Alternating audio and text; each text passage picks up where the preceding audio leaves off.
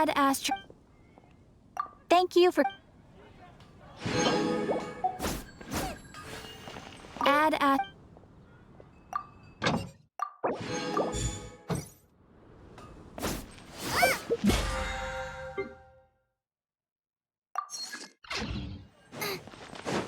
Nice and spicy.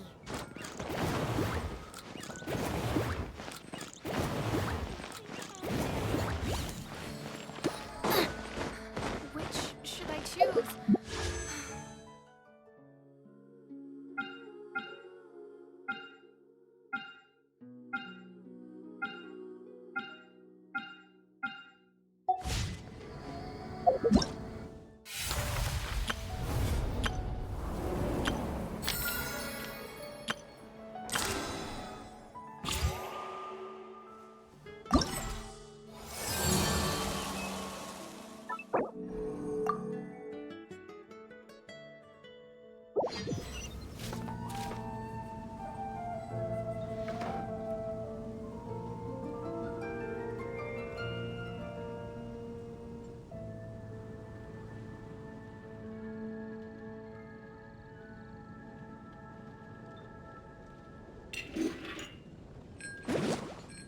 It's been getting quite busy.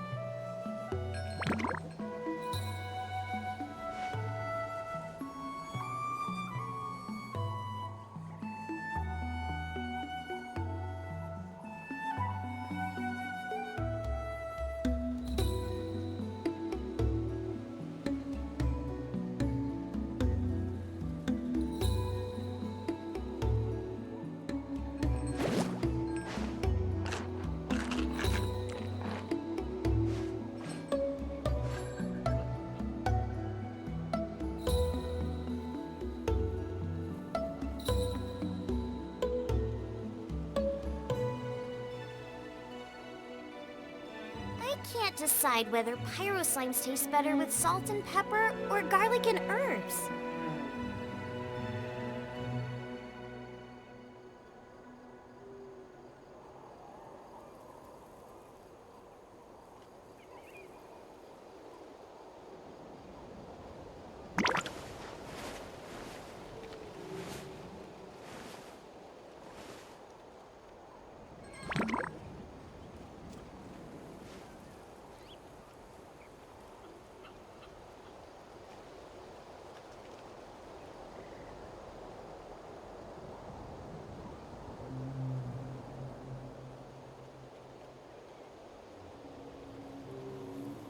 If there's nothing better to do, we could go foraging for ingredients.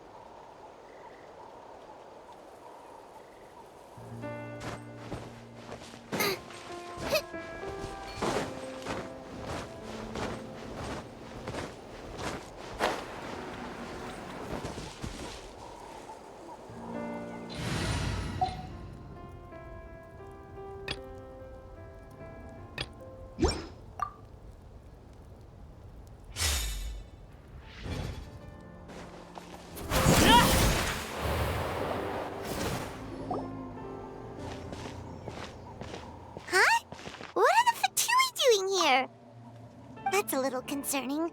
Let's go over there and see what they're up to. Also, how did they get this close to a tribal settlement? Huh. All the Fatui left in Natlan are probably the captain's subordinates. That basically makes them followers of one of Natlan's heroes.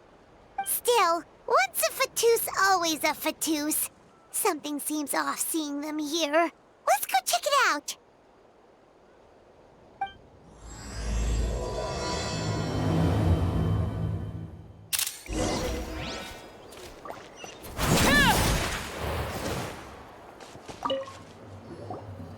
Ahem!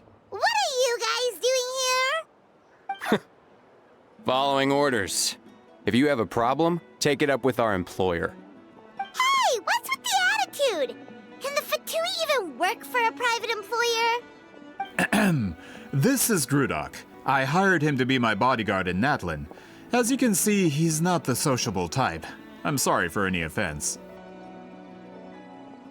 My original plan was to hire someone from the local tribes, but a priest recommended Grudok and his squad. I was told they were capable fighters and had the time to spare, so they fit the bill.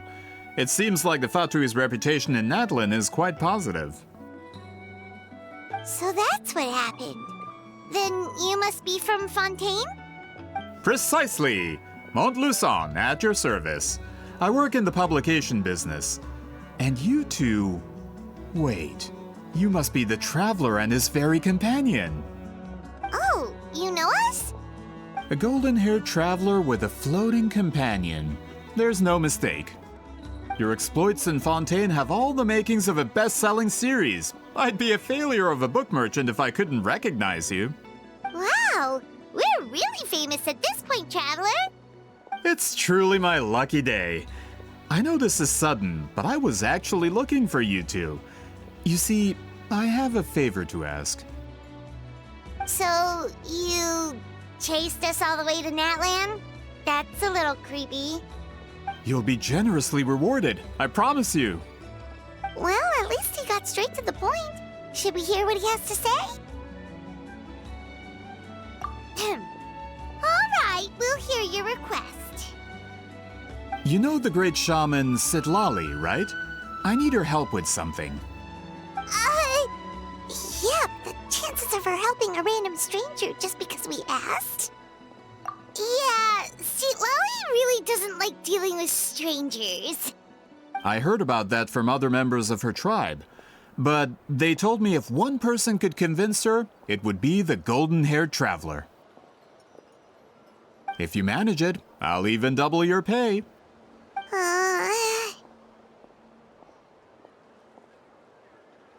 Oh yeah, we should definitely get to the bottom of that first. It's kind of a long story, and there's tribal history involved, so you should hear it from an expert. Alie, if you could. Of course. I don't often have an eager audience for this kind of thing. Nice to meet you. The name's Alie. I'm a researcher from the Fontaine Research Institute. Unlike most researchers, I have a keen interest in ancient ruins. That's why I was invited to join Monsieur Montluçon's team. Have you heard of the legend of the great shaman Huitzilin? Yes, according to local records, she was a color mystic who lived over 200 years ago, and the most adept in her tribe at using that particular technique. Out of all of her exploits, her most celebrated is the Battle of Seven Colors. According to legend, the battle was triggered by an abyss invasion, one of the most brutal in Natlan's history. Even amazingly, Natlan was able to turn the tide despite being at an extreme disadvantage. The key to victory was none other than a color Huitzilin created on the battlefield. The color was extraordinary, illusory in appearance while also seeming to possess physical form. Legend has it that Huitzilin used the color to construct a magnificent maze on the battlefield and trap all the enemies inside. This allowed her allies to launch a counterattack and ultimately secure victory. Anyway, that's the gist of it. We don't want to take up too much of your time. That story is the reason I came to Natlan. I often publish books about the history of other nations. They always end up faring well on the market. When I heard this story for the first time, I wanted to include it in my next collection, but historical records about Natlan aren't very detailed. We haven't been able to determine where the battle took place, or find any definitive evidence that it occurred at all. Even within the Masters of the Nightwind, people dispute the legitimacy of the story. Some believe it to be a myth. If that were the case, the story would not be fit for publication. But if you're just including it in a story collection, why does it matter if it never happened? Well, you see, the slogan for the collection is Restoring the Truth of History. Naturally, I needed to be factual. That's why I'm here. The Masters of the Nightwind are said to have a tradition of recording past events, so I wanted to consult their records. But I was refused access to the Obsidian Altar. Application after application, and all I received were a few ordinary woven scrolls with nothing to offer. Honestly, I'm just trying to promote their history, and they make such a fuss. According to my research, their scrolls are considered sacred relics in addition to historical records. Naturally, outsiders are rarely granted access. Not to mention, the scrolls we did get to review actually contain a huge amount of information. I just need more time, and I could... We've been over this, Alier. There's no need to waste time on those scrolls when we have a better way. Citlali, you mean? Exactly. You're well aware, I'm sure, that Citlali has been alive for more than 200 years. That means she lived during the era of the Battle of Seven Colors. If she agrees to be my consultant, then no other historical records are necessary. Oh, that's what you want. So, what do you say? I'll quadruple the pay if it helps sweeten the deal. Well, it's not that we don't want to help you. Oh, right. The duty the chief gave us has a lot to do with wheat sealing. Who knows? The Battle of Seven Colors might lead us in the right direction. All right, we'll help you convince Citlali.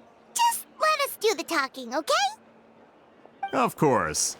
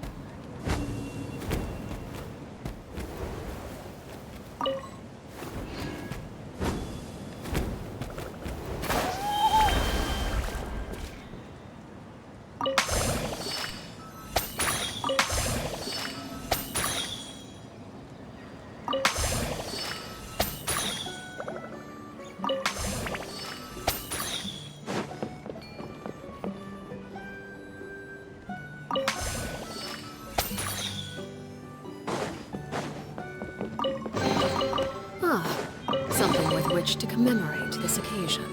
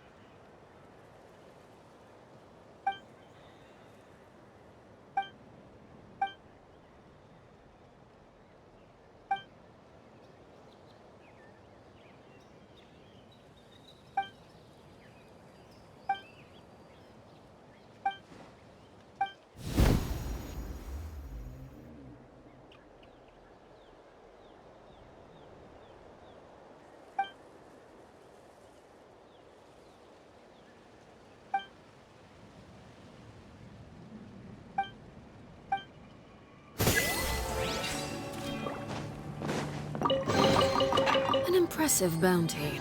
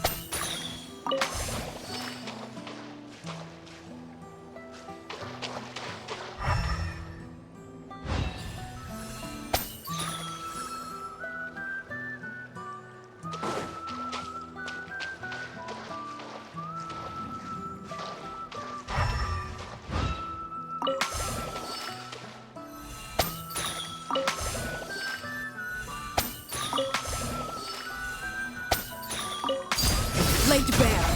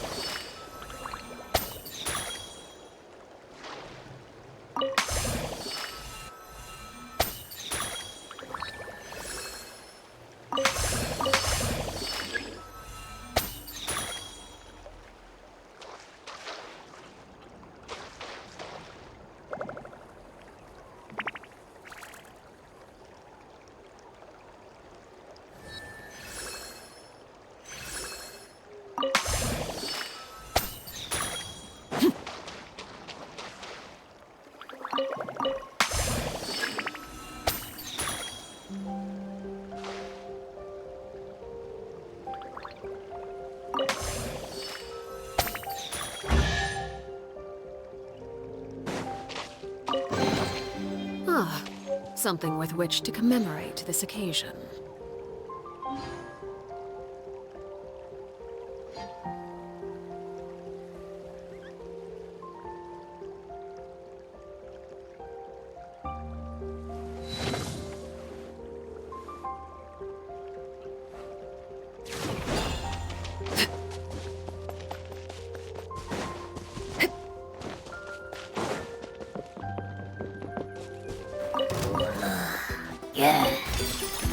Overrule.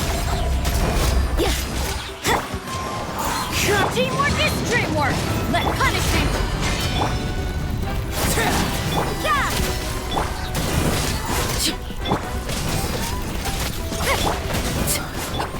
Nada kundan.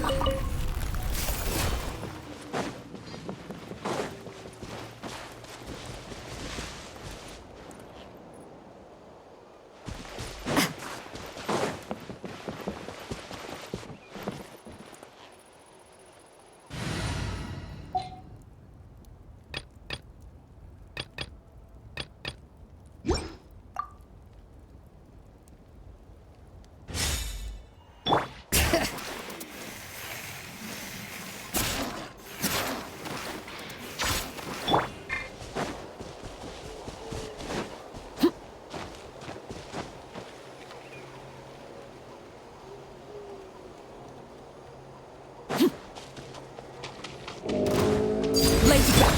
Gotcha. Quietly. All right. Gather. Here comes the catch.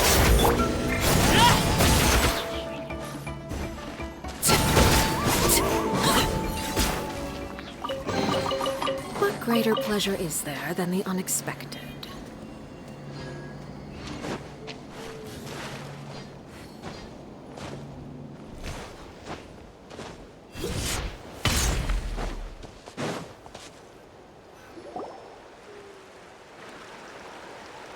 So, this is where the great shaman lives? A bit. For someone like Lolly, it actually makes a lot of sense. So, this is where the great shaman lives? A bit far from civilization, isn't it? I hope the person who pointed us in this direction wasn't mistaken. Is this graffiti her work too? I wonder if it's a cultural practice. If I could just copy it down, We're here for a reason, Alier. As agreed, you two can do the talking, and we'll wait for you here. Okay, we'll go knock on the door. Hopefully she's not hungover.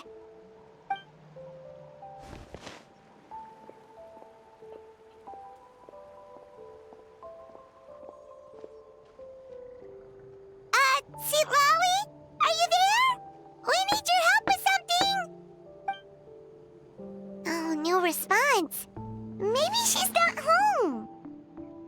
Oh, Granny Eatsley? Are you home?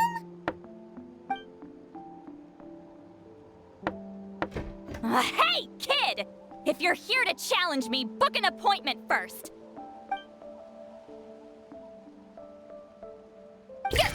Traveler!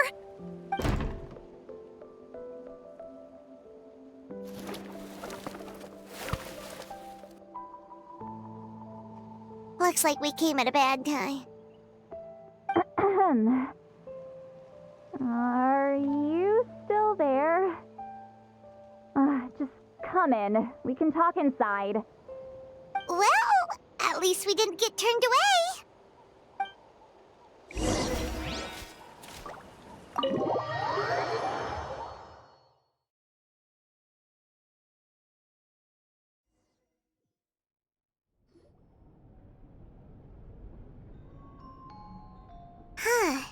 So this is where Seat Lolly lives.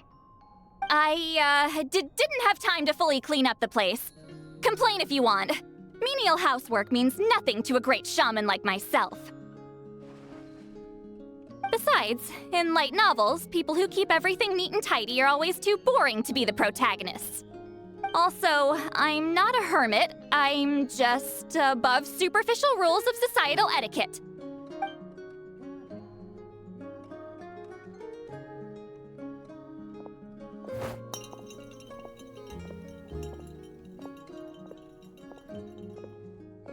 She sure does care a lot about what we think of her. Oh, and that spell I used to transfer my senses to you, you're not still, experiencing the side effects, are you? It's my duty as a great shaman to check that kind of thing. Oh, you mean when we could hear your thoughts? Nope. It's been so long, we don't have to worry about that anymore, right? Then why do I hear the traveler's thoughts in my head? What?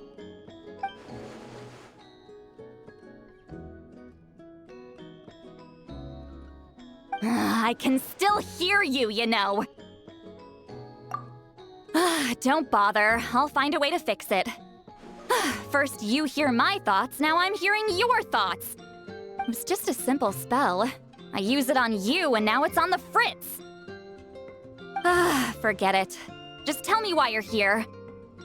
Well, someone asked us to ask you to be their consultant. They have questions about the history of Natlan. So they asked the hero of Natlan to put in a good word? Sounds like they know I don't usually trouble myself with other people's problems. The pay is really good. Doesn't matter, I'm busy. She sure doesn't look busy. Paimon knew this wouldn't get us anywhere. From you? Yeah, we were given a sacred duty to help your tribe weave a special scroll. Huh? So, you're the appointed ones this time? We were surprised too. After all, we have no idea how to weave a scroll like that. But with Chef Biram's help, we were able to make some progress. We still haven't succeeded, but we learned that the key to weaving the scroll is a special kind of color. The historical event those men want to ask about also involves color. If you help them, you might end up helping us too.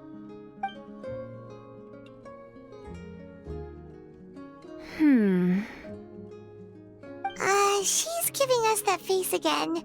Did Paimon not explain things clearly? I can't decide whether this twist is completely out of the blue or if it was foreshadowed all along. Does that mean you won't help us? I need to think about it. Then there's still hope. Hey, what's the holdup? Just give us an answer already. You agreed to let us do the talking.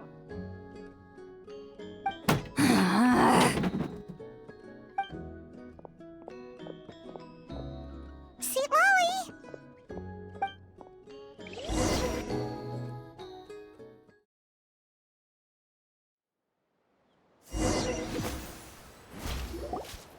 Stand down, Grudok. As your employer, if I tell you to wait, then you wait. Understood.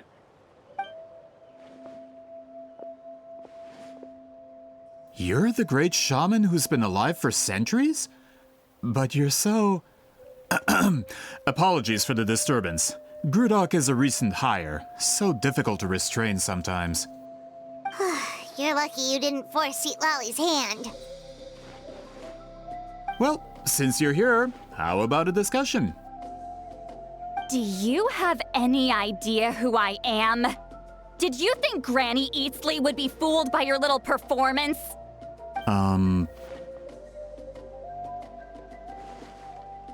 I have no intention of speaking to you. Your recent hire interrupted me right as I was about to make an important decision. Pull a trick like that again, and I'll make your lives a living horror novel, except 10 times worse. That's all I came out here to say. Whoa. Traveler, we have a discussion to finish. You live up to your name, Granny Itztli. I apologize for the offense. I'm just surprised the Battle of Seven Colors didn't pique your interest. You're investigating the Battle of Seven Colors? Ah, the Traveler didn't get to that part? Yes, I thought the Traveler could help me convince you. But, if I'm not mistaken, you have a personal interest in this matter, don't you? I heard that the great shaman Huitzilin was a friend of yours. You two must have been close. If I can resolve the controversy and prove the battle took place, I'll include it in my next collection. Then, all of Teyvat will learn the truth. With your support, your friend's heroic deeds will once again be known throughout the land. Inspiring, don't you think? If this is really about that duty, then... fine. I'll help you. I'm honored. Save it. I agreed to help the Traveler, not you. You'll just have to leech what you can. Well, at least she agreed to help.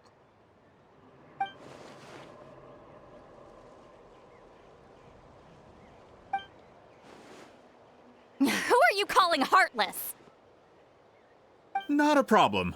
I always planned to work with the Traveler. So, did you directly experience any events of the battle? Do you have any idea where it took place? Can you think of any relics we could use to prove it? Talk at me, why don't you?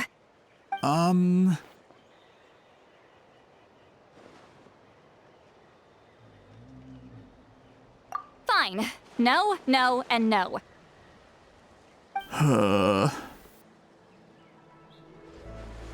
I did live during the same era as her, but that doesn't mean we experienced the same events. I've lived a long time, but I'm not a walking encyclopedia. You decide the angle of your investigation, and I'll provide answers if I'm familiar with the subject. All right. Even if you didn't witness the battle yourself, you still lived through that era. Your insights are very valuable. Alier, you had an idea about where to start, yes? Oh, well, my plan was to consult the members of the tribe in charge of recording history. Then, let's start there.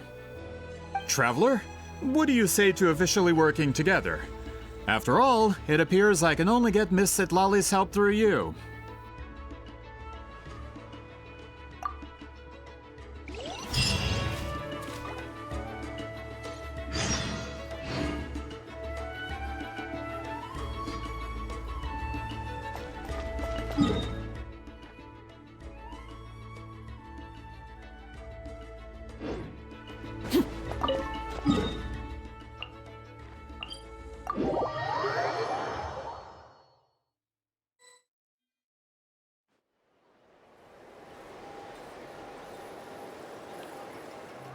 You don't seem super invested in this whole thing, Sitlali. The Battle of Seven Colors is something I've only ever heard about. I know as much as anyone else in my tribe. But how? Weren't you alive when it happened? I wasn't there when it took place, and she never told me about it. That's how. But Molusan said the two of you were close friends. The battle was legendary. Why wouldn't Huitzilin tell you about it? Close friends? More like arch rivals. Something Montlusan would know if he actually did his research. Did you see the graffiti outside my house? That's not my doing. All students from Huitzilin's School of Shamanism must pass an extremely difficult trial before graduation, defeating me in battle. Those graffiti drawings are how they challenge me. Of course, none of them ever succeeded. So, after Huitzilin's death, her students had no choice but to modify the requirement. Instead of defeating me, all they have to do now is last long enough. As my rival, Huitzilin only had one achievement that surpassed my own, and that was the Battle of Seven Colors. I can only assume she had some kind of secret technique at her disposal. It makes perfect sense that she kept it from me. I'm a fast learner. Telling me about the technique is no different than handing it to me on a silver platter. As if she would give away her one advantage. Oh, that makes sense. Anyway, all of that is secondary. Like I said, I'm only here to help you fulfill your duty. Don't misunderstand. This duty is important for my tribe, too. A great shaman should do her part to see it done.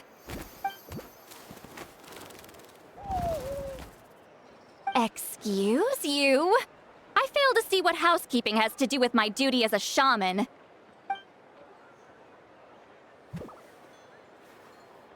Why is it that you're the one whose thoughts are exposed, but I'm still the one suffering? I need to get to the bottom of this.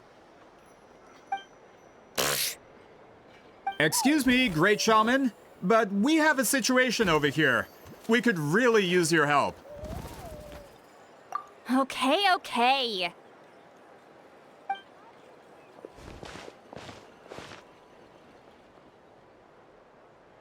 Of course the Battle of Seven Colors happened. The woven scroll proves it. Wheat Ceiling used a mysterious color to construct a maze and trap the enemies inside. That's just your interpretation. There's more than one way to understand that scroll. Besides, constructing a maze out of color is ridiculous. Wheat Ceiling was one of the most powerful shamans of her time. She definitely could have pulled it off. That's the biggest problem. She had students. Why not pass it down? A technique that powerful? And no shaman since has ever used it? Her students are keeping it a secret, of course.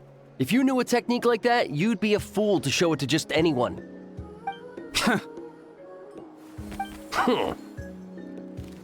Oh, I didn't mean to cause an argument. I just wanted to ask, is there anything we can use to prove the battle took place? Of course it took place. Why would you need to prove it? You'll have to excuse him. Some people in our tribe insist on clinging to outdated views of history. I'd give up now if I were you. It only gets more ridiculous from here. Please don't fight. Wow, so the battle really is controversial. Am I the outdated one? Kids these days can't find anything better to argue about? These arguments are precisely why I hesitate to include this story in my collection. Neither side was able to offer anything useful. What should we do?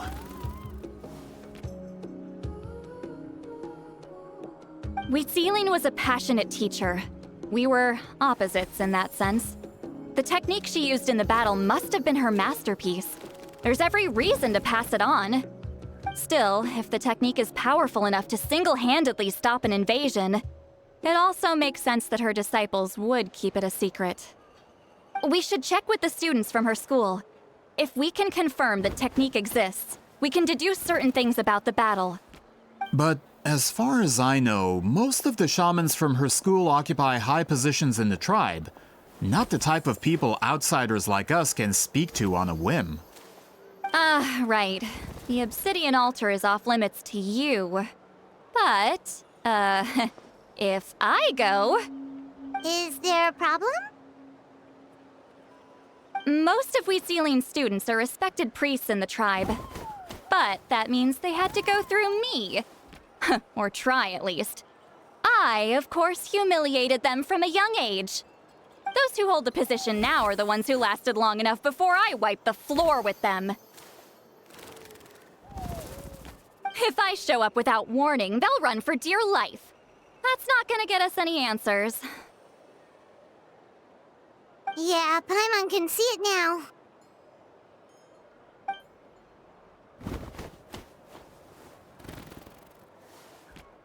Hey, don't jump to conclusions. That was just a metaphor.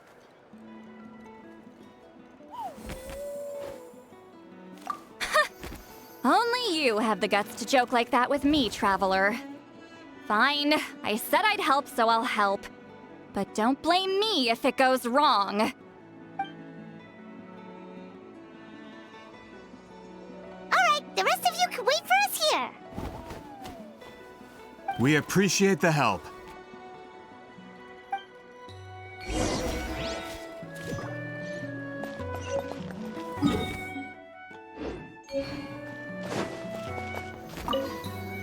Got a problem? Like I...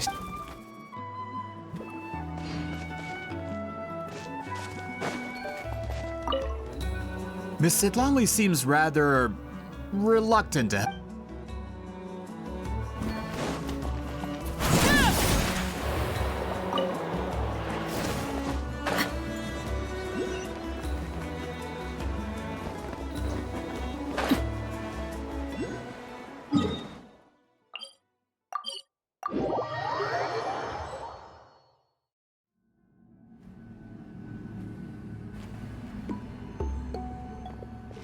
Are you in the middle of a ceremony? Granny Eatsley?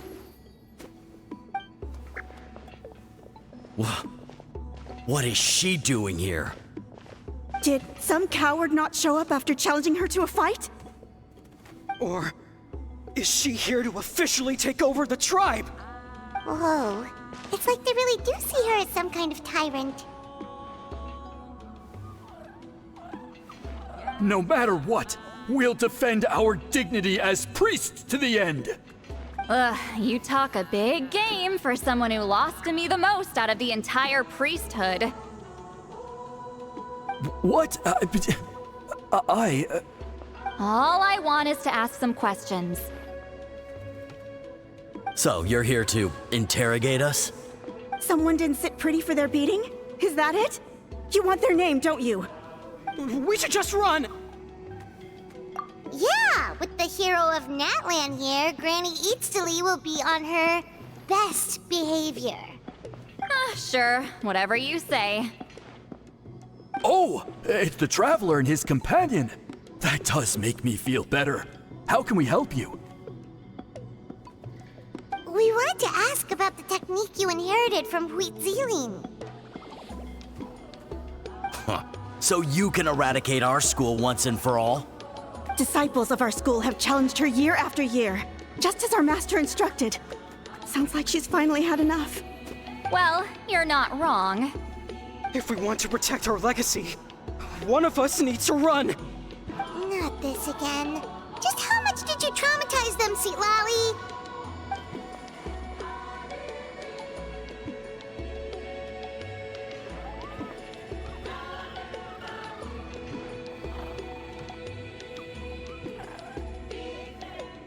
Hey! You can't just say whatever you want just because it's in your head. I'm Granny Eatsley. A mere mention of my name and kids burst into tears. Love and respect? Huh, no one has the guts for that.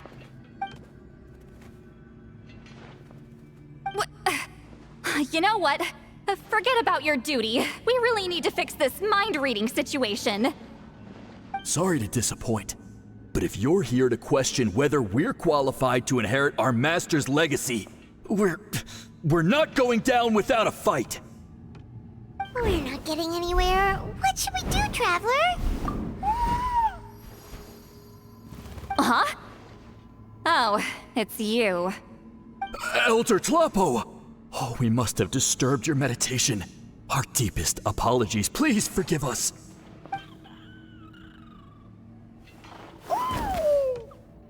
Did Elder Tlapo just issue a declaration? From what I can tell, in a single word, the message was... friend? Is Elder Tlapo telling us to treat Granny Eatsley as a friend? That's not possible, is it? Oh, you forget yourselves, my friends. You are esteemed priests of our tribe. Where are your manners? But Chief! I didn't expect to see you here, great shaman. My sincere apologies for the lack of hospitality. Well, I wasn't exactly planning to come to this crowded place. So you can save the pleasantries, Chief. I'd rather get this over with. Understood. Now, as successors of Huitziling, I understand your friction with Granny Eatsley. However, Elder Tlapo's declarations have always showed us the correct path. You would do well to respect his counsel. So, mind your manners and allow Granny Eatsley to ask her questions. Good thing Elder Tlapo and Chief Biram are on our side.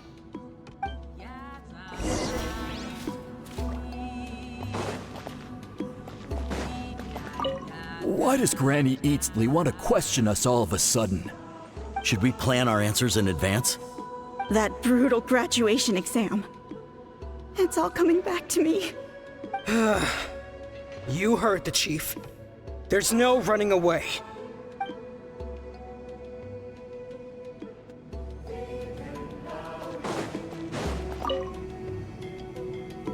Hi there, Elder Tlapo!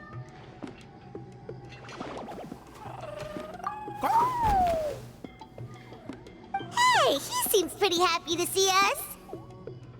He's the one who put you in charge of the scroll, right? Yeah, Elder Tlapo appointed us to the task. Elder Tlapo, huh? He's still Claw to me.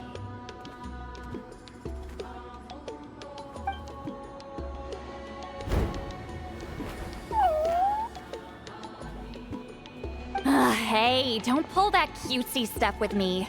You're an Iktomisaur Elder now. You occupy an eminent and important position within the tribe.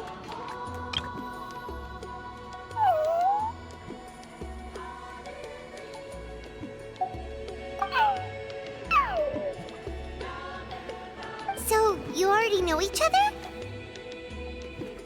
Claw was only this big when we first met. He was Witzeline's Saurian companion back then. She kept dragging him to my place, so over time, we got to know each other. She only came to my place to fight me. But at the same time, she always claimed to be my friend. She was the only one who dared to try, at least. Well, you've lived a long time. You've probably made a bunch of friends over the years, right? The more time you have, the more friends you lose. Oh, Anyway, let's get back to business. I hate talking about the past.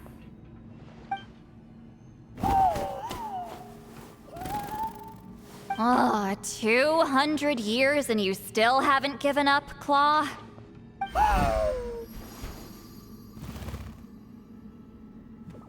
I still haven't made up my mind, so you should head back. Traveler, Paimon, let's go.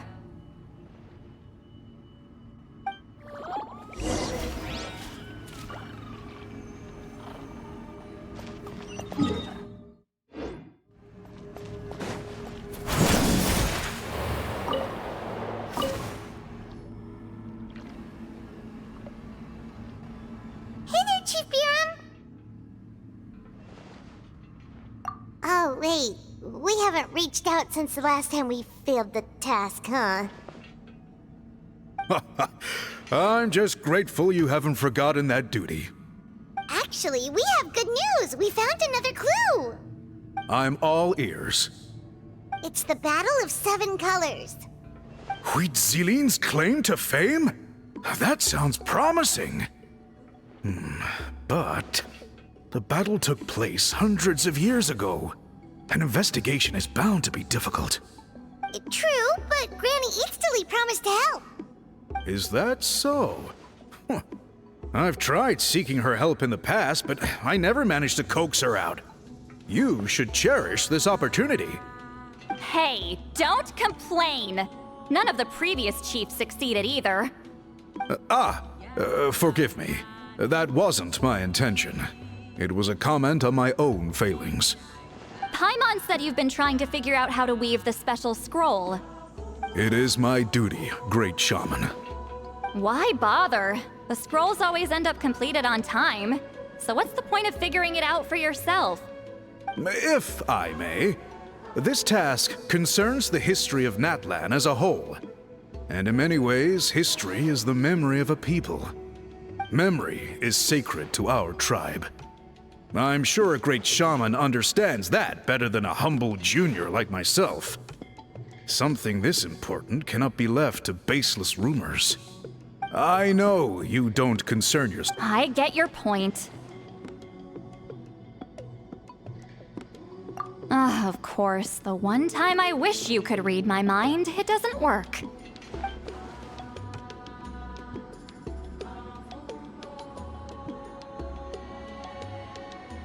No, that's not it. Huh? It's not important. Rest assured, Biram, with my help, the Traveler and Paimon will definitely be able to complete the task. You have my thanks then.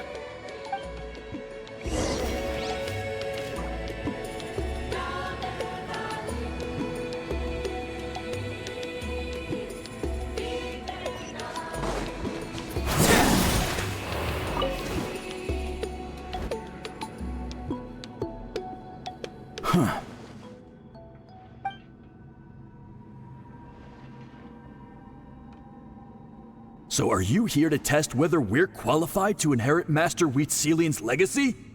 You've already been tested, haven't you? Well, frankly speaking, I don't think any of you are qualified. But that's not why I'm here. All you need to do is be good and answer my questions. Fine. Ask away. You've heard of the Battle of Seven Colors, right? Of course. It's our master's claim to fame. An immortal legend inscribed in the very history of our tribe. Then I'm sure you know there are those who question whether it actually occurred. I did hear people arguing about that the other day. It's disgraceful. How can they question something like that?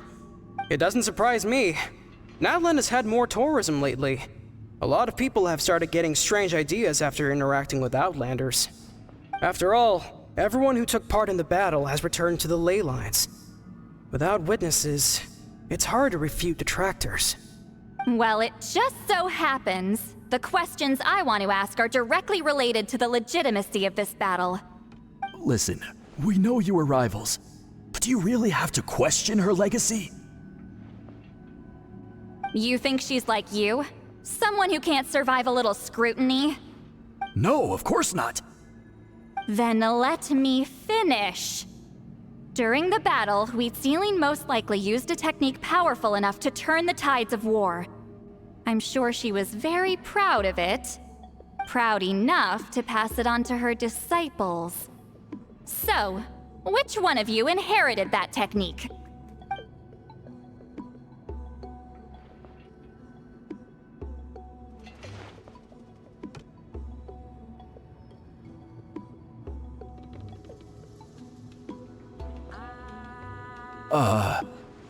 I don't think any of us have heard of it.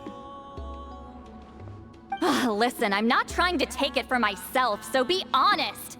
With or without it, I can wipe the floor with any of you.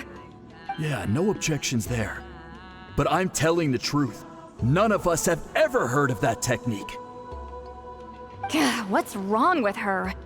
Why would she let it go extinct? Master's body of work is massive. No one student could hope to learn all her techniques. Mastering just a few already takes a lot of effort. Master had no choice but to recruit many students, split up what she knew into different portions, and pass it down through various individuals. So even though we see ourselves as representatives of Wheatzilian's school of shamanism, what we know isn't the sum of her legacy. Actually, I know of a shaman family that inherited some of Master's techniques. The family fell on hard times and lost the right to the priesthood. Still could be worth a shot. But if they inherited Wheatzilian's secret technique, shouldn't the family be thriving? Well, it's the only thing I can think of. All right, give me their address. I'll mark it out on your map. To be honest, I'm not optimistic about the future of this investigation.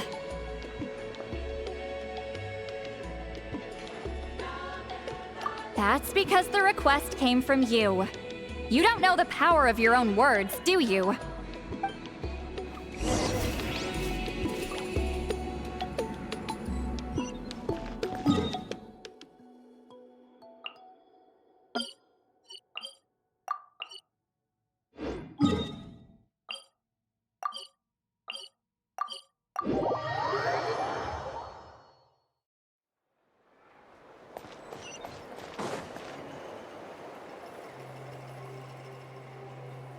Proving the legitimacy of this battle seems more hopeless by the second. Nothing we can do about that.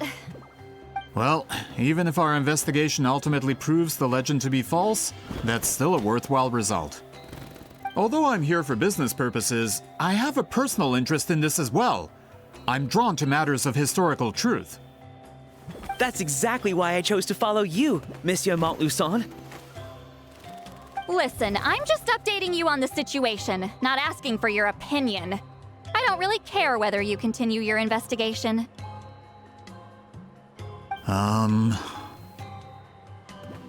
Traveler, you came to me for help with your scroll weaving duty, right?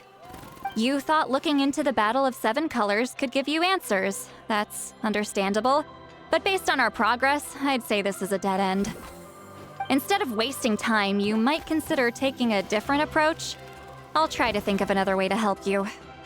Respected traveler, let's not forget about the compensation I promised. You shall have it in full. Extra, if that's what it takes. What makes you say that? Yeah, based on what you've told us so far, it kinda seems like there's unresolved tension between you two. You think so? She claimed to be your friend, but picked fights with you non-stop, and never told you about her biggest accomplishment. By figuring out the truth behind the battle, maybe we can finally help you get closure. Closure? I'd say we're 200 years too late. But fine, if you want to keep investigating, be my guest. Ah, that's wonderful news. Alright, let's go visit the Shaman family!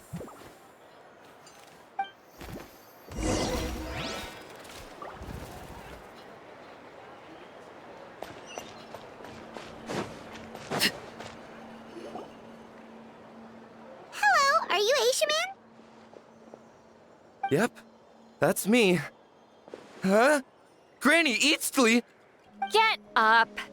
In a crowded market like this, the only person who should be trying to hide is me. My apologies.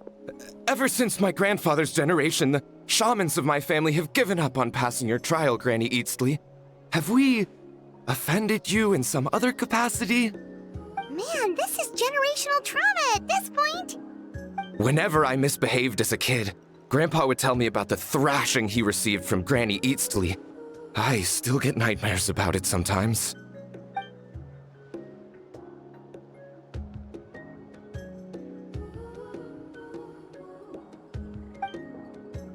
Hey, don't get any funny ideas. This was your idea, remember? Keep asking your questions. I'm going to find somewhere quiet to wait.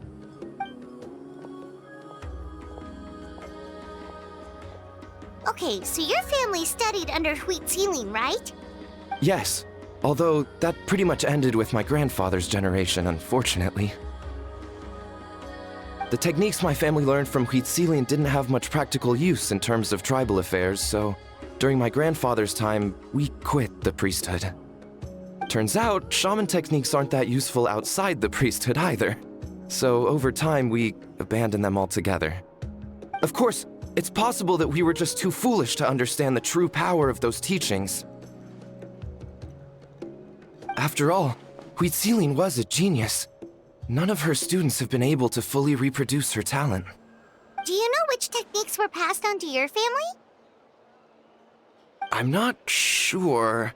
As a kid, I remember hearing my grandfather talk about them, but it's not like I can use them myself. Just think about it for a sec. Do you remember anything about a technique that can decide the outcome of a battle? Decide the outcome of a battle? No, I don't remember anything like that. Besides, my family wasn't really known for our talent. If a technique like that exists, I doubt Wheat Ceiling would pass it on to us. You might have better luck asking one of the priests. They're descendants of Wheat Ceiling's most gifted students. Well, looks like we're back where we started. Still no definitive evidence the Battle of Seven Colors took place. Alier, do you think we have enough to draw a conclusion? All we have are non-witness accounts. We could put together an interview, but that's not going to hold up in academic circles. Then we have to keep going. Oh, you're investigating the Battle of Seven Colors? Yeah, you know about it? Not a lot, but there's something special about my family. In addition to shaman techniques, Wheat Ceiling's stories were passed down to us as well. Say what you want about my ancestors' dedication to shamanism, but they definitely paid attention to those stories. And of course, the Battle of Seven Colors is the most exciting story of them all. We don't need another story. We need something concrete. Does no one in your tribe understand that? I'm not sure if this is helpful, but the story passed down in my family is a little different from the one told in the tribe. Really? Well, it's Huitzilian's personal account of the event, so it's a lot more detailed. For example, in the version I heard, the battle took place in a location known as Chico Mostuk Cave. That means you can tell us where to find it. Have you ever been to this place? Unfortunately not. I studied maps of Natlan before we left, Monsieur Montluçon. I don't remember ever seeing such a name. Could your ancestors be mistaken, Mr. Ashemin? It's unlikely. My family may have let the shamanism side of things fall by the wayside, but we're serious about these stories. In the words of my grandfather, some things deserve to be passed down more than secret arts. If Huitzilin's version of events differs so much from the general understanding, that makes it even more likely the battle is completely made up. Yeah, that's disappointing. Oh, hold on. You mentioned the Chico Mostuk cave? Oh, yes? Can I clear something up for you? It's been more than 200 years. Huh. I never thought I'd hear that name again. What do you mean?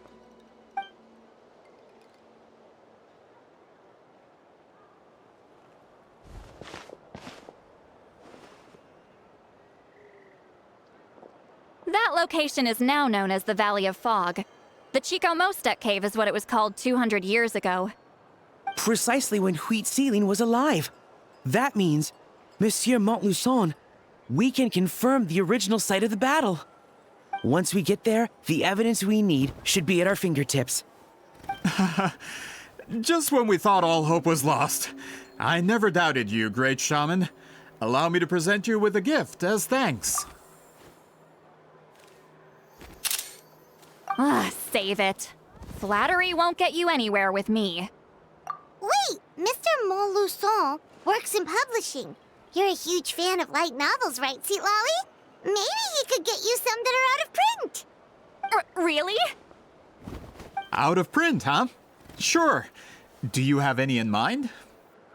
Well, if we're talking collectibles, then the first edition of Shogun Almighty reborn as Raiden with unlimited power is a must. It's the first major hit of the isekai genre. Several editions have gone to print, but copies of the first edition are exceedingly rare and valuable. I see. There's also its sister work, Pretty Please Kitsune Guji. It was Yae Publishing House's attempt at gauging the new market trends. It's opened the door to a new genre after readers grew tired of isekais. The sales speak for themselves. Actually, Yae Publishing House released a limited edition not too long ago, but it's almost impossible to get. Anyway, I'll take those two. Sorry, I'm not sure I caught all that. What were the titles again? Reborn as Kitsune Guji? These two titles are among the most successful and well-known works in the entire industry. You're telling me, as someone who works in publishing, you've never heard of them? I'm a merchant from Fontaine, after all.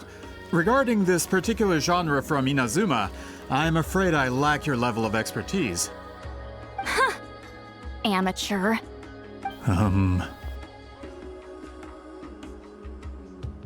Of course! Sounds like a perfect arrangement. Now, there's no time to waste. We should head to the site of the battle right away. Once we get there, it'll take a bit more work to determine the actual location. Right now, all we have is a general idea.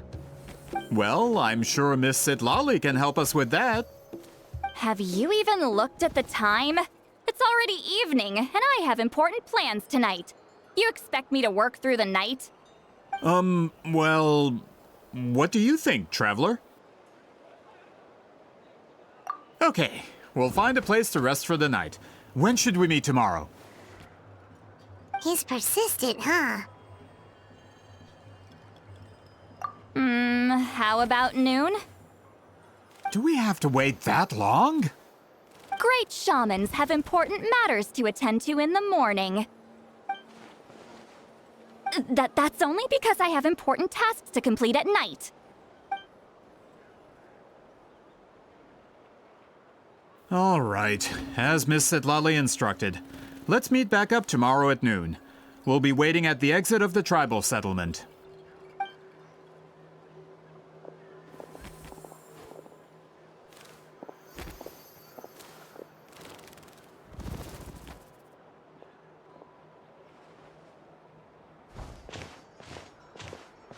Sorry, I just wanted to ask, is Granny Eatsley satisfied with my answer? Yeah, of course. You really helped us out. Oh, good. I'm glad I didn't offend her somehow. You're really that scared of her? To be honest, Granny Eatsley almost never interacts with ordinary tribespeople like us. Everything we know about her comes from rumors. She's a powerful shaman who's lived for over 200 years. As a great hero, you're probably the only one who isn't intimidated by her.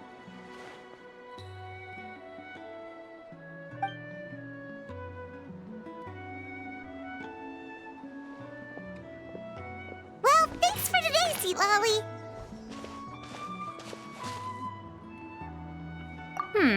That's quite considerate of you. All right, let's grab a few drinks. Just like last time. Wait, didn't you say you had important plans tonight? What did you think I meant? Does that mean you've gone drinking every night for the past 200 years? Now Paimon's worried about your health. No, I've had enough socializing for one day. I know somewhere quiet. We can just buy some drinks and head over.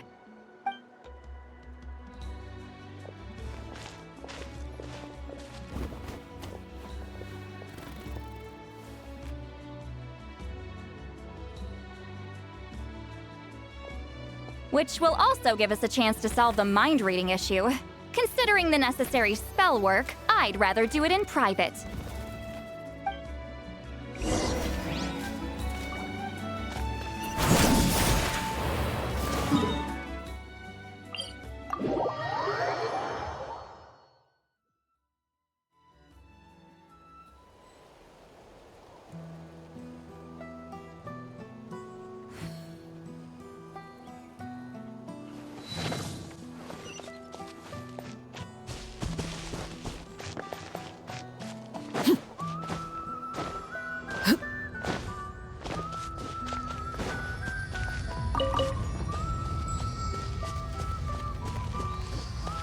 All right.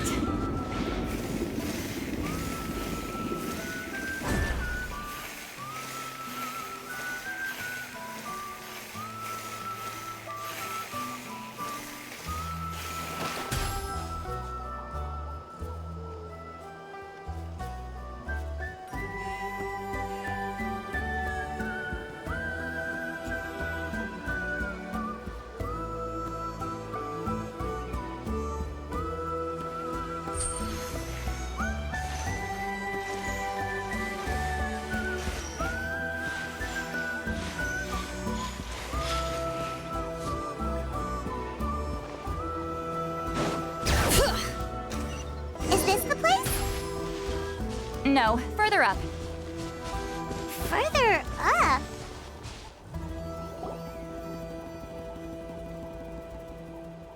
Whoa, this is like a secret base. Sometimes I want the fresh air, but not the company. So I come here. Let's see if my stash is still here. Ah, great! The halberd crest birds didn't eat my snacks.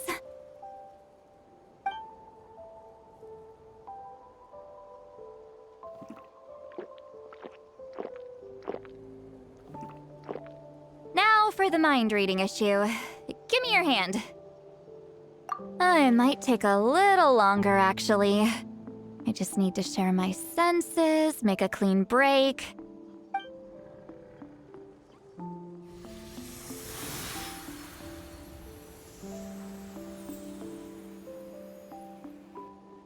And that should do it, right?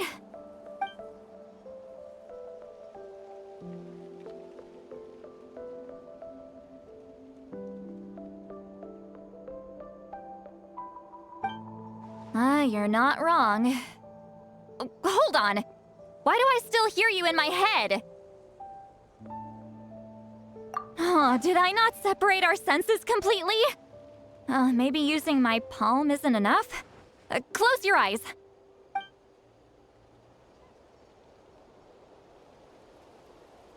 Oh, please work, please work. A great shaman should be able to handle this. Okay, what about now? Huh? And now? Huh. Whenever I try to remove the effect, it just flips direction and gets worse.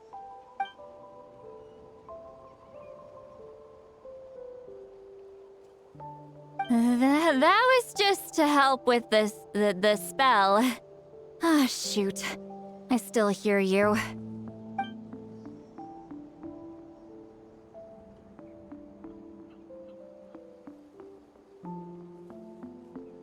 For a human soul, to lose the boundaries of the mind is to drown in the sea of consciousness without a concept of self. Wait, that sounds bad.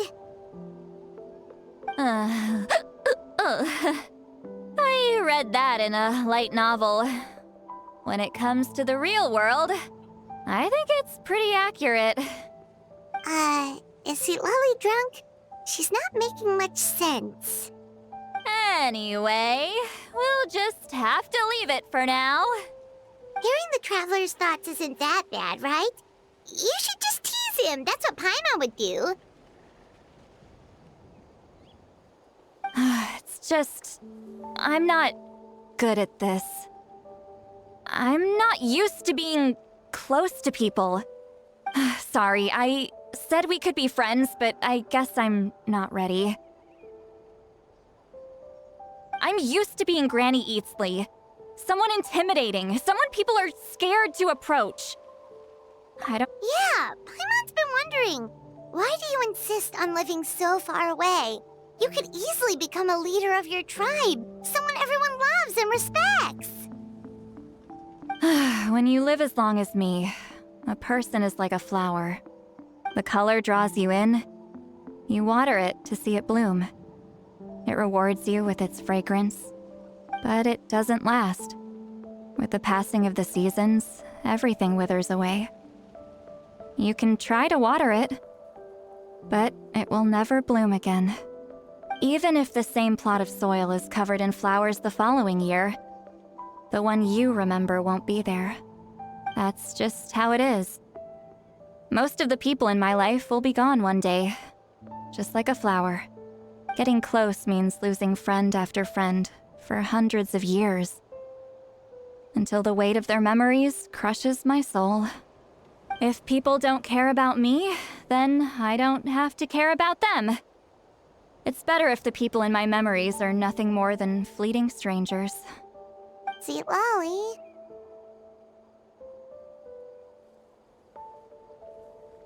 You won't live as long as me, so you don't have to worry about that. Really? Then you should understand.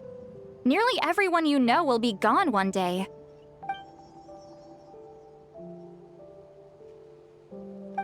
Traveler?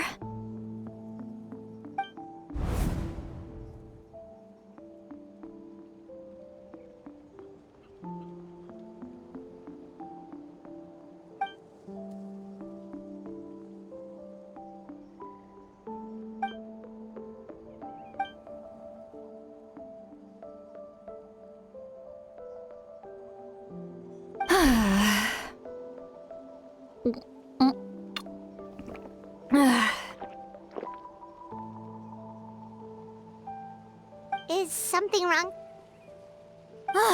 Stupid mind-reading side effect won't go away.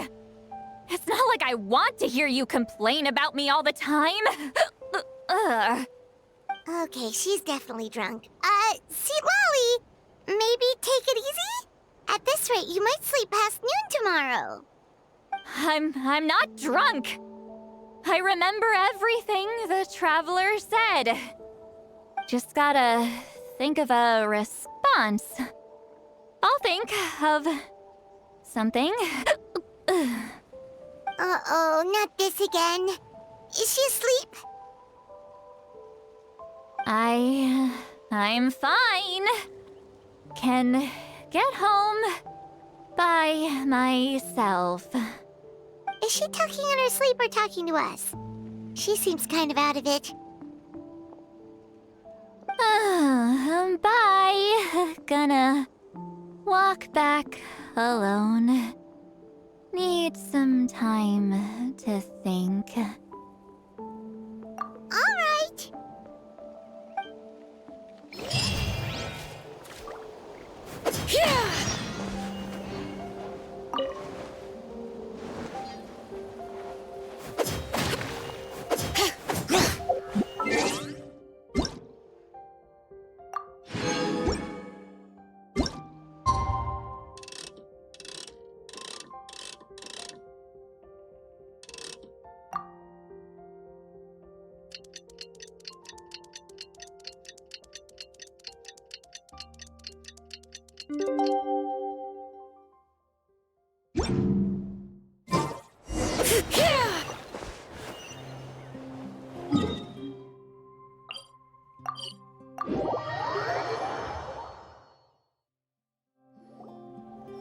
This should be the place we decided to meet yesterday.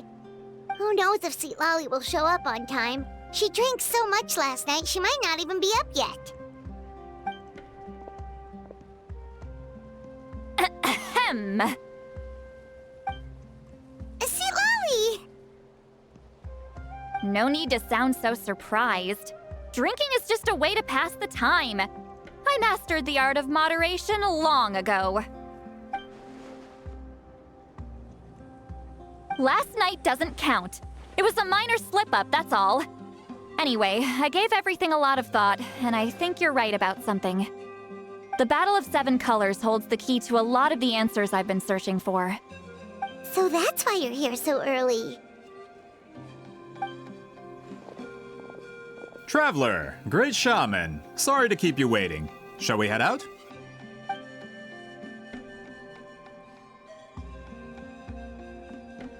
Just follow me. I'll confirm the location myself. Of course.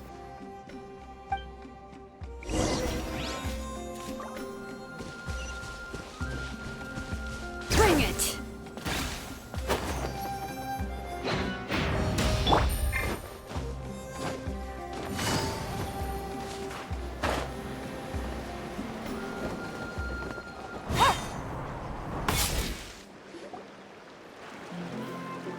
This should be it.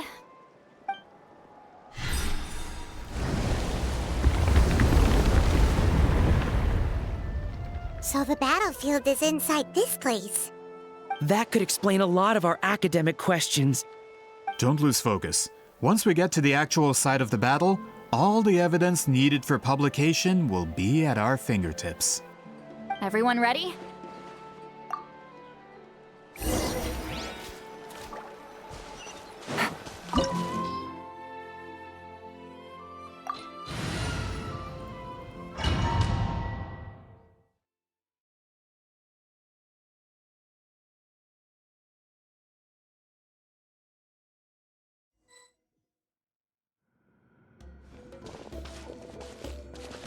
So the Abyss invaded through a cave like this? When the Abyss first began to corrode the ley lines, they took every opening they could get. All the items here should be useful for our research. You're not to touch a single one without my nod of approval. I don't support invasive excavation techniques either. Ah, of course. I'll defer to the experts on this matter. Well, shall we continue?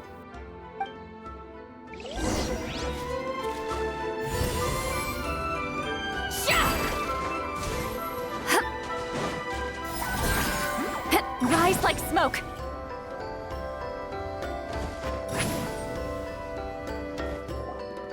There are weapons here from every tribe in Natlan. The battle must have encompassed the entire nation. Sounds like we're getting closer to what the legend describes. But all we can really say is that a battle took place here. there's still no evidence of any colors or some elaborate maze. Wow, you're really invested in the Battle of Seven Colors. Well, it's the reason I came to Natlin in the first place.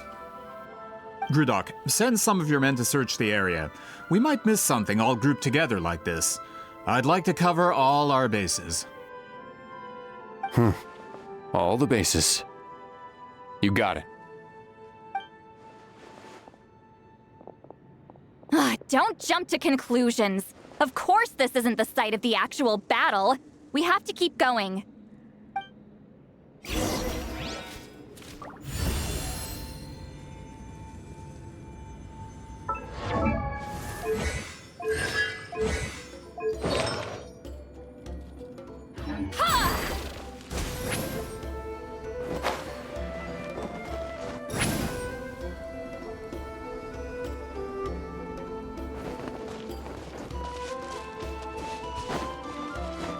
Fulfill our pact! This wall is in our way! I might have an idea. Traveler, try removing that sphere.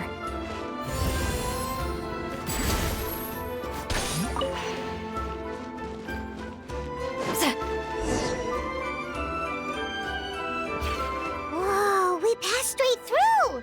What was that? Some kind of color magic?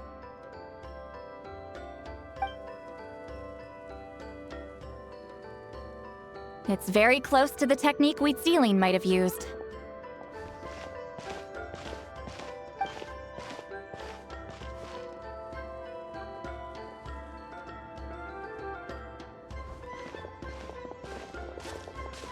That's it?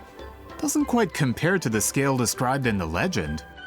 Still, what a terrific archaeological find. Enough chit-chat. We should keep going. The deeper we go, the more we'll find.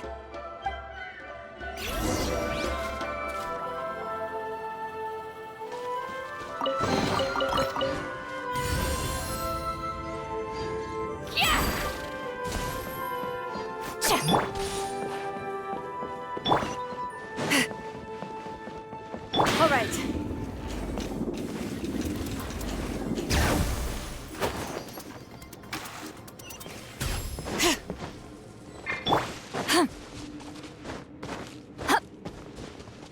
All right.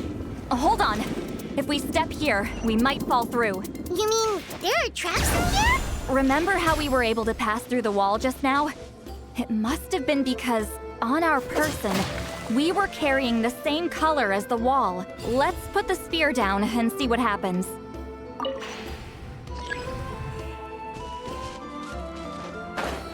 Whoa, you're right. We can keep going now.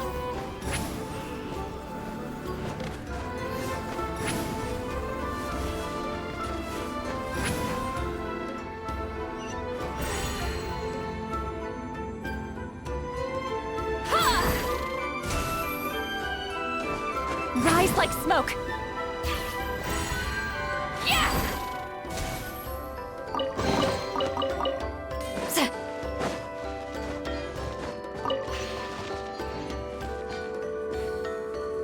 Return to the skies.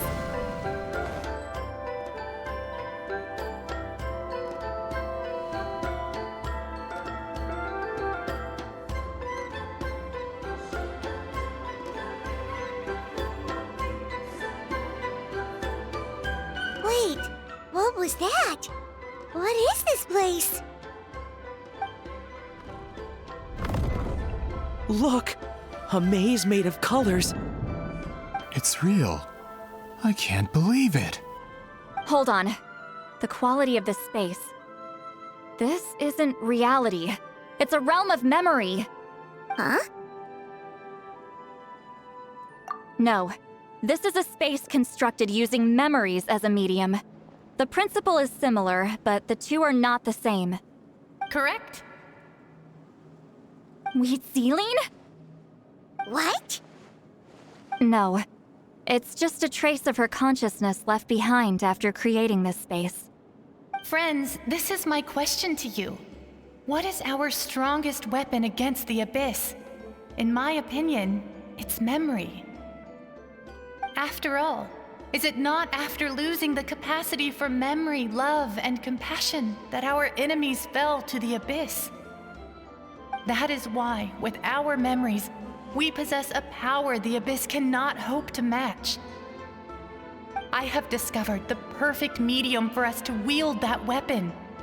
You know it as color. The more cherished the memory, the more vivid its color. As memories disappear, their color fades first. That is why color is the best vehicle to wield the power of memory. Guided by vibrant colors, your capacity for memory is what will allow you to navigate this maze. Without that capacity, enemies will fail to cross the barrier in front of them and be trapped here for eternity. So, be brave, my friends, and march forward! Any ideas, Sweet Lolly? Sounds like she left a tutorial. Not surprising. She always did have to handhold her talentless students. Follow me.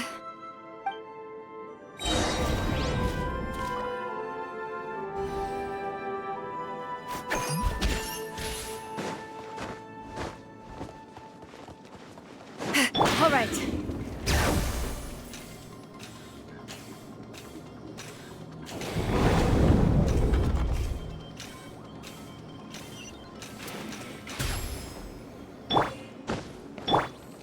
Return to the skies!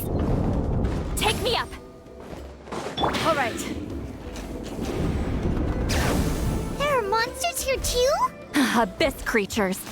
Likely trapped here for some time.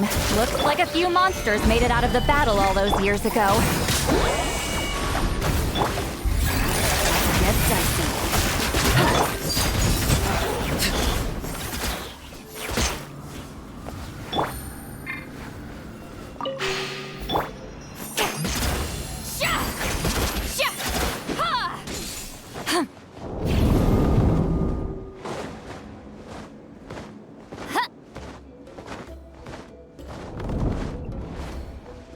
What's with these color-changing blocks? You and Sweet Lolly fell through all of a sudden. You scared Paimon half to death. Must be one of the mechanics of the maze.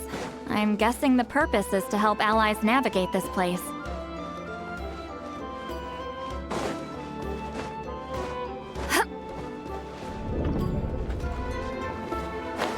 Oh no, more monsters? Ah, shoot. They're blocking the way forward. Let's get rid of them.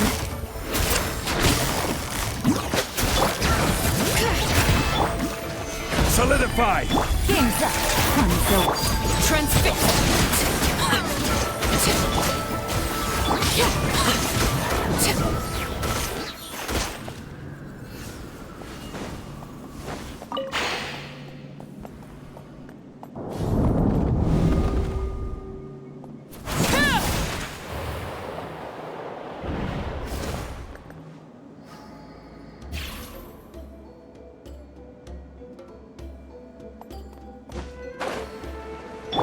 This place is so pretty.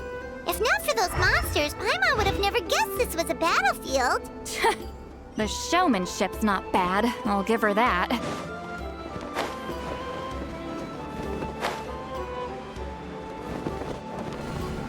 Is this a bridge made of colors? Don't sound so surprised. We just need to cross and we should reach the end.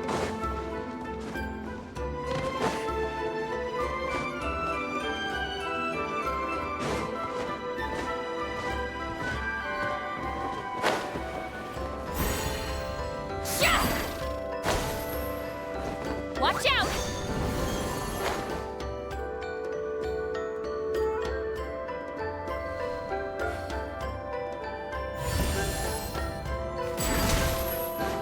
All right.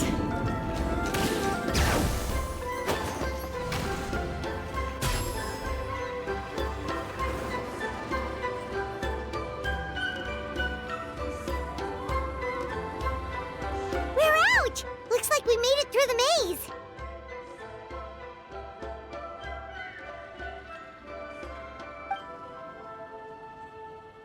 Hold on. This is... Whoa, so pretty! The thing inside the sphere looks exactly like the maze! It's like a miniature blueprint made from a special dye. That color. The dye was modified using a secret technique to harness the power of memories and create mazes like the one we just witnessed. Without that power, it's just a normal dye. But the color it produces is still quite rare. I would say this is the most direct evidence that the Battle of Seven Colors actually took place. The expert has spoken!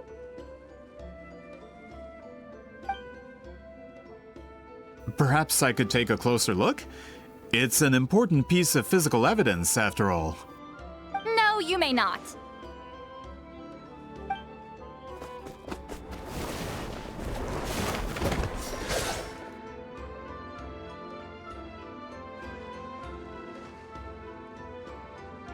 What are you doing? You noticed my signal. Not bad, Traveler. We make a good team. Huh. So, you've been watching me. A self-proclaimed book merchant who's never heard of Shogun Almighty reborn as Raiden with unlimited power? Please, that work was a commercial success across Teyvat. I knew you were fishy, but I didn't expect you to pull something like this. Monsieur Montluçon, we just need a few pictures for our research, not the artifact itself. What if it gets damaged or destroyed? Shut it! I couldn't care less about preserving this piece of trash. I would destroy it right now if I could.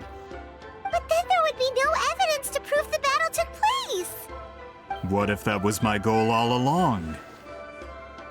What? Huh. Pretending to be a book merchant? Pretending to promote the history of Natlan and its heroes was the only way to get information out of the people in this tribe. But make no mistake, I'm no lowly merchant. I am the future owner of the largest printing company in all of Teyvat. But the dye in that sphere ruined all my plans before they could even get off the ground. We've received a report that your advertisement in the paper makes false claims. Fontaine Law demands it be taken down immediately. False claims? The dye I advertised is an unprecedented innovation. It produces colors of unmatched radiance. Unfortunately, its qualities are neither unprecedented nor unmatched. According to the lady who made the report, she saw a woven scroll in Natlan made with a similar dye. Even more miraculous, that substance dates back hundreds of years.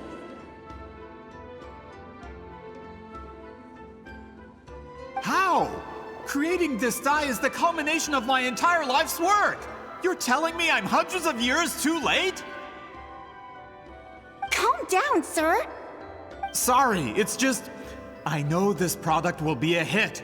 The economic boost to Fontaine will be huge! We just need to advertise it as written. Fontaine's publishing industry is one of the best in the world.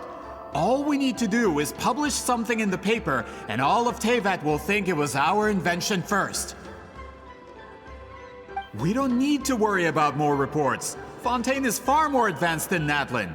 No one will believe such an innovative product could come from a place like that. That goes against all of Fontaine's advertisement regulations. We can't do that. What if I give you a portion of the profits? All you have to do is let the advertisement stay. You're trying to bribe me? Careful. I'm dangerously close to reporting this to Monsieur Novelette.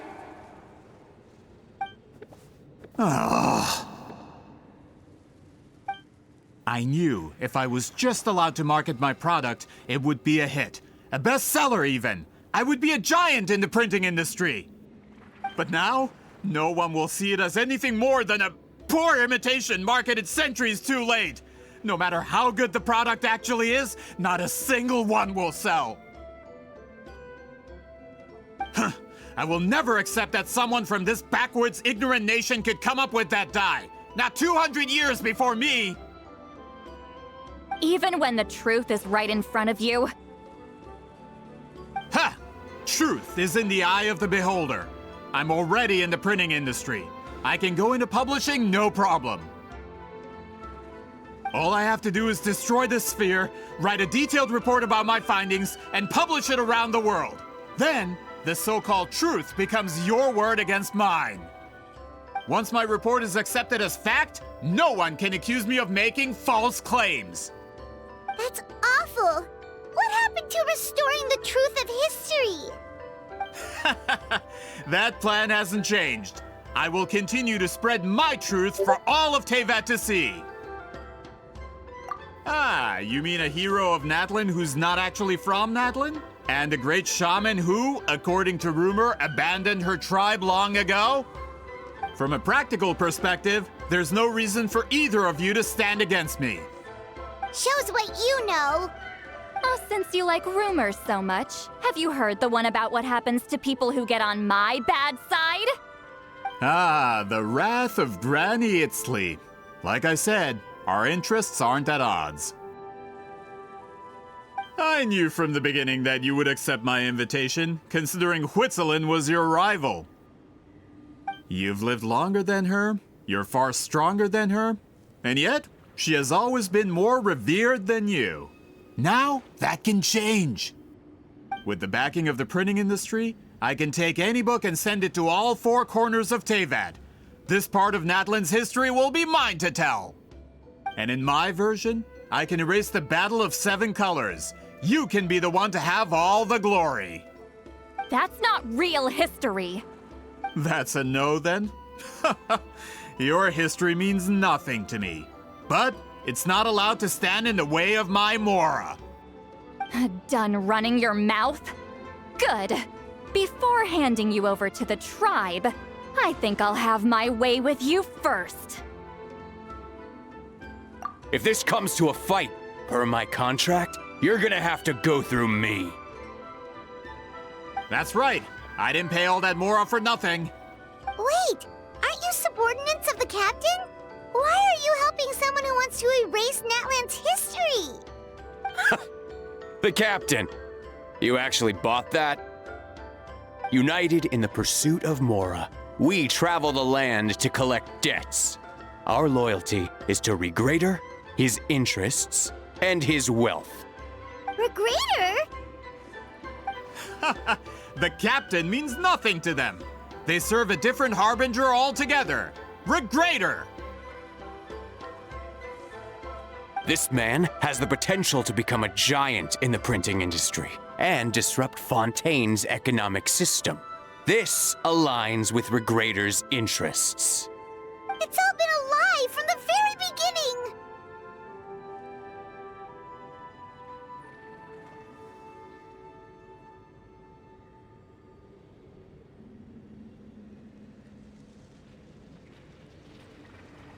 I don't care who you serve.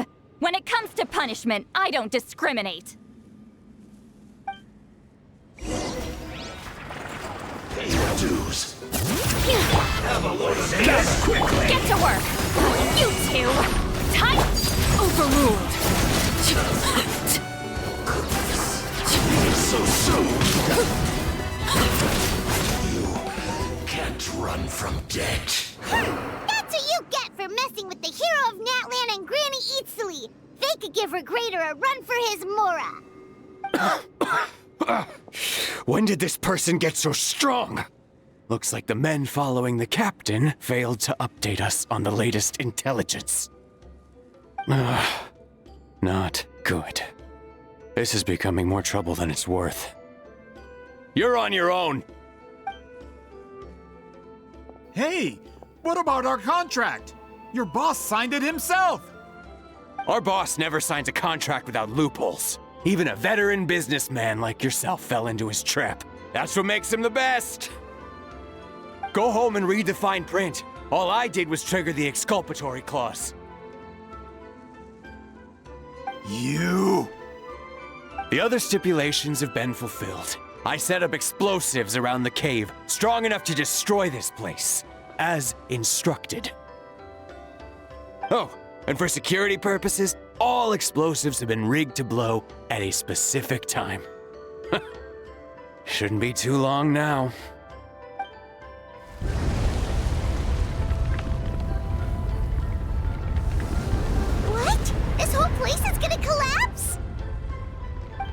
supposed to wait until I made it out? Are you trying to kill me?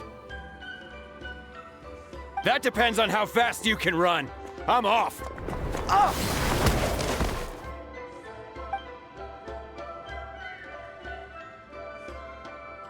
You think you can just waltz out of here?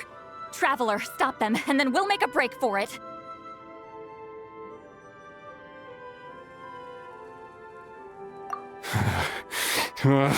If I'm caught, I implicate my boss.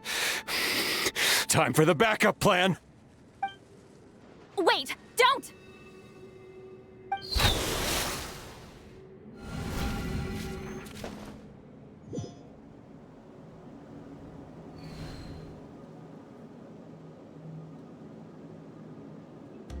Where are we? Back in the maze? Our surroundings look different, though. What's a good point? She'll know how to get out of here. Let's hurry. If we don't make it out before the cave collapses, we might never be able to leave. Let's see. Seat Lolly! Oh, looks like it's not gonna be that easy. What should we do?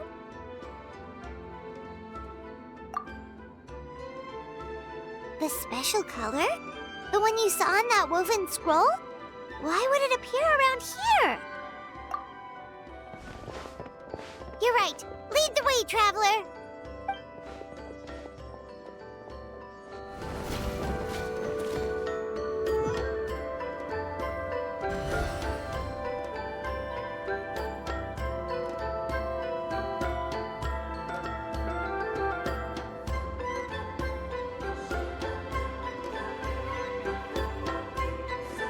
He triggered it just like that? If the technique isn't activated correctly... Instead of a realm of memory, the subjects in question will be trapped in a temporary space like this.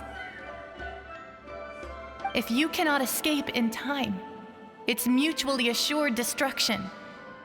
But I can't fault someone for using it as a last resort. I knew it! Someone of your skill wouldn't leave behind memory fragments just to parrot instructions. You must have the capacity for conscious thought. I appreciate the compliment. It's been a long time, my friend. This is no time for a reunion! The cave outside is about to collapse. I know time flows differently in this place, but that still doesn't leave us much time. Can you help me get out? You misunderstand, Seat Lolly. I'm nothing more than a fragment of memory. There's not much I can do.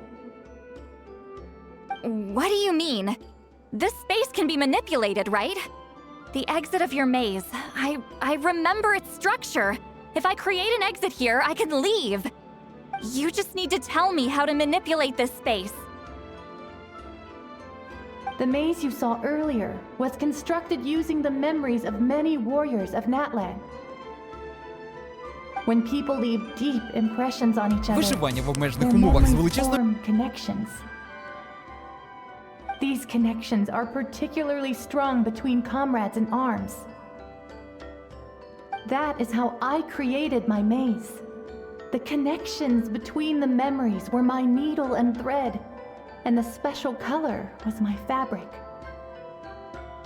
But if that color is crudely combined with an isolated memory, one without connections, you get a place like this. This space is a combination of my color and your memories.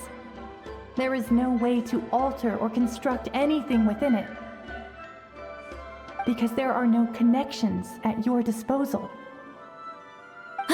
Over 200 years, and not a single lasting connection. This is my punishment, huh? Well, at the very least, you have a connection to me. Otherwise... That's only because you never gave me a moment's peace. Still, it's a shame you're not around. You said it yourself. A memory fragment can't be used to create the connections I need. Seat Lolly. But now that I have the chance to talk to you again, I need you to give me an answer. Your special technique. You didn't pass it on to your students. You passed it on to the rival you could never beat. Me. What I want to know is, why? So you figured it out. After what I saw in the maze and everything you just told me, I'm certain the technique at the center of all this is the same one you taught me all those years ago. But you never brought up the fact that you used it to win a battle. From your description, it might as well have been a simple color trick. I'm getting the feeling you always meant for me to come here. But if this is a foreshadowed event, I'm not happy with the narrative setup. Citlali, ever since you learned that technique, you've been able to see a special color, haven't you? You mean...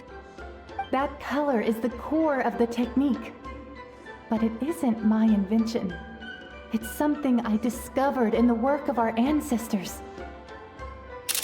More specifically, you could call it the color of memories. In truth, passing on the technique is a process of using that color to tint another person's memories. Yes, the technique has the power to decide victory. But in my opinion, the capacity to add color to someone's memories is where the true value lies. You are fated to live a far longer life than me, Citlali. I couldn't bear the thought of all those years existing as a blank canvas in your memory. So I wanted to leave a little color behind. Your color, you mean?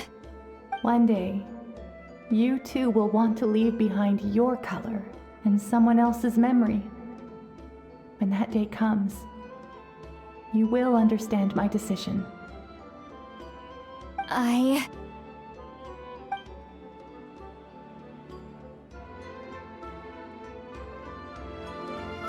have to get out of here. That's the only way to rescue them.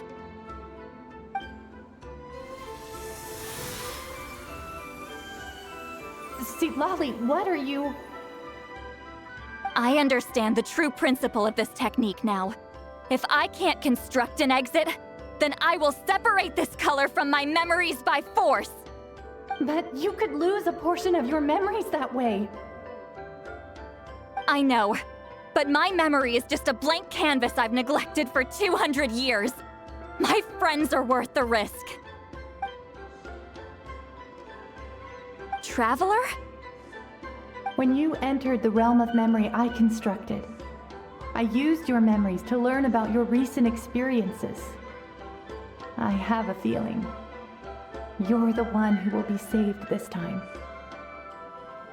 After 200 years, someone has appeared by your side, the kind of person I could have never anticipated. The Night Kingdom harbors Natlan's memories, and the Traveler's connection to that realm is incredibly strong, surpassing even the shamans who worship the Lord of the Night. This means that, even without your tutelage, he can see the color of memories. What did you say? Although he doesn't know how to wield it, he unknowingly left behind a trace of color in your memories. That was enough to guide him to this space. You now have a connection at your disposal. Well, Citlali, it looks like part of this was foreshadowed, but the rest is a surprise. Traveler? Traveler! That's Citlali's voice! She's just up ahead! This is goodbye, my friend. Your memories over the past 200 years are much more than a blank canvas. Cherish them. Wheatsealing. Citlali! Paimon! Traveler! Hold my hand.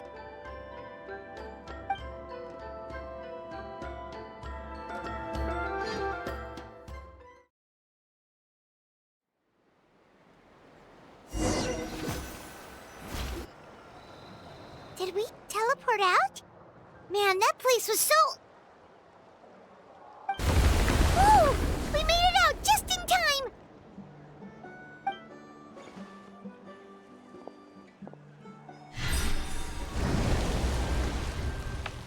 Wonder what happened to the Fatui guy and the others. He was most likely trapped inside that space, just like us. The external structures supporting that space would have collapsed with the ruin. Unless he managed to escape, he would have been crushed. He still preferred that to being caught, huh? They were standing a bit further away, right? They probably weren't pulled into the space. Maybe they already made a run for it. Hello? It's one of Maluson's employees! Quick, restrain him! Oh, I can explain. I had no idea Malu-san was such a terrible person. I couldn't stop him from running, so I stayed behind and tried to find people to help rescue you. I'm so glad you managed to get out of there. Either way, the guards will take you back to the tribe. You'll be their problem. I understand. Anyway, I'm not here to harp on you. I just need to know one thing. Which way did he run? He went that way, but I'm not sure if you can catch up. That way? Unless he suddenly grows a pair of wings, I think we're okay. Traveler, Paimon, come with me.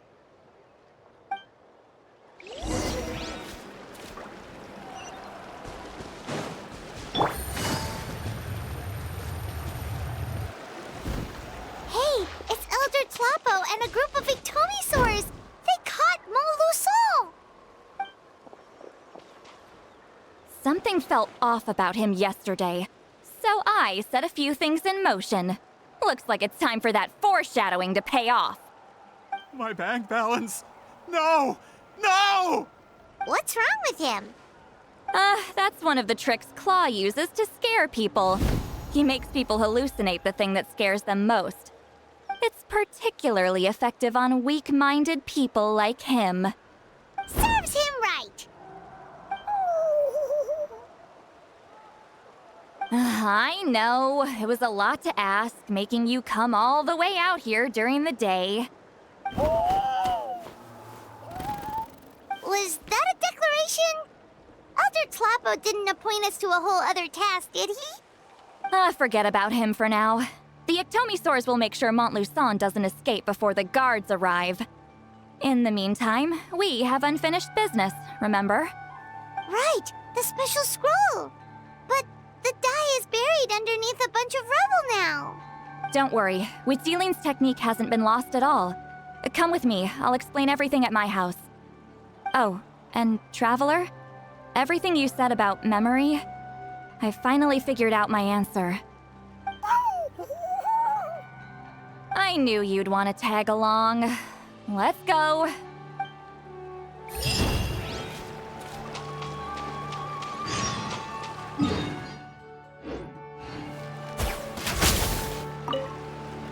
My bank.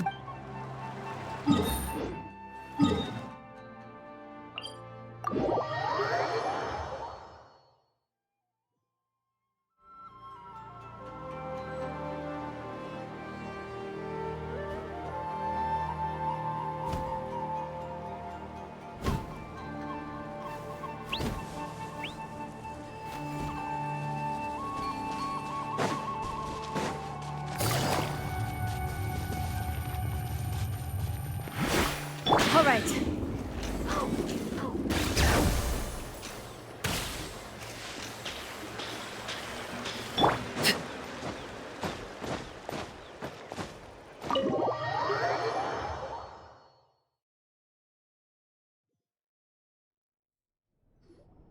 Now, when it comes to weaving the scroll itself, you don't actually need to lift a finger. But if we're going to pass on Huitzilin's technique, your participation is critical. What are you saying, Sweet Lolly? Follow me.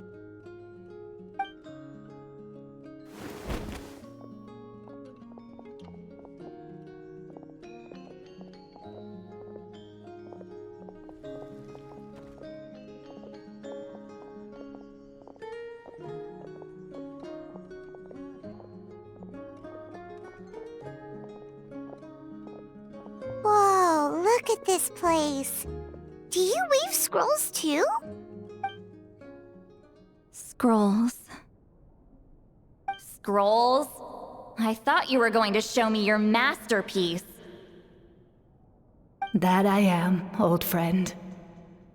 The technique I'm about to show you directly relates to woven scrolls. Fine. What is it? Something that can turn the tide of war or prevent a great disaster? You probably want to challenge me, right? I know you don't have the strength for a real fight, so I'll let you beat me with words. Old friend, my life is nearing its end. I'm afraid I don't have time for another match. Hey. Don't worry. I trust in the belief of our tribe that death is not the end, but the beginning of a new existence in the Night Kingdom, where everything is made of memories. So, do you know why our ancestors insisted on using colorful, woven scrolls to record our history? Because history is the memory of a people. We give our scrolls an orange hue, so the dead can still feel the warmth of the setting sun. We decorate them with kernels of grain fruit, so the dead can still enjoy the abundance of our harvests. I know that, but something this important? Why entrust it to me and not one of your students? As your friend, I admit, I'm being a bit selfish. I don't have long, Sipali. I'm not sure I can truly explain my decision. But I know you will understand one day. For now, will you accept my final request? Just this once. I understand now, Wheatsealing. Just like you said I would.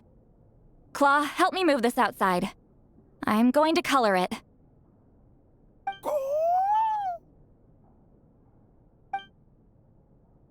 Traveler, Paimon, come with me.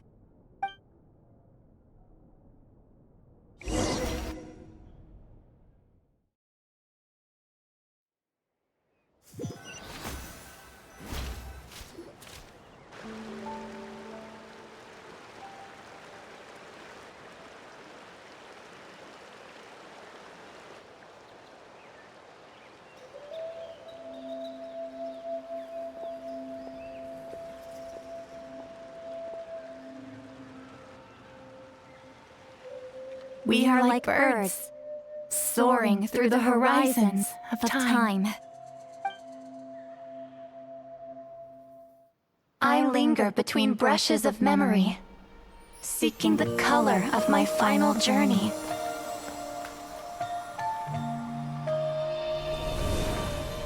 When I get there, may there be feathers to paint the sky, shades of rose.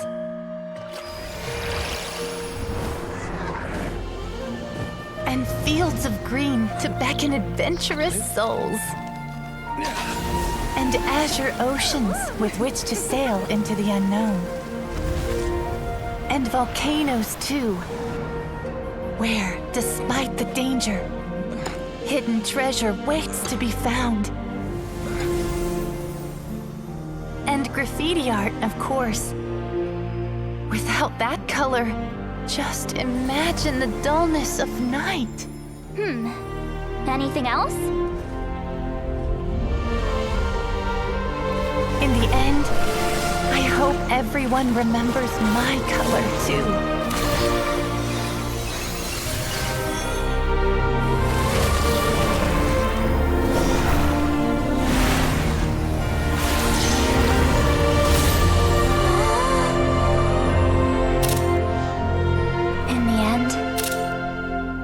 hope everyone remembers your color too.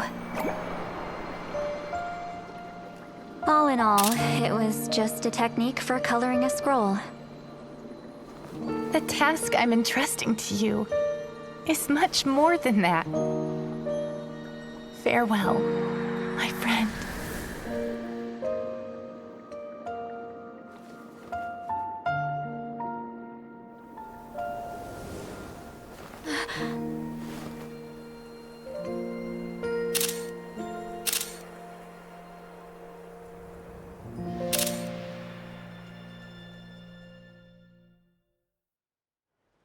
I knew you would understand. This is the special scroll. How did you know how to weave it, Seat Lolly? Hold on. You've lived for more than 200 years. You know how to weave the special scroll. That must mean you're the one behind the gifts from the spirits. Oh, well, it's not like I wanted to interact with the appointed. So whenever I delivered the scroll, I used illusions to confuse them. The fact that it turned into some kind of divine intervention is because no one was skilled enough to see through my tricks.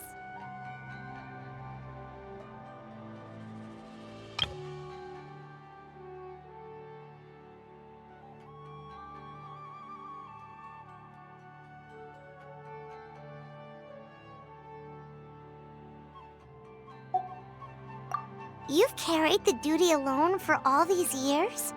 Even if you don't like interacting with people, why not teach someone else how to do it?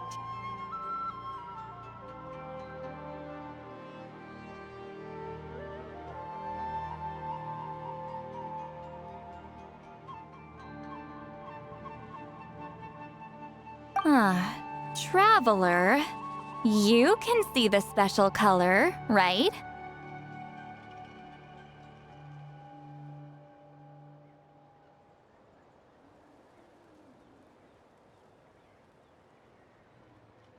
The essence of that color is memory. That means completing the special scroll is a process of searching for color within your memories. Passing the technique on to someone means sharing your memories with them. You need to leave traces of your color in their memory, and they must do the same. Even though I only confirmed that today, I've had suspicions for a long time. And, well, ever since Sweet Celine died, I haven't wanted to form that kind of connection with people. Oh, yeah. It was her final wish, so I kind of resigned myself to taking on the burden forever. After all, I have all the time in the world.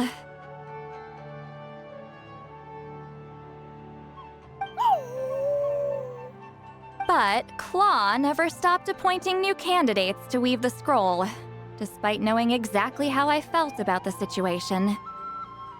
I knew exactly what he was doing. And yeah, if I ever did share my memories with someone, I guess that person would be a friend. But it never got to that point. This time, though, you win, Claw. Take this. I guess it's my response to what you told me the other night. What is it? If I had to choose my color, it would be the color of this handkerchief. Countless people exist in my memories, and I know one day that will be my fate too. A memory living on in someone else's head. Since you have a long lifespan, you're the perfect candidate to bear this memory and carry my color in your mind. Just keep it safe. And you better not forget my color when I'm gone. Whoa. It's a little early to talk about death, don't you think? It's only been a few seconds since we made the friendship official. Isn't that what friends are for? Okay, this is a serious commitment. Well, Seat Lolly, if the Traveler's going to leave their color in your mind too, it'll probably be gold, right? Actually, their mark is already there. Remember the mind reading effect I couldn't fix? Well, I finally got to the bottom of it. Sharing senses allows communication to occur between the consciousness of different people. Naturally, memories are also involved in that process. Although I didn't know it at the time, we both have the ability to see the color of memory, which means that when I shared my senses with you, a connection was created between our memories. And that connection is what caused my original spell to go haywire. So, you can hear the traveler's thoughts because you left traces of color in each other's memories? And that's why the traveler could hear your thoughts too, because it works both ways, right? Quick thinking, but only those trained in the mystic arts can maintain that level of connection. That's why I can still hear the traveler's thoughts, but not the other way around. There's no need to worry, though. Now that I've figured out how it works, I'll get rid of it in no time. Oh. I lied. Hearing each other's thoughts actually depends on the strength of the connection between our memories. So, after everything we just went through, I bet you can hear me again. I knew it.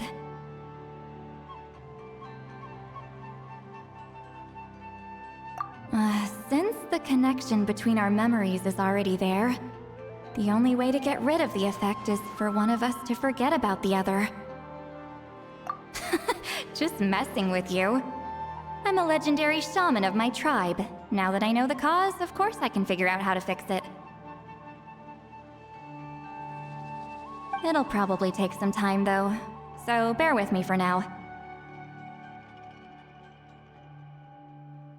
Besides, I'm an open book. It's not like you're gonna hear anything embarrassing. Oh, unless I've had a few drinks. A shame? I mean, if you ever miss this whole telepathy mess, I could always share my senses with you again. No promises, though. Some thoughts are better kept to yourself. Huh?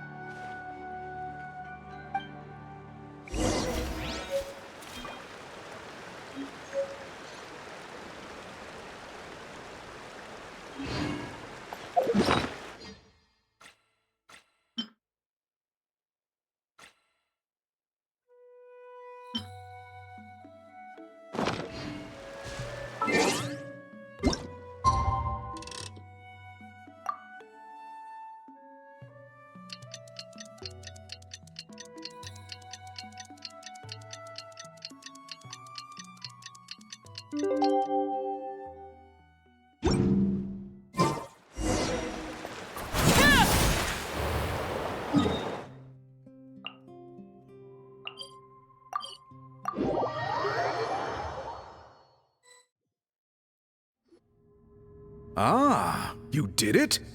Your investigation into the Battle of Seven Colors must have been fruitful indeed. I do hope you share what you learned. Wow! The scroll is finished already! Elder Talapo's wisdom is never wrong. Yeah, we should explain. Take it away, Traveler!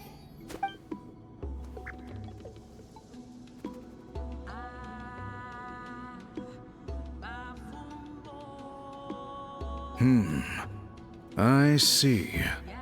You don't look surprised at all. It makes perfect sense. History is the memory of a people. If we want to depict it, a dye derived from people's memories is, of course, the best choice. Now, it's just a matter of preserving this secret technique. From your description, it sounds like learning the technique requires the previous holder to share their memories. Well, yeah. In that case, I must work with our priests to reinvent the technique based on the principles you described. After all, memories are precious things, meant to be shared with those closest to us. I cannot take that choice away from you, Traveler. You completed your task admirably. Finding a way to carry on that legacy is now our duty. All right, we'll leave that to you. Oh, and please pass along my thanks to Granny Eastly. We interrogated the Fontanian merchant she apprehended. And it turns out he's the reason some among our tribe started to question our history. He hired people to spread misinformation about the Battle of Seven Colors. The recent friction within the tribe is entirely his doing. We now have a record of his crimes, and will begin working with Fontaine authorities in a few days. So he was behind the controversy in the first place. Guess it's easier to investigate when people are already questioning something. Anyway, that clears it up. People don't just question their history out of nowhere. Until we meet again.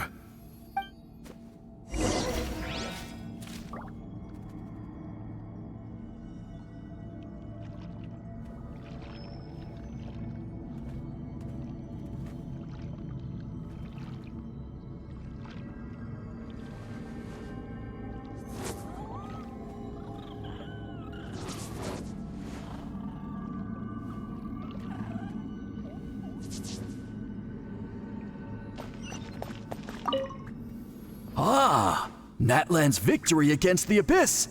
Very fitting for a scroll like this. I wonder how long until Elder Talapo chooses the next appointed. Speaking of Elder Talapo, I heard he went missing yesterday. Do you know what happened? Elder Talapo works in mysterious ways. The meaning of his departure will become clear in time, but for now, we cannot hope to fathom it.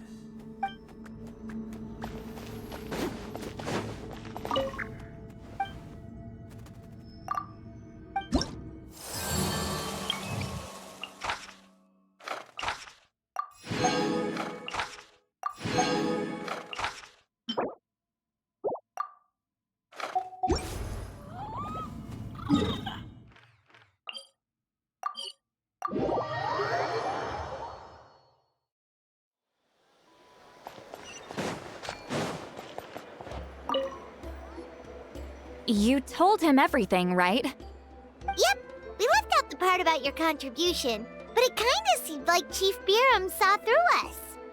You could have just said it was a gift from the spirits.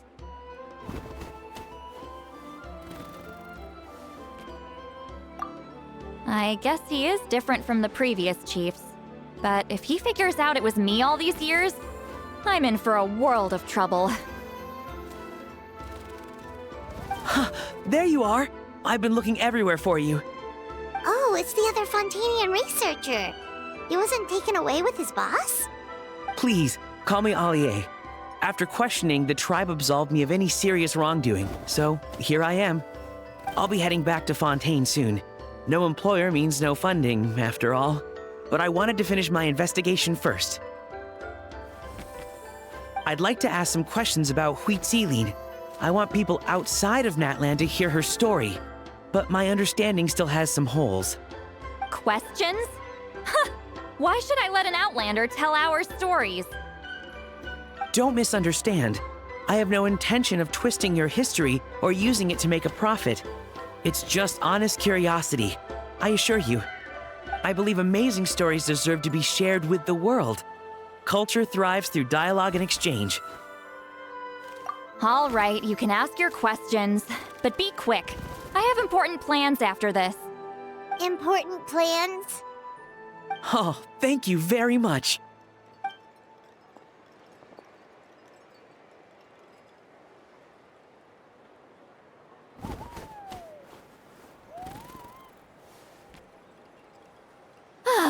Another day, another drained social battery.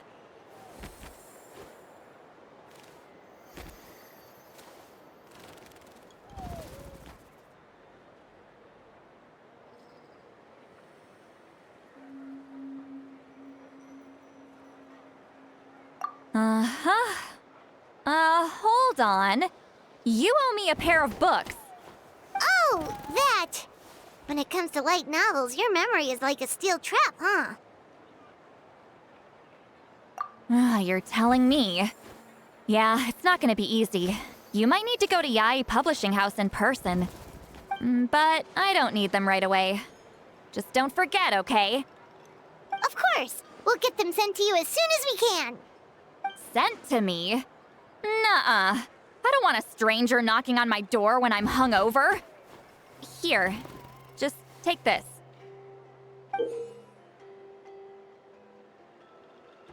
And this is? The key to my house. Don't bother knocking next time. You'll disturb my sleep.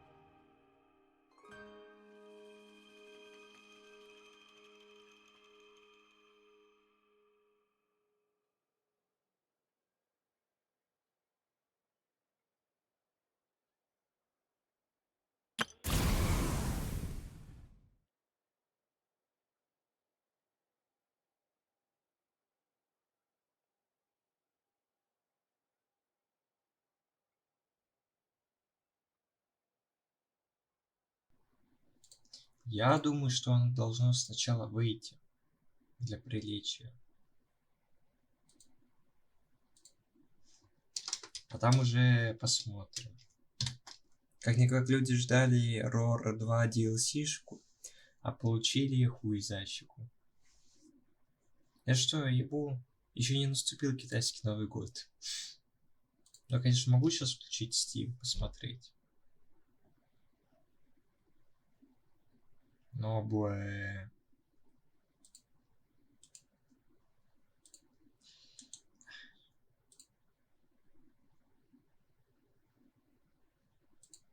Так, 10 февраля.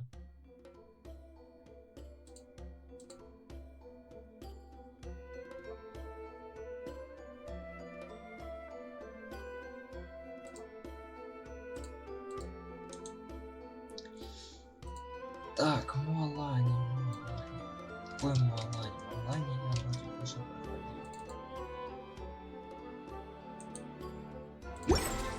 Муалани, да, я проходил, это было. Да, я уже читал.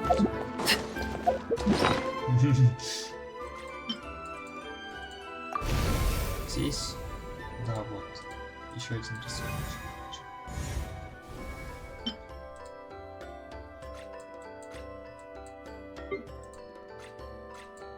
Чё за 6? С босса, что ли, фигня?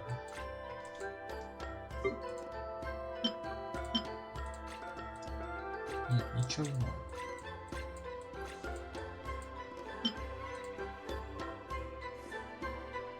Это я все еще не понял, как развить. Вот. А, да, с босса. Все пока.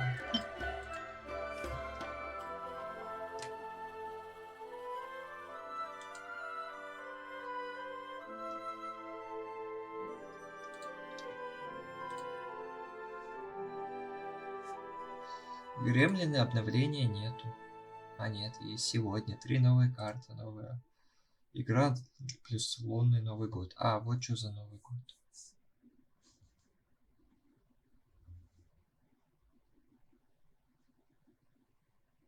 Ну, в принципе, они не наврали то, что миллиард.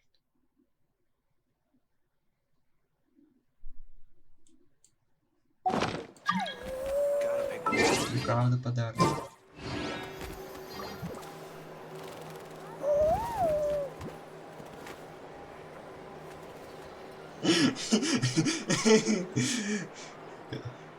Казалось бы, почему РФ находится в топ-3 покупок?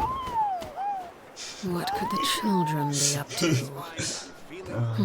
Never mind. Let them do as they please. Gotta pick a good date. Я в курсе, что это у нас дейлик.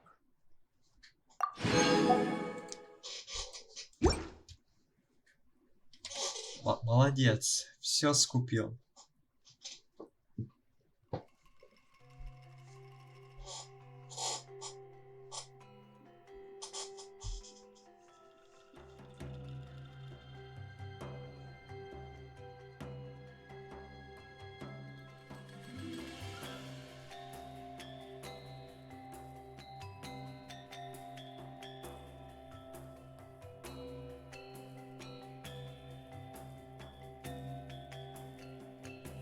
А в чем прикол убрать этот налог за воздух на воздух?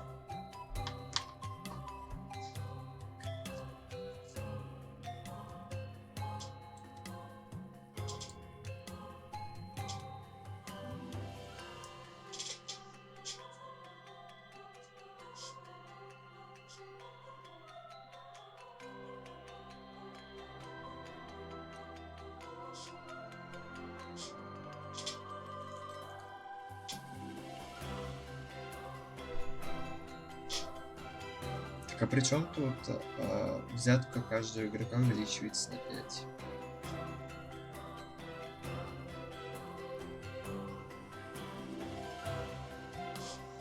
Ладно.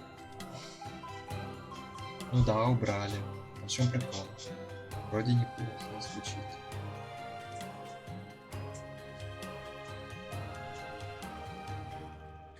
А чё, новые карты тоже надо было читать?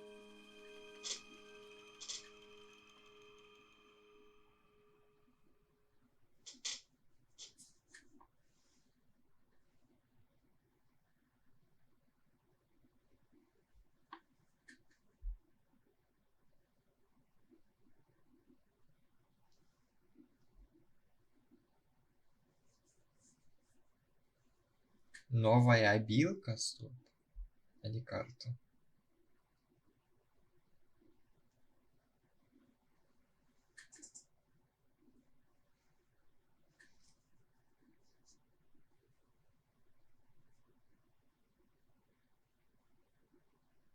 Очередность ходов. Бродяга стал ходить последним. Коллекционер встал вместо него. Вор стал ходить после тайного агента. Но коми-вояжер стал раньше. Ладно.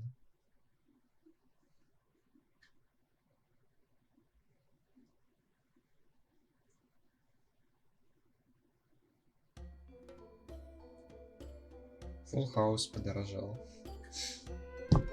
А если у меня нет? Ладно. Если у меня нет возможности разыграть его полностью. В плюс.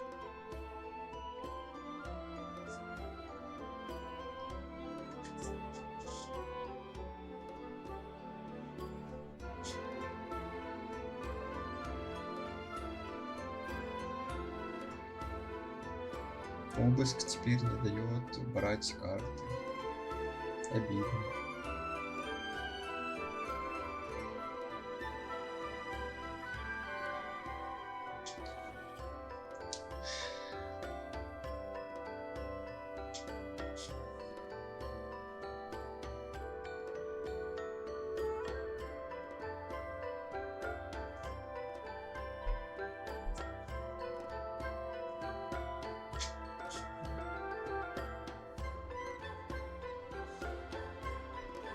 Дорогой заказ как будто стал лучше.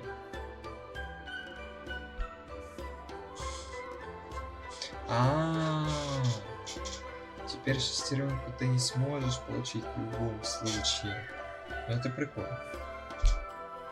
Почетный скорость стал дешевле. Окей. Приятно. Кубомет.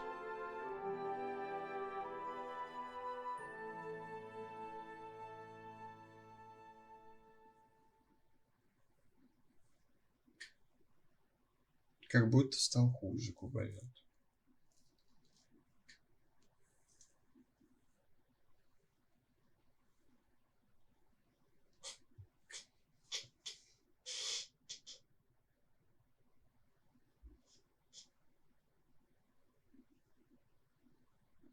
Где мои в 2 раза больше?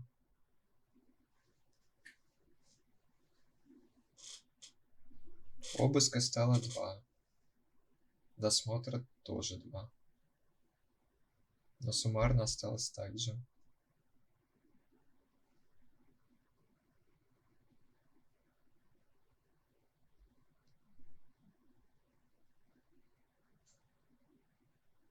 Увеличили продажи в Китае. Заказали еще японского китайского чая. Кстати, надо чай сделать. Да.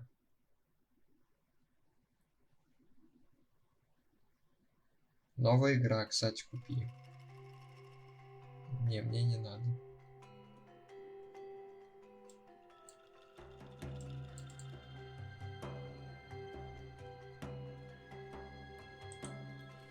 Что делать?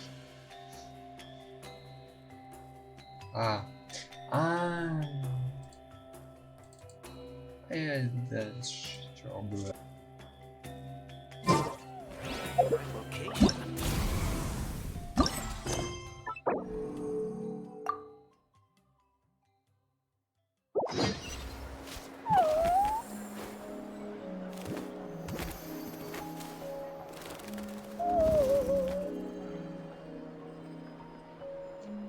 Кстати, как тебе то, что происходит в правом нижнем углу?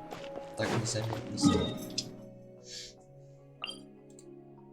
Я считаю, что это прикольно.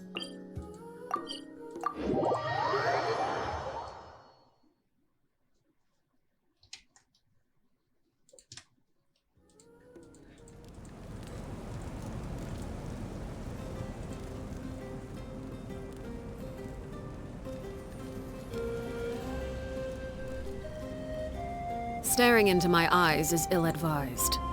I can't promise you'll like what you see. Phlogiston engraving is quite the deep field of study.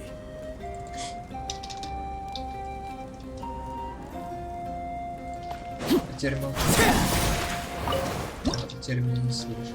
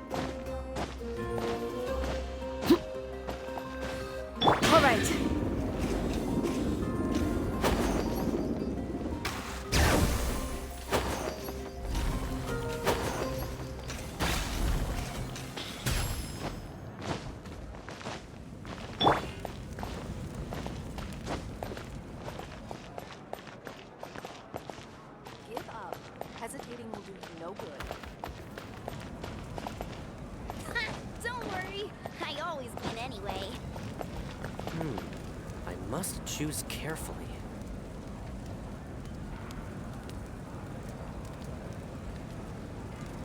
What do you need? What do you need?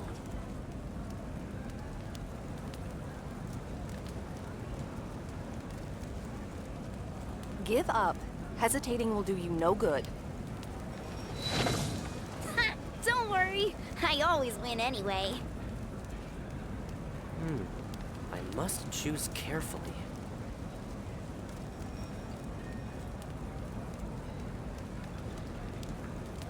What do you need? What do you need?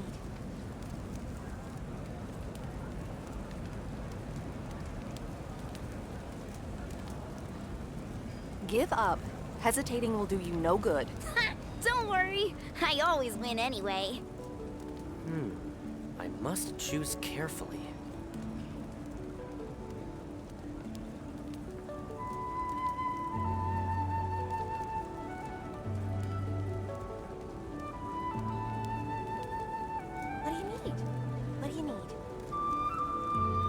Give up. Hesitating will do you no good. Don't worry, I always win anyway. I must choose carefully.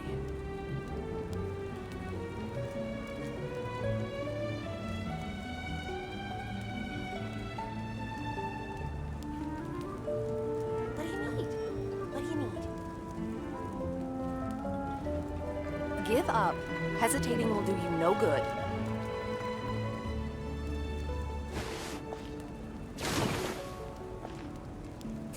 Don't worry, I always win anyway. Must choose carefully. What do you need? What do you need?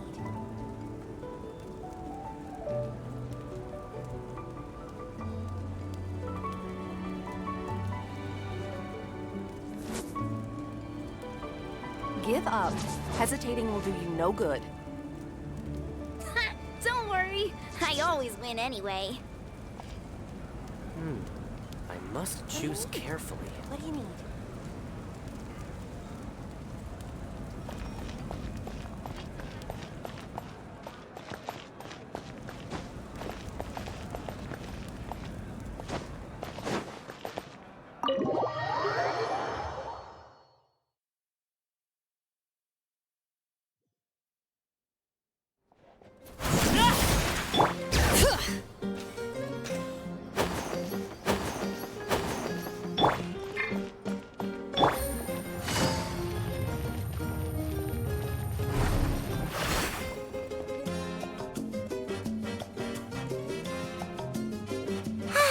Lately, we've been sleeping well and eating even better.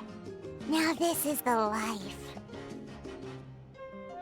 Exactly! Look, Paimon's tummy is so stuffed. It's all round and plump now. And now it's time for some rest.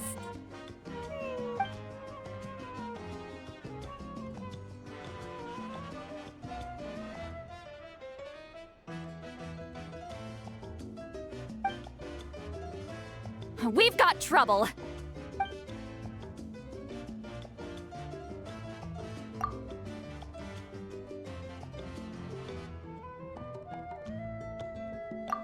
Cut that out, it's serious.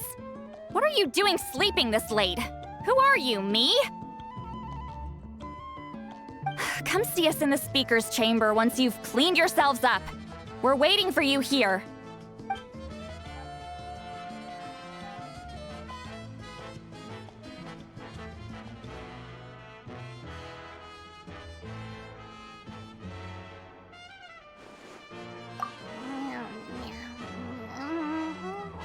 No!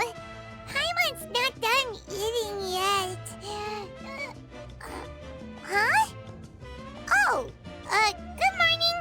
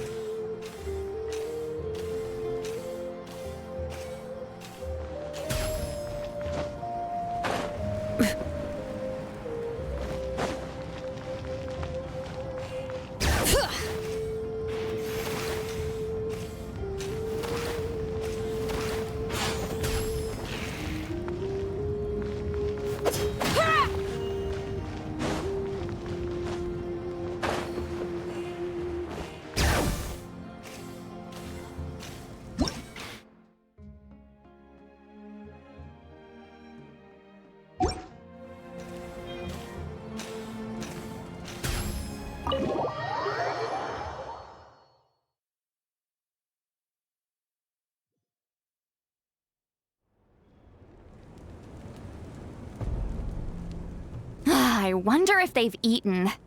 Or if they've even gotten up. Maybe I should buy some snacks? Oh, don't tell me something came up on their way here. Relax. I'm sure they're fine. Ah, there they are. See? Just like I said. Moika, see Lolly! We came running as soon as we got your message. Thank you for coming all this way. Here, have some water and catch your breath first. Well, you could certainly say that. I'll let Lolly explain. Strictly speaking, I'm just passing on something I heard as well. Basically, the Wyab passed a truly shocking piece of news to me through the smoke last night. You're aware that Mawika's not the first Pyro Archon, yes? On occasion, there were those who lived longer than an ordinary human. Not unlike my situation. But all in all, the title has changed hands many times. And now, the Wyab have sensed a special surge within the ley lines. A truly ancient soul is about to return to the mortal realm. His name is Xbalanque. Xbalanque? But isn't he the very first? Yes, that's him. The first Pyro Archon. According to legend, he was the greatest of heroes and leaders, and the one who made a deal with the ruler of death, thereby creating the rules that saved Natlan's ley lines. Hasn't he been dead like a really long time? How can he be resurrected? Even in Natlan, it's impossible for someone as ancient as him to ever return. Still, nothing's off the table when Xbalanque is concerned. Hence why this really is something major. Let me be clear about this. I did not mishear, nor is the Wyab mistaken. We would never jest about something like this. Don't worry. Both the Traveler and I have complete faith in your abilities. Whose interpretation of the Wyab's will could we trust if not yours? Yeah, that's the one thing I'll never be modest about. But the fact I'm not wrong about this only further begs the question. Just why is Lord Xbalanque suddenly about to be resurrected now? As you can see, Lolly's even more concerned about this than I am. Still, it's understandable. Waiting to find out the whole truth must be torture for a great shaman who can only peep at the outcomes without knowing the causes. Mawika, I hope you'll approach this with a measure of caution. Depending on how things go, everything could change or nothing at all. Well, I think you know what I mean. I do. Xbalanque's arrival will shake our nation. After all, we still don't know if he's satisfied with the outcome of this war. Wait, do you think he'll come and find you? Huh! Well, you can't just up and say things like that. You scared me half to death. That's actually pretty likely. Think about it. People in the same line of work tend to have some similarities, right? Maybe all Pyro Archons share my disposition. I don't want to meet him. I haven't really mentally prepared myself yet for such a grand occasion. Anyway, my job was just to pass on the message and bring the Traveler over. Now that that's dealt with, you can discuss the pilgrimage. I'm done here. Wait! Where are you going, Sea Lolly? Back to bed! You have no idea how much that scared me. I was up all night. Ugh, can barely keep my eyes open. Nighty-night.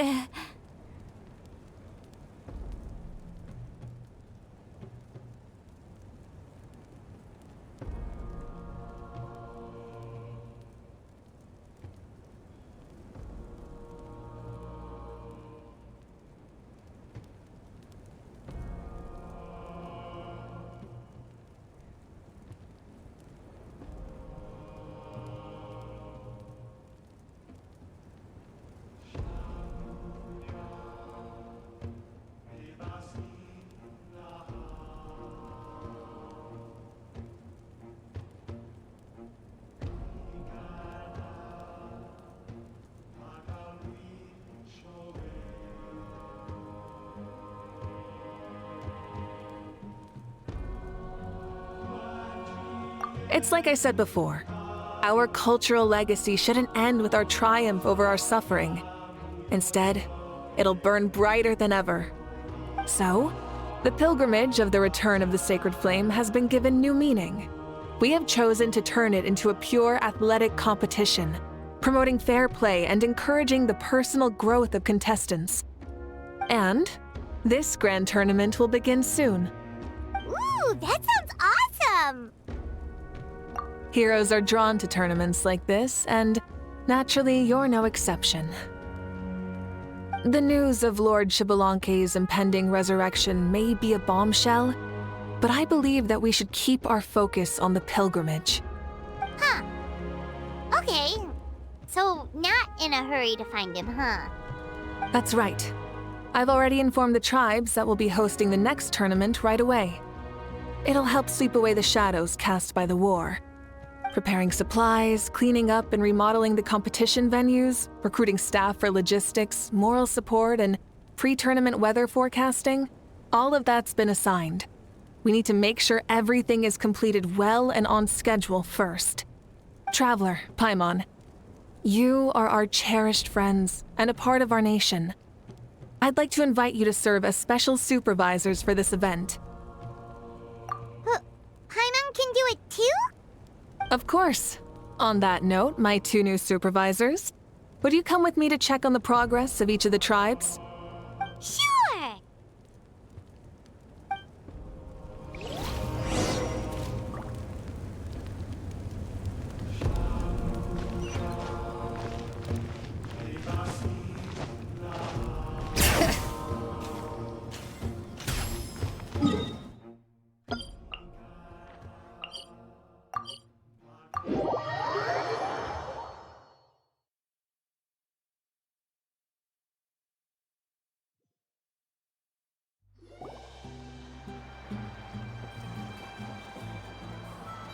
We're here! This is our first stop!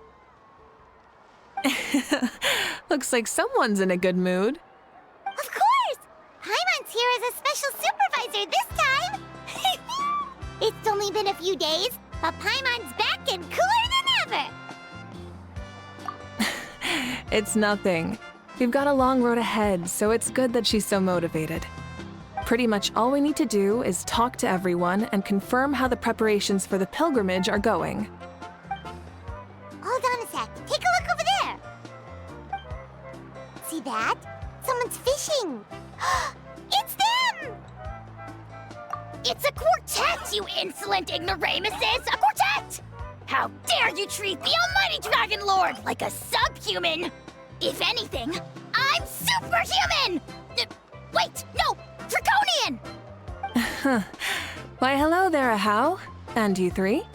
What are you up to? We're fishing, Archon. Mualani says if we're lucky, we might catch someone really special. Yeah, like that punk Xbalanque. He's such a pathetic little... Ah!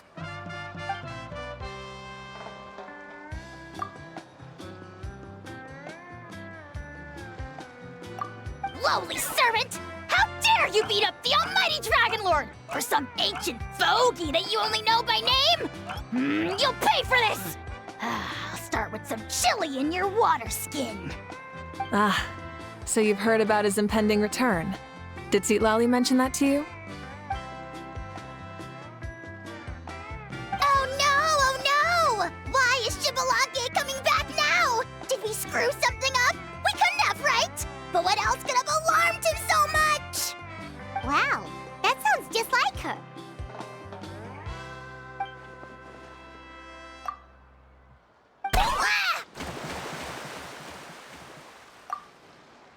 To be honest, it's been bothering me quite a lot. Under normal circumstances, it shouldn't be possible for us to meet Lord Xbalanque, right? So, does this mean something's wrong?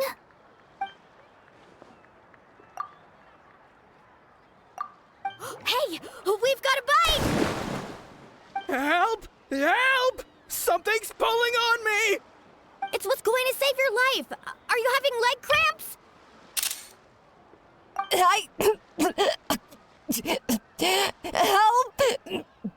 Hold your breath for now. We'll get you out right away.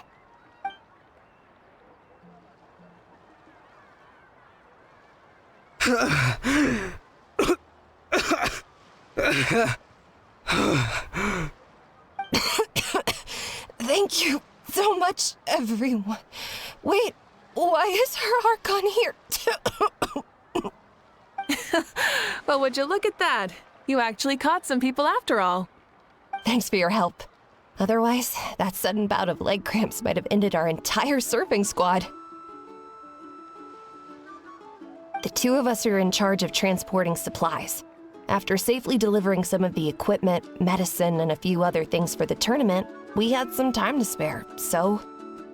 Didn't warm up before going into the water, did ya? Thank you. Thank you so much. We'll, leave you to it then. We'll never forget how you saved us. We know you're busy though, so no need to worry about us. We'll see you around. Well, you gotta give it to Mualani. When she wants something to happen, then it just happens. Then it won't be long before she reels in Xbalanque himself. Now that'll be a wonder of wonders. I was just thinking, what if he enjoyed swimming like the rest of us? It's easy enough for anyone who loves the water to end up here, so might as well give it a try. It'd be a great chance to say hi to him. I used some commemorative badges for the stadium as a special bait. He's never been to present-day Natland, so it'll all be new to him. I'm sure he'll be thrilled. And before you say anything, anything's possible. On the off chance this'll work, it's worth a try no matter how unlikely it is. Just like playing the lottery.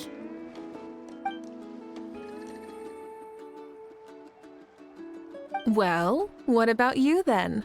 Given your personality, isn't your continued presence a testament to the power of friendship too?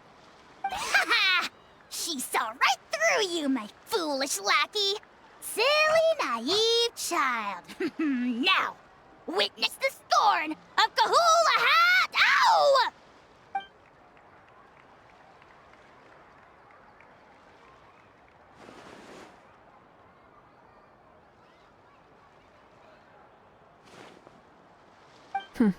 Thanks. I'll keep that in mind. But for now, what I need to do is check on the status of the preparations for the upcoming pilgrimage.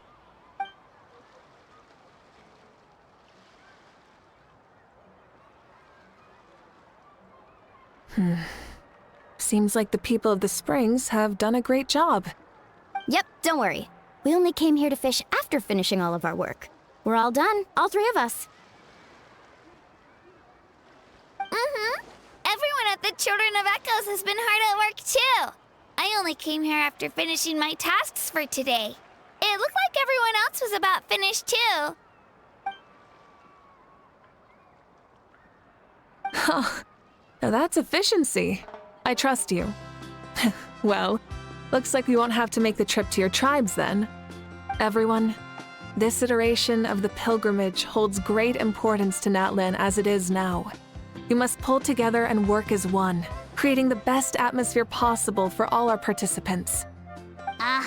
Sure. Don't know why you'd worry about this stuff. You're always so ready to pounce on and fight just about anything. Why, you even dare to disrespect the almighty Dragon Lord! Remind me again, has Ahau done anything besides talk?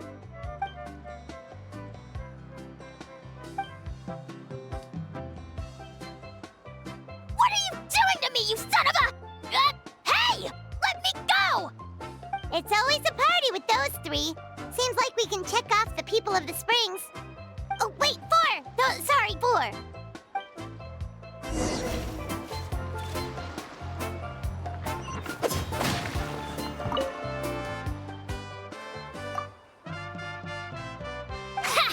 Why don't you sign up then? Maybe someone will manage to knock some sense through your thick skull. Why don't we all join? It'd be a great chance to kick back and relax. Relax? You find the idea of a tournament relaxing? This girl is crazy. Ugh. Mualani's right. let's all sign up together! Huh? Even you? Children, think you're all grown up, don't you? In the eyes of the great Kahula-How, you're still... What? You little...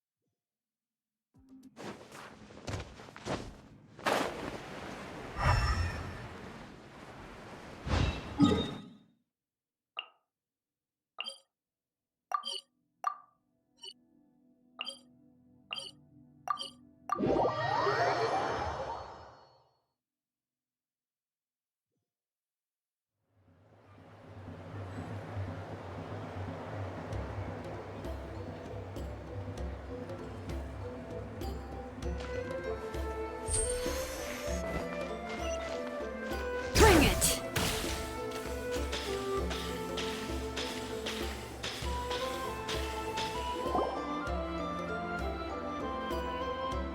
Oh, there she is, right over there! See, Lolly! Didn't you say you were going to get some more sleep? Why are you still here? The chief came to me for help just now.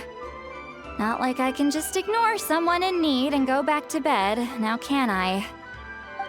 You didn't tell him that you stayed up all night? I just told him about Shibalanke's imminent return, and told him to be prepared. There was no need to mention anything else. Right! You've still got a reputation to maintain, huh? Can't have people thinking Granny Eatsterly would lose sleep over something like this. Now you're making fun of me too, huh? So even children are ridiculing me now. This cannot stand. And you! Do you also think I'm just trying to keep up appearances?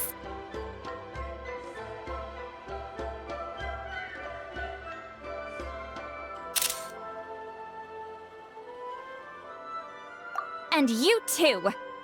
What about you, Mawika? No, of course not. Relax, Seatlali. Shibalanke was no ordinary person. He loved this land as much as we do and managed to forge a miracle through the ruler of death. I don't think he'll give us too hard a time.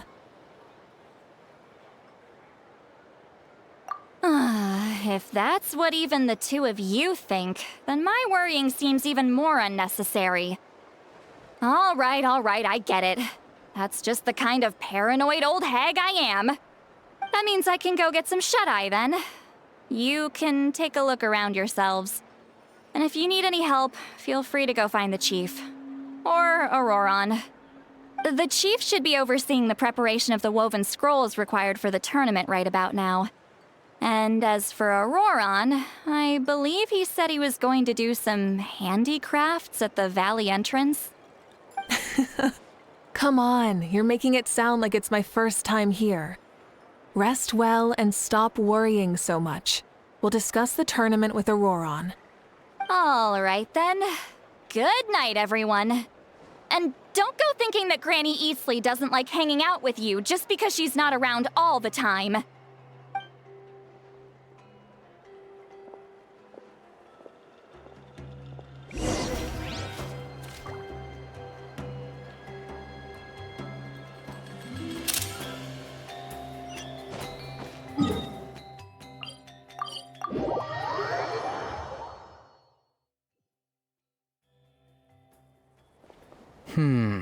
What if I put this piece of rope here? Oh, and this wooden dummy. No? Then what about this?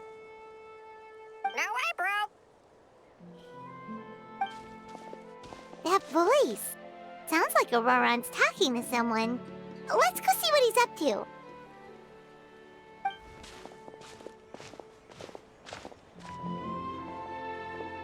What you up to, Aurora? Oh, hello. Oh dear, oh dear. A bird? No, a juvenile Cucosaurus. This one looks a little different from the others, though.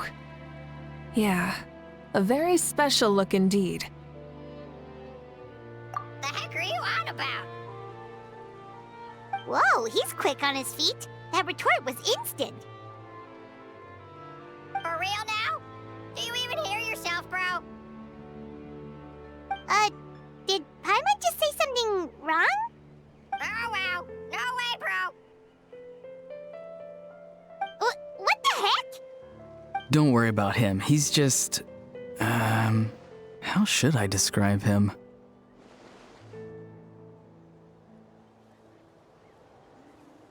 No, he's an assistant at Aoife's clinic, and one of my friends. His name is Kakuku. The heck are you on about? Is that not his name? Oh, wow. No way, bro. Yeah, that's what he does. Those are all Aoife's catchphrases, so Kakuku picked them up after hearing them day after day. The last time I delivered some vegetables to the people of the springs, I ran into Ahau, who was there for a soak in the hot springs. Ahau and Kakuku were stuck in an endless back-and-forth argument. Eventually, Ahau got really agitated and just started immediately shouting, "No, you!" no matter what Kakuku said. How unbelievably childish. No less than I'd expect of Ahau. Even I have rarely witnessed things like that. They went on like that for an entire afternoon. Wait, how do you know that? Did you stay and listen to them the whole time? Yeah, I did. It was so dumb I couldn't look away. Anyway, I'm here because I'm trying to capture Xbalanque. Capture, huh? Wild choice of words. Then how about hunting for Xbalanque? Sorry, you're trying to do what now? We've never seen someone so ancient come back to life before, right? So I wanted to see if I could intercept him. See, this is the trap that I made. I've used it before. It's quite good at catching wild animals. Don't worry though. I've already told everyone that there's a trap here, so they won't get too close. See, I've even made a notice board.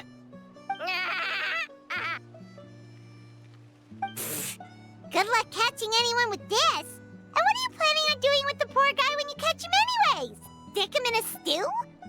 No. I just want to see what he looks like, and then I'll probably invite him to our tribe as a guest. I'll admit, I didn't take you for the actively hospitable sort. Well, a chance like this doesn't come every day. I wanted to give it a try, so I also made these little handicrafts. He says that, yet all of these look like a hunter's lethal handiwork. I see. In that case, I wish you success. If you do manage to catch a wild Xbalanque, please let me know. I'd love to come and watch the fun. Hey, not you too! If the real Xbalanque does show up, a trap like that won't hurt him. We all have faith in him. After all, he was the first Archon of this land. That's right. That's also why I stuffed several layers of cushions and hay in there. If he really triggers the trap, he can just sprawl out and take a nap. For real now? Do you even hear yourself, bro? Bro, stop! You're driving Paimon insane over here! Oh, wow. No way, bro. Well, if you got time for this, then you finished prepping for the tournament, right? You took the words right out of my mouth, Paimon. Ah, so that's it. Sorry, I didn't know that's what you wanted to ask about. We, Masters of the Nightwind, are broadly responsible for the woven scrolls and mental support. I have expertise in exactly neither of those, so I joined the logistics team. I provided some amazing supplies. The others even praised me for the quality of my produce and even asked me about how to grow such great fruits and vegetables. I was very happy. You've gotten quite good at dealing with people. Yes, I think I've rediscovered a bit of that feeling I had in my childhood. Seems like things here are going smoothly. In that case, we'll check on how things are going elsewhere. See you later, Auroron. Bye, Auroron! Good luck with the... capturing Xbalanque. See you later! So he also knows how to say goodbye. See you later then, bros. Huh? Alright. See you later, my bros.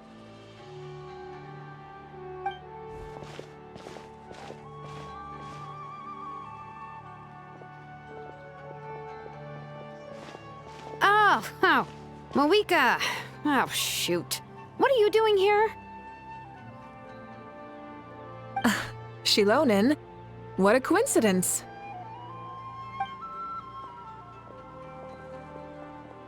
Oh, hey there, Shilonen. Did you come here for work? Auroron. Did he sell me out? I thought I asked him to not tell anyone that I was here. Nope, he didn't mention you at all. That's so. She's avoiding me. There are a few big pieces of equipment we need for the tournament, and I've been wanting to ask her to make them. I went straight to her place because I was worried she might refuse, but each time there was nobody home, and the neighbors said that she was busy. Turns out, she was here. Wow, she literally ran away from home just to avoid taking work from you. Okay, that's enough about me. What are you here for? Checking on pilgrimage prep progress? Yes, and to see how everyone's doing while we're at it. Still, most everyone we've talked to so far has been pretty interested in Xbalanque. Oh, Xbalanque? Did you just say Xbalanque? Wait, have you been so busy running away that you missed the whole memo about him?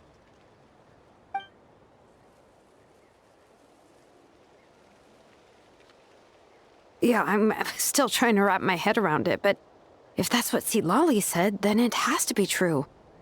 Everyone's reaction makes sense too. Who wouldn't want to see the first Archon? This isn't a bad time for it to happen either. The war has only just ended, and with their long-standing goal suddenly gone, people are feeling a little lost. I met a warrior from the People of the Springs near the Speaker's Chamber a few days ago. He spent the entire afternoon pacing around the area. I asked if anything was bothering him, and he said that he used to train for battle every afternoon. But now that the crisis is resolved, he doesn't know what to do with himself. Paimon can definitely see that. It's tough when what you've been doing all along suddenly stops being necessary. That's why you want to hold the pilgrimage again, right? To help everyone find a new goal? That's right. We will have competition take the place of ceaseless battle. It'll give us an outlet for our pent-up energy and offer a reward for the blood and sweat we've put into improving and growing. That's the meaning of the pilgrimage of the return of the sacred flame today and in the future. Sounds pretty good to me. I am starting to like this new pilgrimage already. But, how do you feel, Moeka? About Xbalanque, you mean? It's okay, I guess. Shouldn't you be, a little more nervous? He's our nation's progenitor. You sure he's not coming to just supervise your work? You sound like someone who's finally gotten the chance to strike back after years of oppression. Hey, don't put it like that. All right, maybe a little. It's not every day that someone who could bring you down and not shows up. I knew that's what you'd think. Don't worry. If the real Xbalanque does make an appearance, then naturally I have my ways to meet him. Really? How? No spoilers just yet. Take a guess. Wait, you have a playful side too?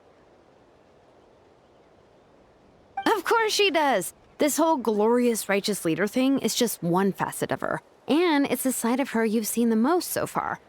But... Tragically, this is how my longtime companions think of me.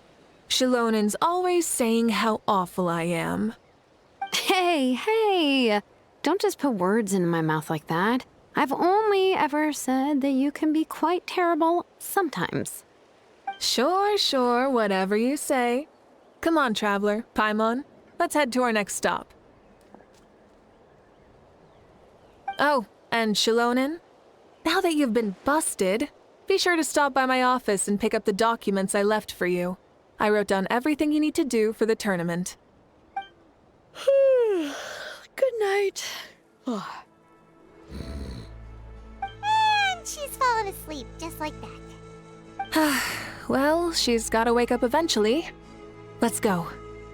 Good night, Shilonen. And sleep well.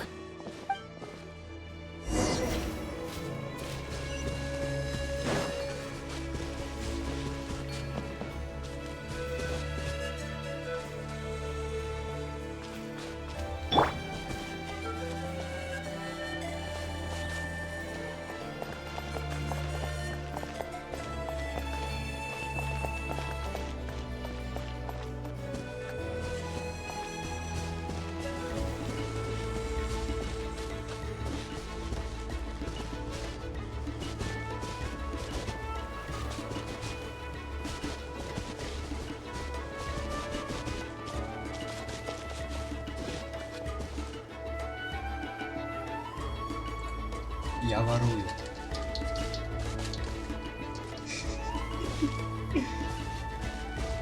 Я просто взял и потащил. В чем проблема?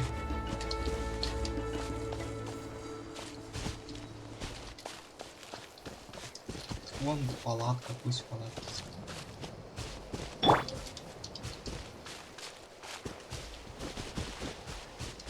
Сейчас мы донесем до палатки.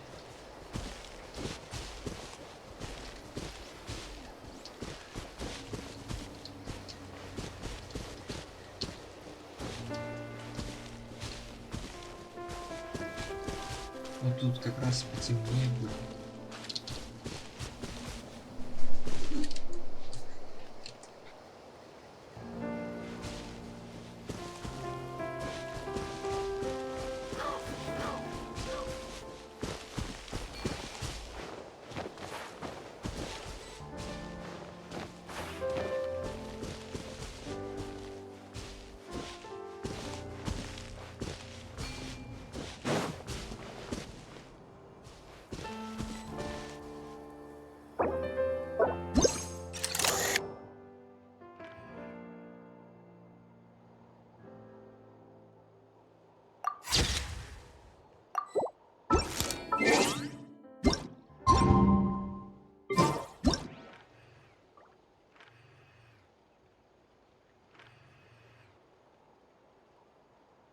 We should, take a break after all that running around.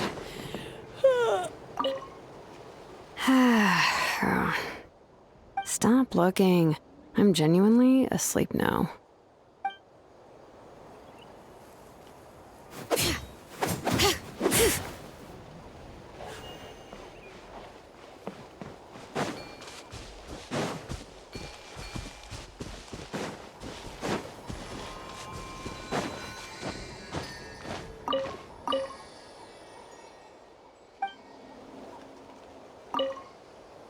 What is it?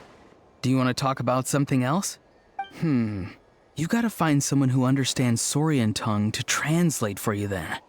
No way, bro! Or transform into a Saurian so they can talk to you. On that note, I'd love to try that one day, bro.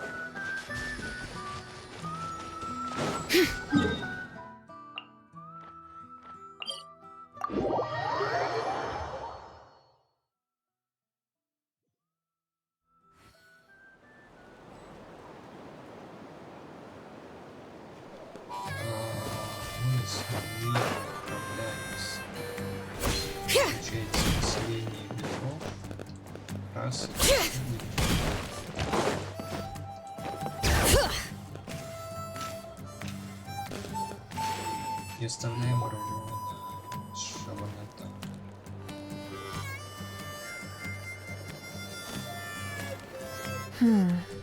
Doesn't seem like there's anyone around. They're probably all out and about. Does that mean the preparations are going smoothly? Of course, without a doubt. I'll be honest, I'm more concerned about how everyone's doing than how the preparations are coming along. The amount of rest they get will directly impact their tournament performance. It's my hope that everyone is eating and sleeping well, so they can enter the stadium full of anticipation. What are you guys doing here? Oh, it's Cheska! It's been a while. How have you been? Great! Things have been good on my end, too. How about you? Same old, same old. Back to the grind. Flying around to break up fights when they break out. Taking walks with my family when I'm free. You know, the usual. That said, I haven't had much work to do lately.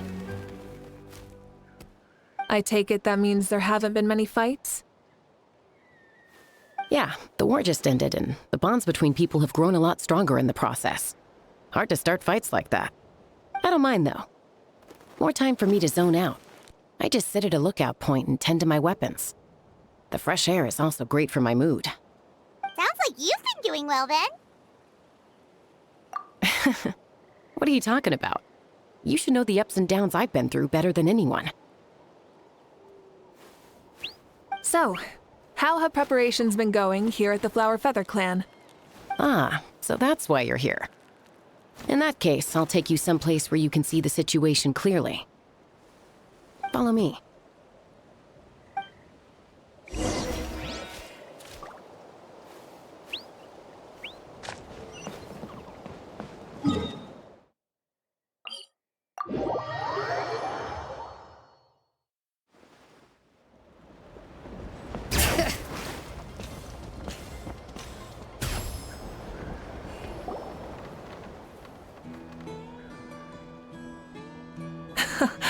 So this is the place you had in mind.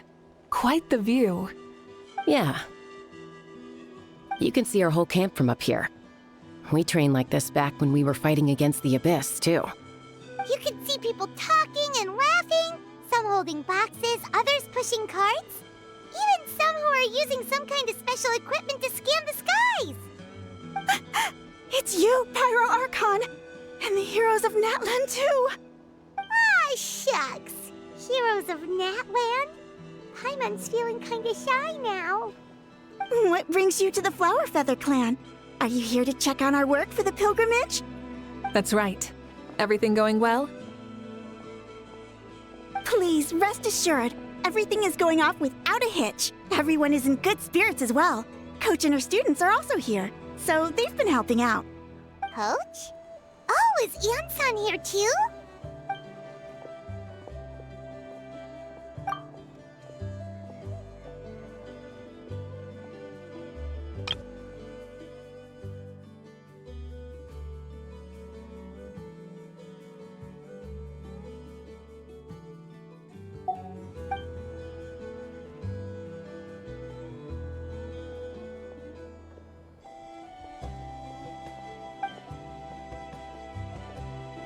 Hey! Please rest completely and totally assured that with us here, we'll get all the tasks done on time. No problem and no questions asked. Whoa, they're all so reliable. Like coach, like student, huh, Hyun-san?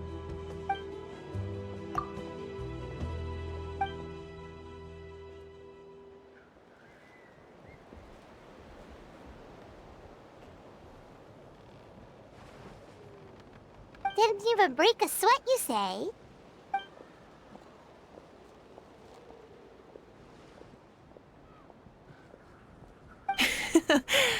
Especially not compared to the toughest coach in all Natlan.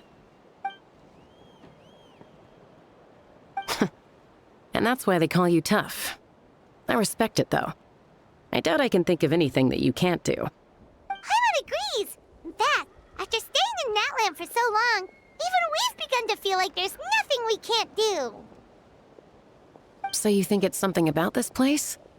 Yeah, exactly. Now Paimon often finds herself thinking, compared to those super tough battles we fought and won, this is nothing at all. I'm glad you feel that way. It's not often that people can focus on the silver lining after everything that's happened.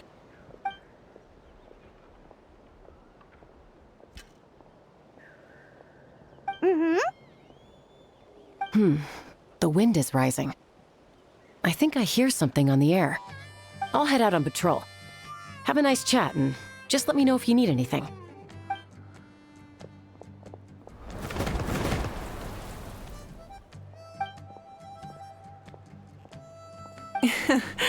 I'd say that it's effortlessly cool moments like this that make her so endearing.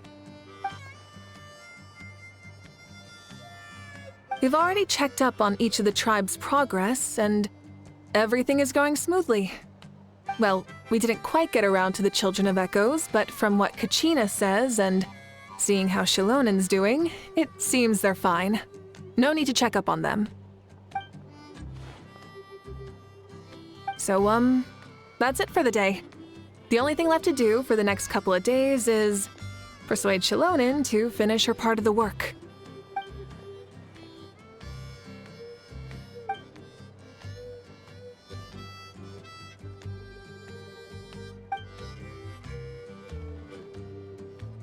Wait, so you mean we can get a sneak peek at what the competition will be like?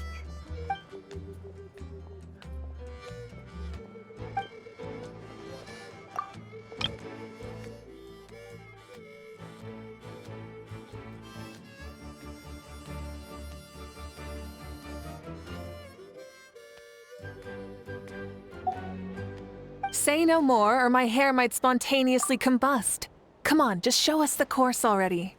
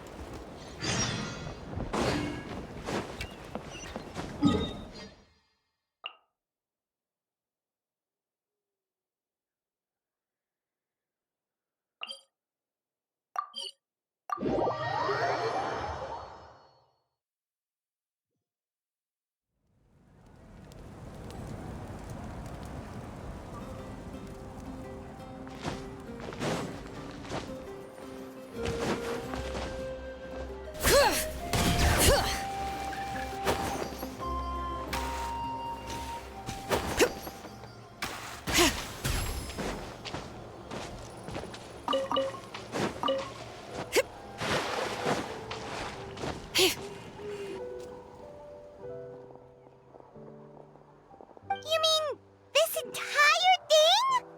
If it's for the pilgrimage, it's gotta be grand.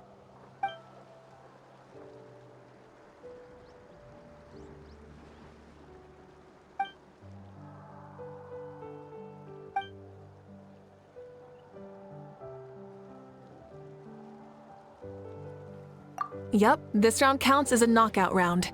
There'll be other events as well, and the 8 contestants with the highest total scores will move on to the final individual battles. Oh, you're keeping those? Yeah, everyone loves a good duel. It really gets the adrenaline pumping and allows people to go all out with their skills.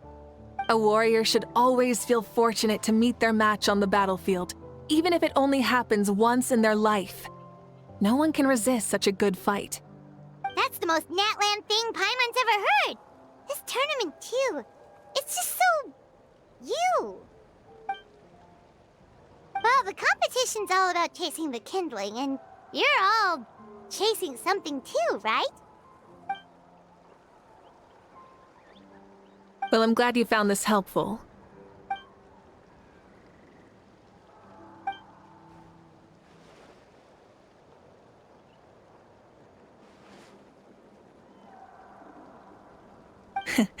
No problem.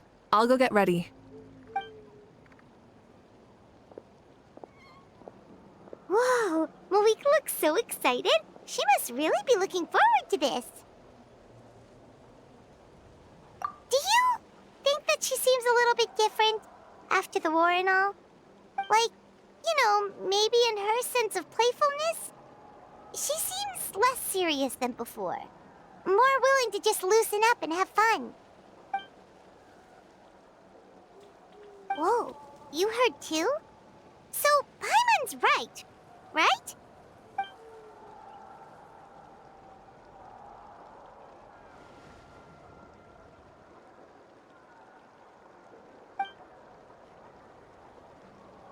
Oh, so that's why you called us over. It's all part of your grand plan, huh?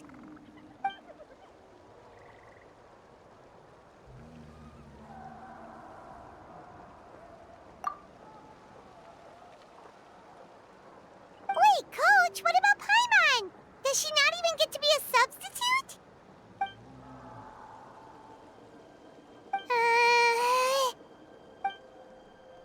Блин, как же интересно читать текст, в котором половина диалогов, блядь, не озвучена.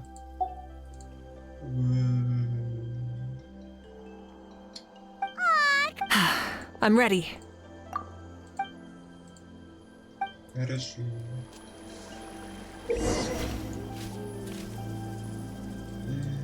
Как же хороший был квест. Это вы уже показывали во время сюжета еще.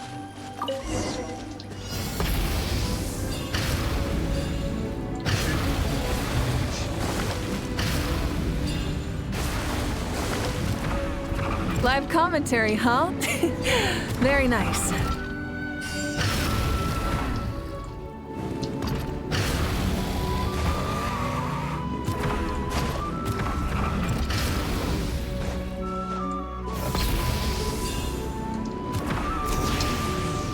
It's a piece of cake.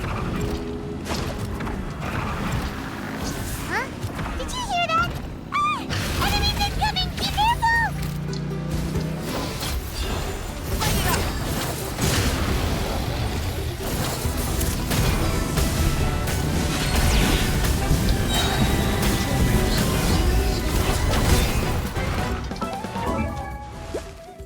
А, там какой-то сюжет. А что там 60 тысяч? 50 тысяч.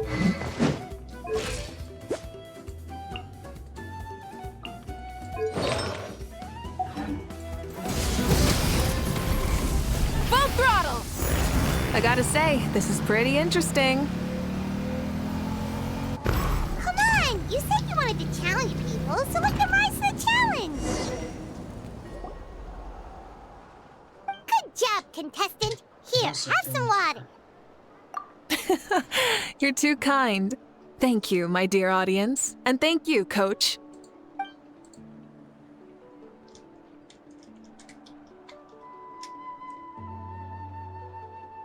Maybe it can't detect anyone under a certain height. Oh, good point. It's a solid course, but, there are a number of small problems. For example, take the chase at the start. I feel like it's too short to separate the best from the rest. Why don't you find a few more people to test it out and adjust the distance based on their feedback? Ooh, you're really thorough. And yeah, getting multiple opinions is a great idea. Also, about the vertical section. It's only so-so, and contestants might get dizzy from the sudden change of direction, which might cause some of them to fall if they get motion sickness. Also...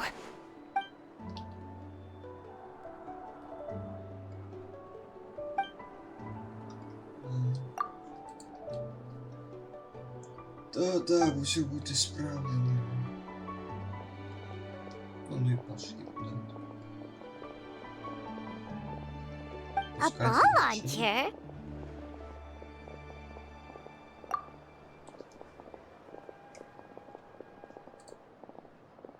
It's been a long time since I saw gear like this.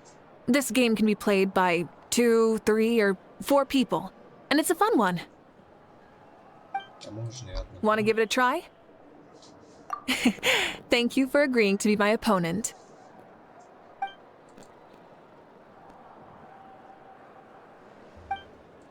Come on, Traveler! You can beat her! You can beat her.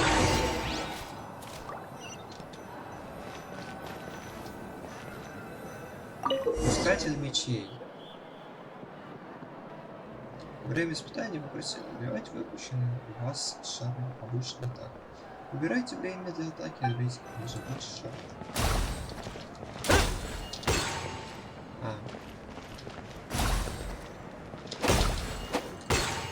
Не попал.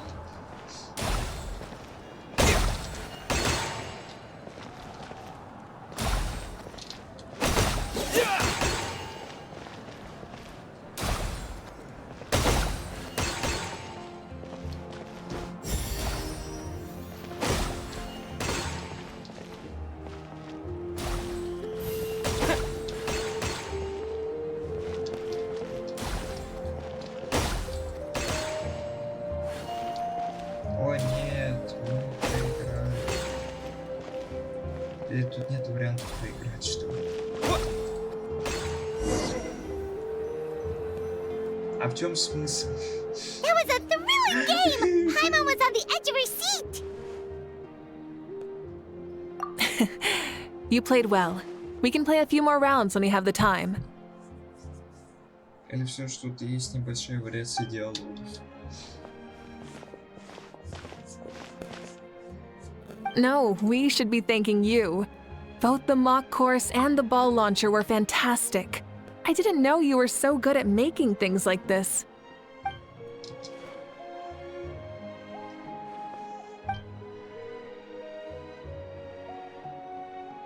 Oh, looks like I also have you to thank for her negative views about me.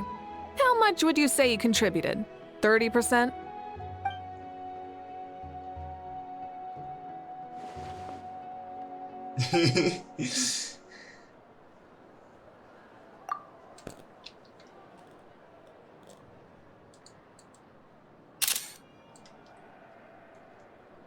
Было такое. Эфирном рельсе. You know what they say, embrace the unexpected.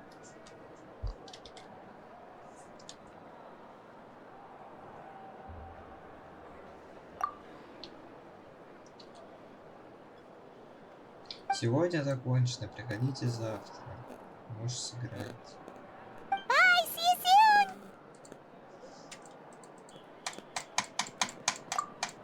Пока. Топ. И сейчас будет делать. See you soon, coach.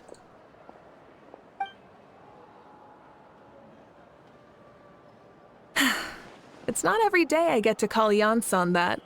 Did you see the look on her face? She almost jumped out of her own skin. You kinda enjoy messing with people, don't you?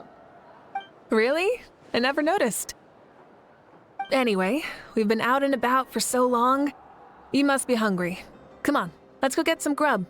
My treat. Well, okay, Paimon takes it all back. You're the best person ever!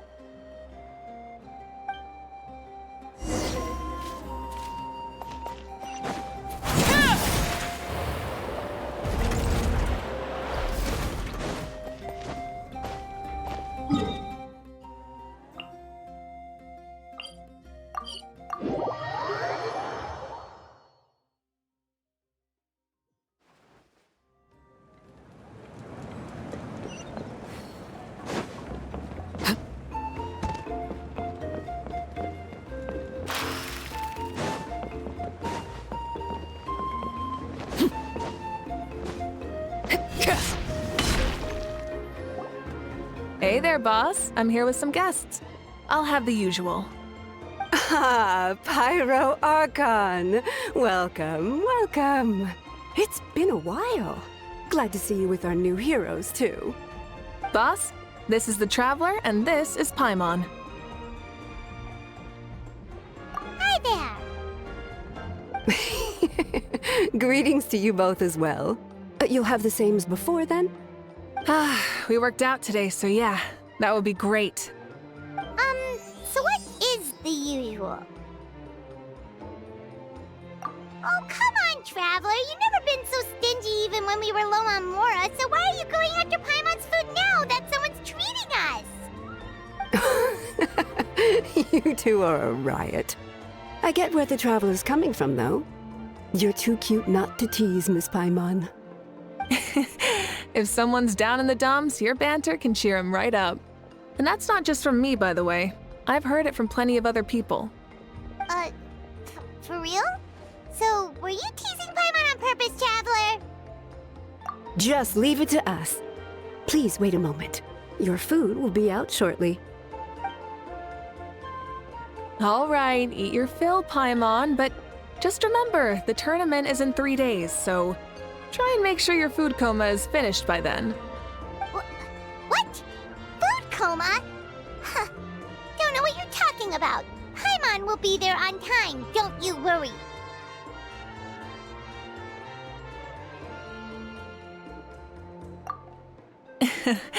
Don't worry, in the event that you do oversleep a bit, I have my ways of waking you up. Really? You do? Speaking of your ways, Moika, you still haven't told us about how you plan to find Xbalanque. Oh, that? It's actually quite simple. Xbalanque is a native of Natlan. The records speak of him as a wise, brave, and upright man, and refer to him as the first son. People like that tend to be like me, passionate about competition. The more they disdain dishonest ways of winning, the more they'll celebrate a fair victory. You could call that a trait shared by all the heroes of Natlan. They're full of energy and passion, and despise victories born of deceit. Conversely, they're constantly drawn to things that are full of hope and excitement. You mean Xbalanque might want to take part in this upcoming pilgrimage? It's not a matter of might. He will. It's precisely because such an important figure will be participating that we must prepare the best tournament possible. Checking in on the various tribes was also to ensure that we'll be prepared to give him a warm welcome. So, all we need to do is to look for him in the stadium on that day. As the first Pyro Archon, he should have no problem running away with the whole competition. But isn't it a bit unfair for the Pyro Archon themselves to participate in such a tournament? After all, everyone else is just an ordinary human. When Xbalanque ascended to Archonhood, he did so as a human. I see no problem in allowing him to participate in this event as a human from ancient times. Also, my ineligibility for this event is not due to being Archon, but due to my obligation to serve as host and judge. Huh.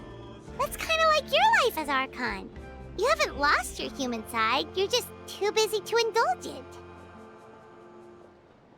Oh, another good summary. I'll be sure to write it down and include it in my autobiography. You're working on an autobiography? No, I was joking. Even Xbalanque didn't write one, so why would I? Still, if on the off chance I ever did write one, you two definitely be in it. Then, can Paimon have a super long title? Sure, as long as you want.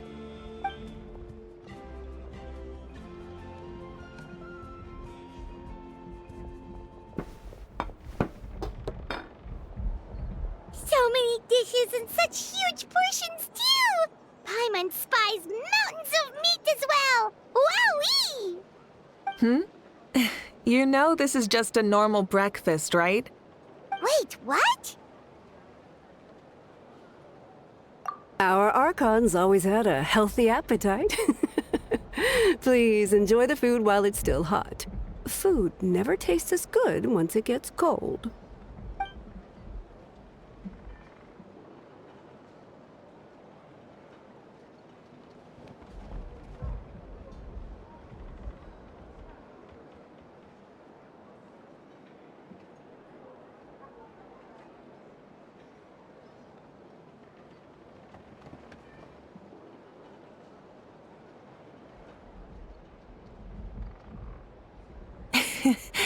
Judging the state Paimon ate herself into, I assume you'll be staying someplace close by. Is that okay? Actually, since it's so beautiful around here, we were planning to stay in the area for a few more days anyway. See the sights and all that. Знакомьтесь, это Сережа. Как тебе? Of course you can. I'll go arrange some accommodations for you then.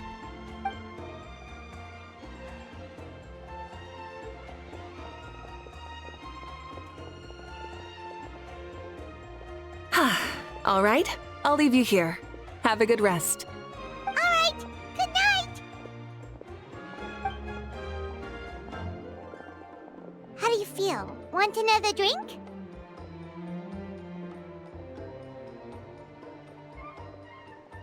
Then how about some dessert?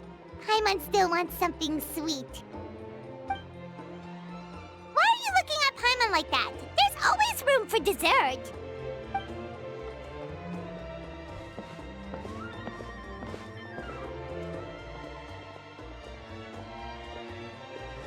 Lord Shibalanke is coming back, huh?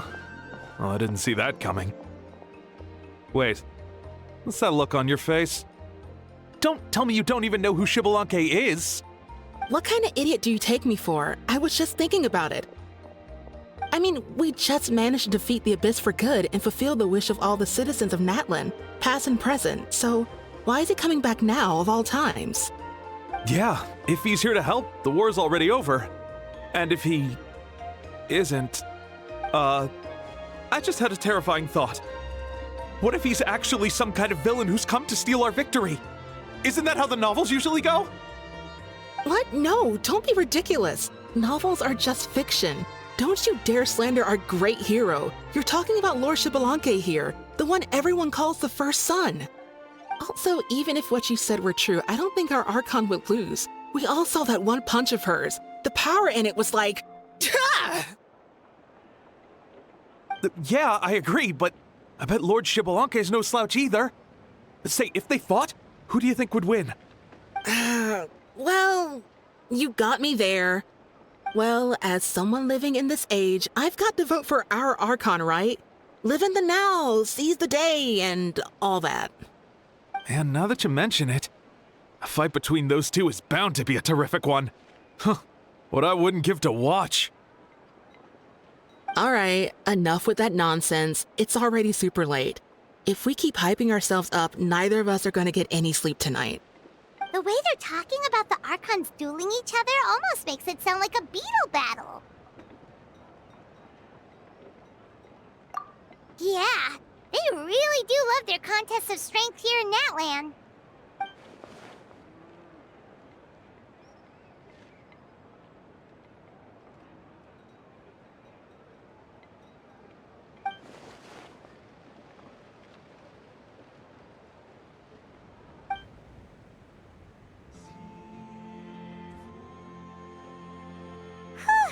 All right, Paimon's done eating.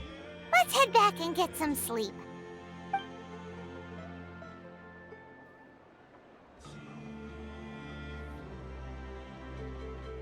Time sure flies, huh? The tournament's taking place tomorrow morning, so let's get some sleep while we can.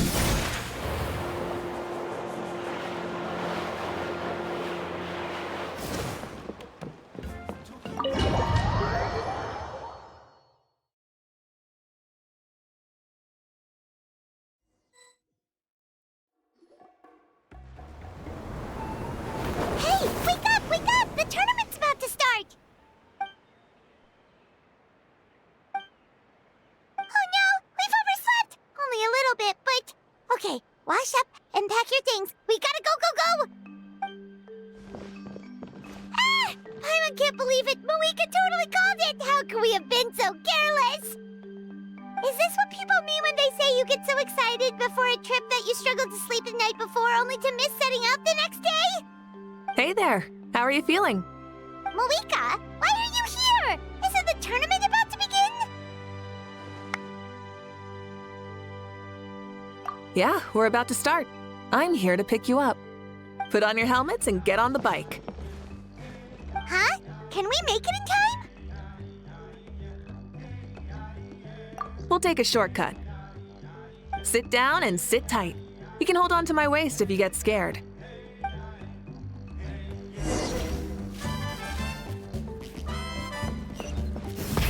Rev the engines! We're speeding, right? We have to be speeding!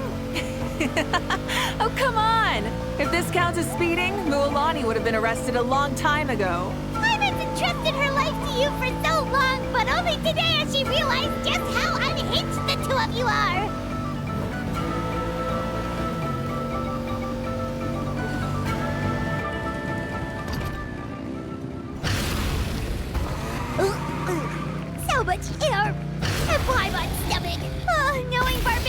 probably crack up if he heard that. Huh? Barbados? Right, I almost forgot that you're friends with him. And the other Archons, too. Introduce me when we get the chance, would you? Never hurts to make some new friends. Sure! Our friends are yours, too! Don't open your mouth so wide. The venue is just up ahead. Sit tight.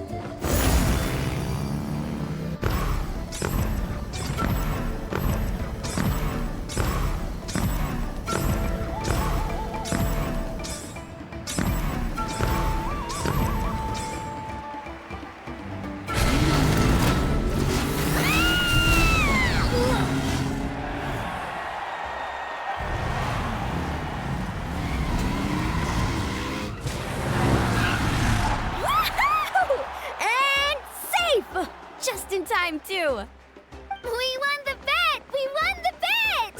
That's right. Pay up a how. Yeah! Pay up a how! Darn it! How do you like that? A short Flame Strider show to start us off, and to introduce and welcome Natlan's great friend, Tumaini. Sure pulled off that stunt pretty neatly. How can you call that a stunt?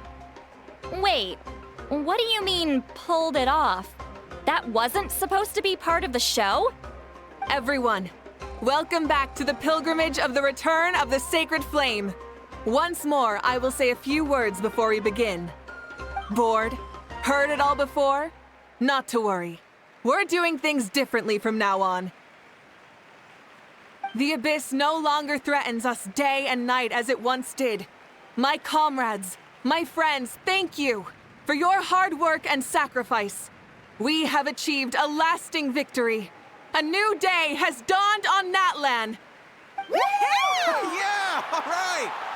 From now on, the pilgrimage will no longer serve as the prelude to a war waged to defend our land. However, many aspects of it will remain the same. It remains a trial to determine the strongest among us, as well as a stage upon which to showcase your individual growth. Today marks the beginning of yet another legendary saga, one written in the triumphs of the victors. So without further ado, let the tournament begin!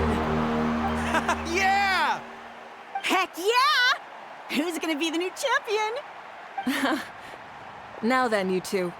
You'll be the mobile supervisors, moving with the contestants as they progress, and making sure that everything is proceeding fairly and in good order.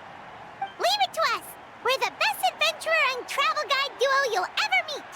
Oh, and one more thing. I believe I've mentioned this already, but if you find any leads on Lord Xbalanque, please pass them on to me. Thanks. I'm counting on you. Let's go check on everyone and see if we can find any leads on Xbalanque before things kick off.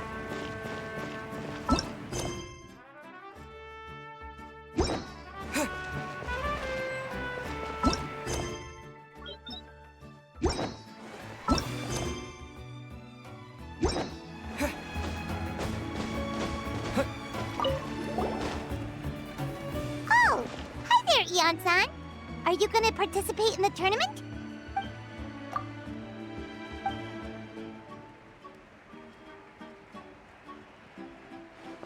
That's fair.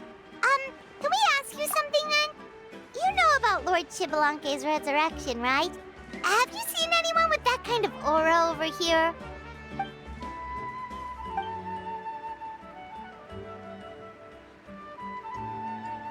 Got it, thank you! We'll keep asking around then. Huh?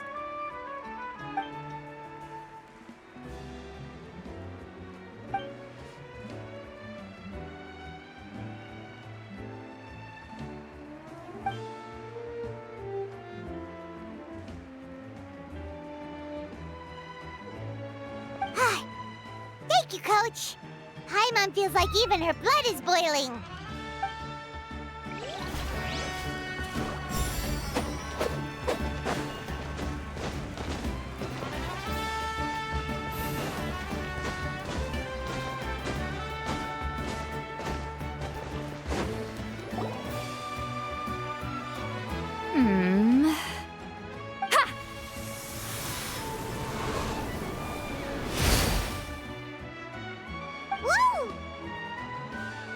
Oh? Well, hey there, Traveler and Paimon. What brings you here? You...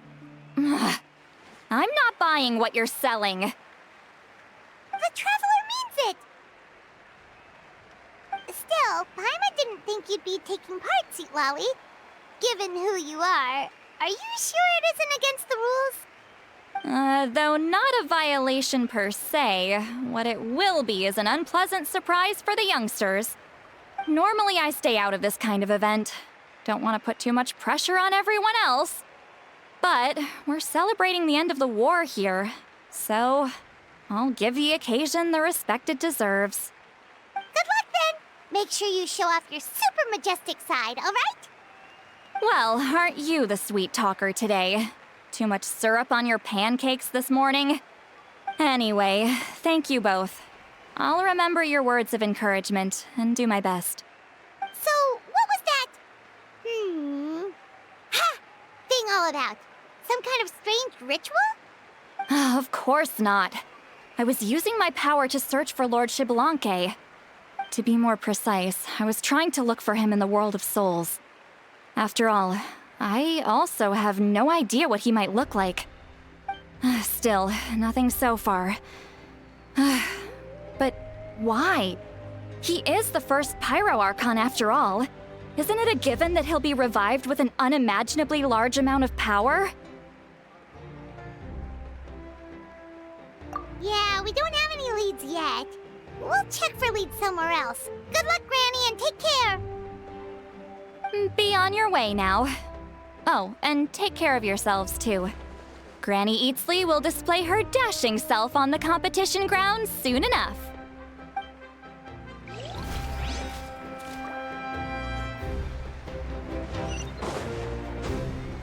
Hey, Kanich! Gonna take part in the tournament? Best of luck! You can do it! Where's the how, though?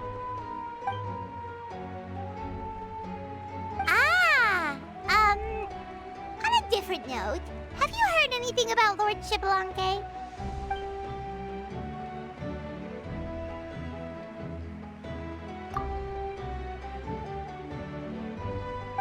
You're reliable as always, Kanich.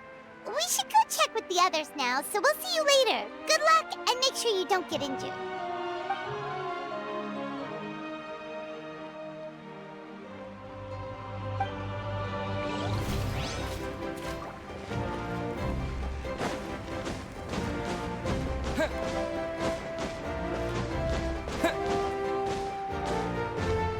One, two, three, four. 2, 2, 3, 4. How's the warm-up going, Kachina? Feeling good? Oh, hey you two. Yeah, I'm feeling great. Ready to get out there and show 'em who's boss. I'll give it my all. I mean, I don't know if I'll be able to win again, but as long as I learn something from the experience, that's enough of a win for me. Yeah, having the right mindset is everything. Yep. Oh, by the way, have you seen anyone who seems like Lord Xbalanque? Lord Xbalanque? I don't think so. A powerful figure like him is sure to attract attention wherever he goes. Like Moalani and Kanich, only even more so. I haven't seen anyone like that, though, so he probably hasn't passed this way. All right. Thanks, Kachina. We'll go take a look around. Focus on taking care of yourself as well as winning. I will, thank you. Seems like we still haven't found any useful clues. Maybe we should just go back and check in with Moika.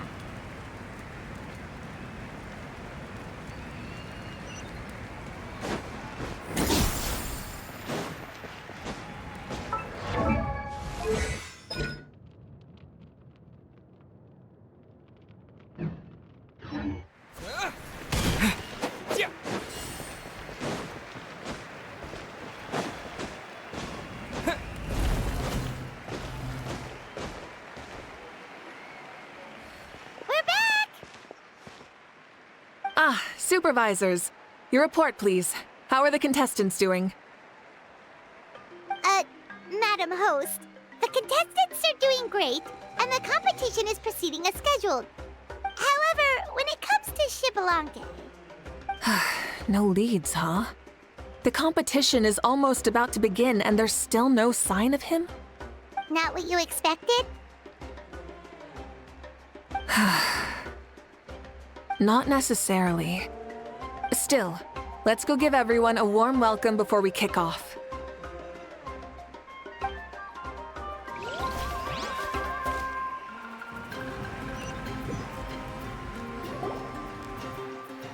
I believe we're all warmed up. Now, take your positions. This iteration of the pilgrimage is the perfect chance for us to bid farewell to the past.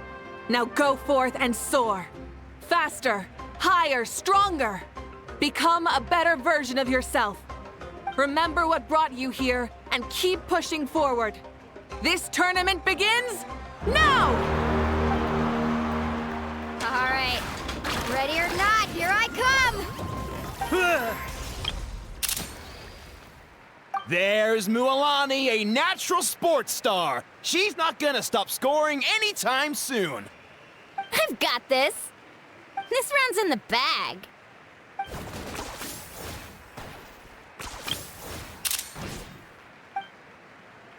Kanich is coming up to the trickiest parts of the course here. But is he slowing down?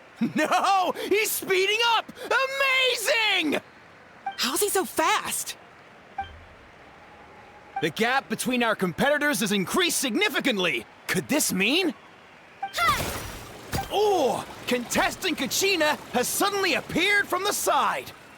This part's rough, but I won't give up. So annoying.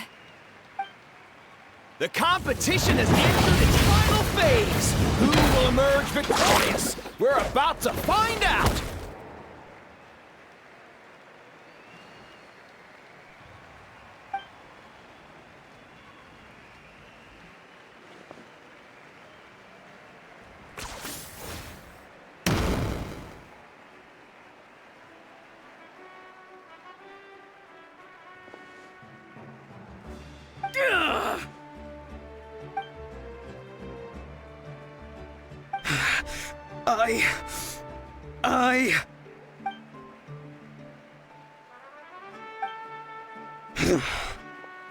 I yield. Our champion has emerged, and his name is Kanich! Kanich! Kanich! That's amazing! Woohoo! Yeah, that's our Kanich! I knew he'd win! What? So not only is this little punk hard to kill, but he's good at fighting too? This is just a skill. You beat me fair and square, Kanich. People always talk about how tough you are. Now I can say for sure, they're not exaggerating. It's funny. I was thinking to myself earlier that I might have a shot at winning this. Unless I have to face Kanich in the final. Come on, dude. What are you talking about? Losing to Kanich isn't really a loss at all. You've more than proven yourself, too. You could beat me up 30 times over.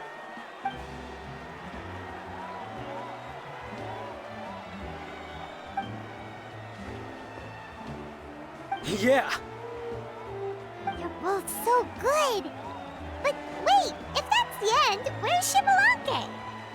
Wait, aren't we missing someone? Lord Shibalanke! Now that you mention it, where is he? Don't tell me. Huh?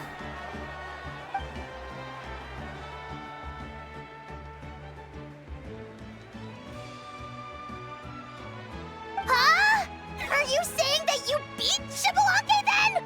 Ugh, just kill me now! Better death than to suffer this torture! What a joke!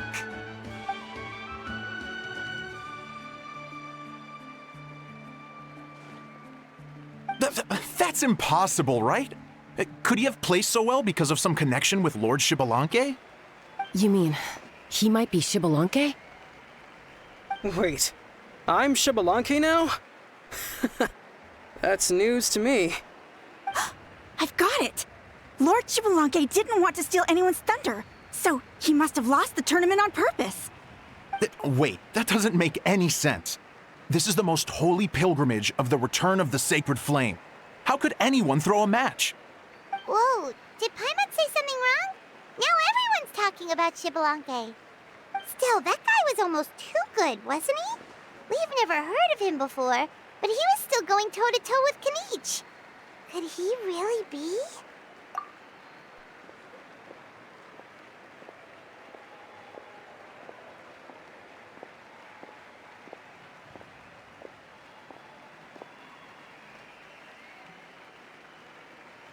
Huh? What are you looking at, Moika? I felt that something was off since the tournament began. Reflecting back on it, it wasn't because I could sense Shibalanke's power, but rather that I could not.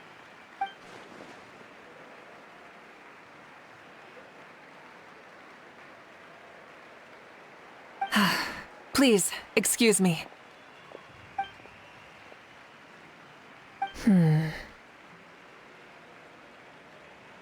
There you are. No unimaginably strong soul aura, nor any whiff of extraordinary power. But I know, beyond any doubt, that you are Shibalanke himself. Huh? Who's that? I've never seen him before. Isn't that Maosao? Like, Tato's grandson? When did he sign up for the tournament? Did he even fight anyone out on the field?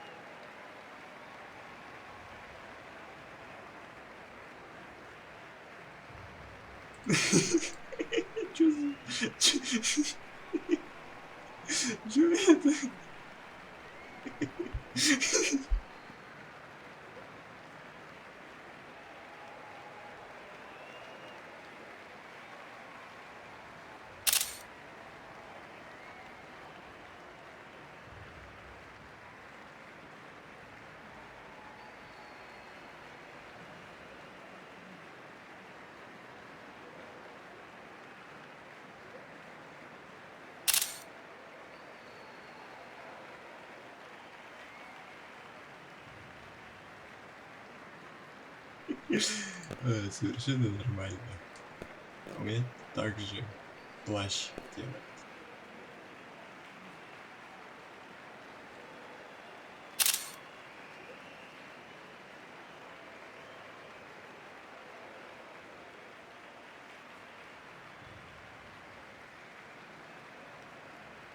What are you talking about? He's been standing there this whole time. I totally thought he was just there to cheer the others on. Wait, so that's Shibalanke? But he's just a kid. Ahem. Ha! Ha! Well, this kid doesn't look like he can take a single punch from the almighty Dragon Lord. Kahola how! Just give me 1 second and I'll... Huh? That's Lord Shibalanke? But, I mean, he was right next to me for most of the tournament. And he didn't seem very, well, Shibalanke to me. You recognized me? Perceptive. No less than expected of this era's Pyro Archon.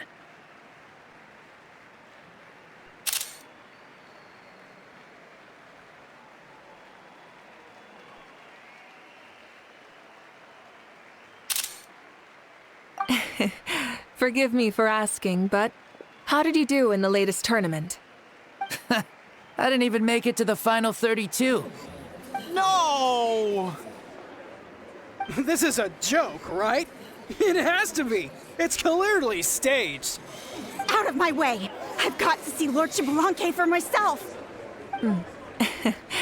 As expected, your return has caused quite the commotion.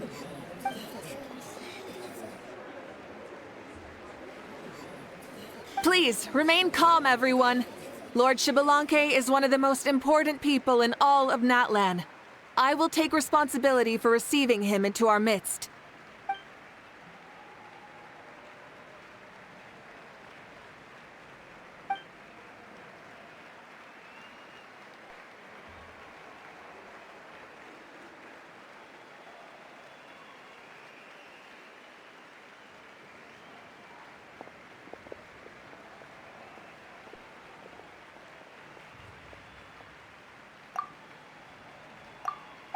She's calling us! Quick, let's go! Hey, wait up!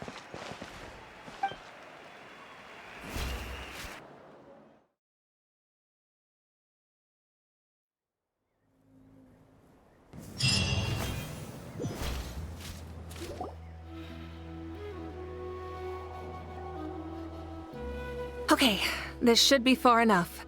Sorry for making you walk all this way. I am Natlan's current leader and Pyro Archon Mawika. Lord Shibalanke, I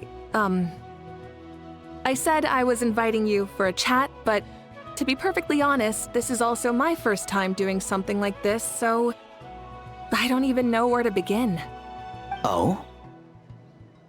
Oh no, he doesn't sound too impressed. You mean you've never hosted a long dead guy on his first trip home before? No worries, it's a first for me too. I didn't realize you also had a sense of humor. Wait, really? Hang on, I think I just realized something. You're telling me that neither you nor your companions know that I, Shibalanke, was totally hilarious? All the woven scrolls regarding your life depict you as a wise and upright person.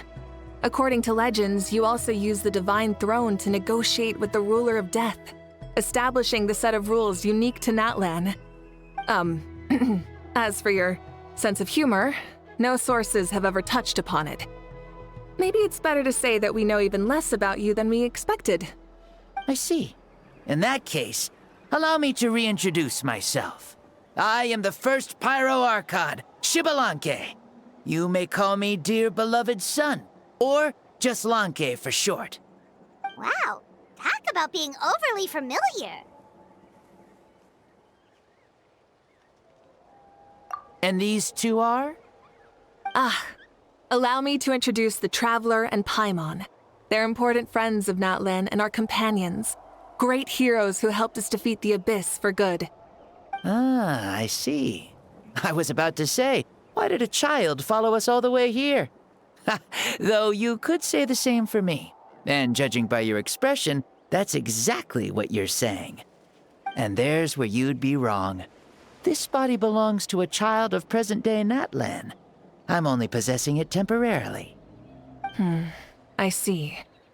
Your physical body couldn't be revived, so you had to borrow someone else's. But what about the original owner? Is he, okay? No need to worry. My existence has not affected this child in any way. This body's original occupant is currently experiencing a fantastic dream.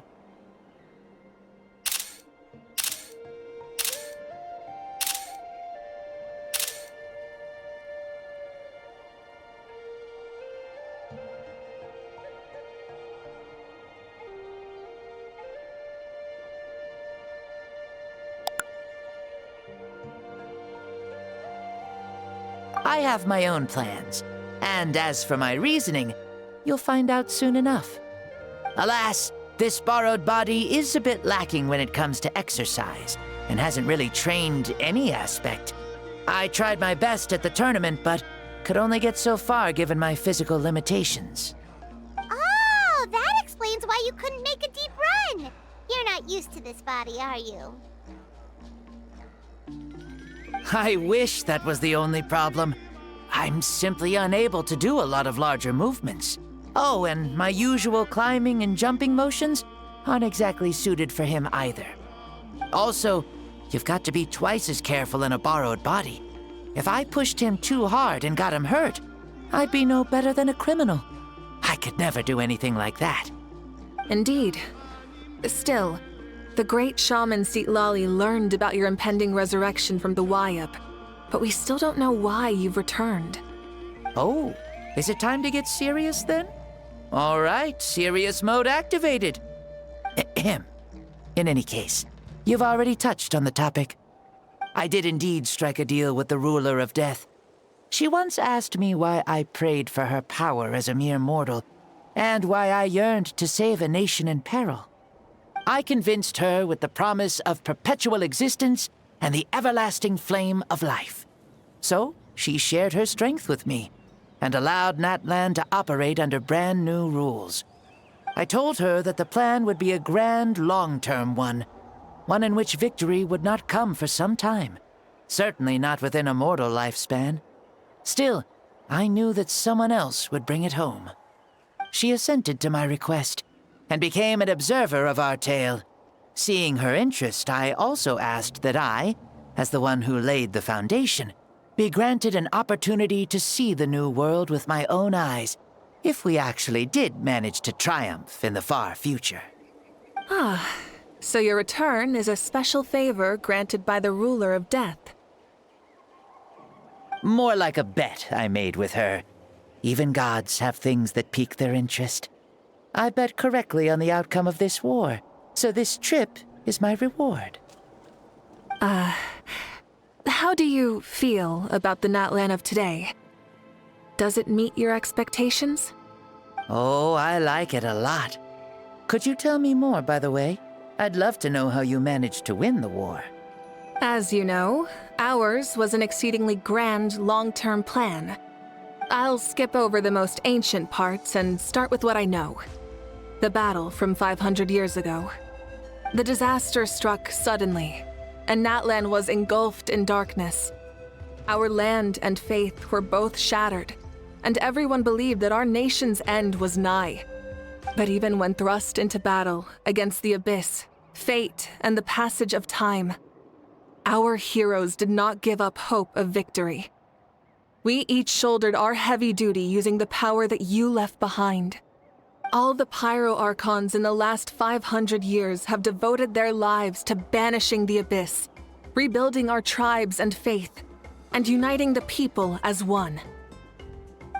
As for me, I decided to head 500 years into the future, that is, the present, so I might finally bring together our people's resolve, which has stood firm for thousands of years, and fight for our final victory. Of course, I had prepared for the worst. That I would awaken to naught but monsters, corpses, and ruins where our nation once stood. Had that happened, there would have only been one thing left for me to do. Fulfill my final duty as a warrior, and then witness the end of the world helplessly. Still, the outcome proved that our faith was not misplaced. This victory, and the miracle that it created, is the greatest reward for all who gave everything to protect our realm. Yeah, had anything gone wrong, whether in the past or in the now? I have always believed you to be shrewd. Surely, such a quality was needed to bargain with the ruler of death, and win so much for us in the process. Natlan was only able to overcome this crisis with your help.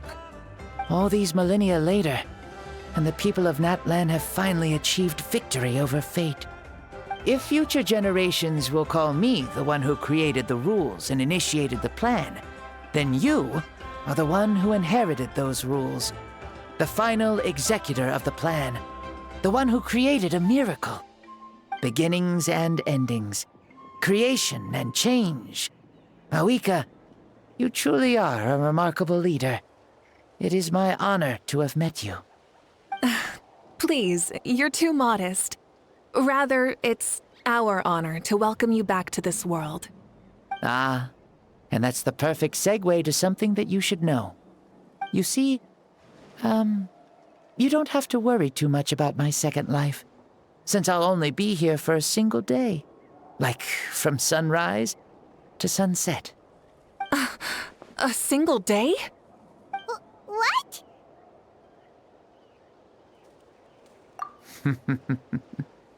That's why I said you won't have to worry too much about the boy this body actually belongs to. I'll be long gone by this time tomorrow. Besides, no one ever said I was actually going to return and stick around for years and years, right? This is just a short little outing back home, so I can see some of my compatriots again. Still, I've got to say, it has not been an easy trip. After being resurrected, I woke up in the home of a normal boy and wanted to take a quick dip to relax, only to have my trouser legs snagged by a fishing line that came out of nowhere. And once I finally made it to shore, I decided to take a stroll and see the sights, only to step into a trap along the way. Beats me who'd put a trap out there, and there wasn't even anybody around to check it. Thankfully, the bottom was pretty soft, so I lay down and took a nap before getting up to continue on my merry way. This is so embarrassing.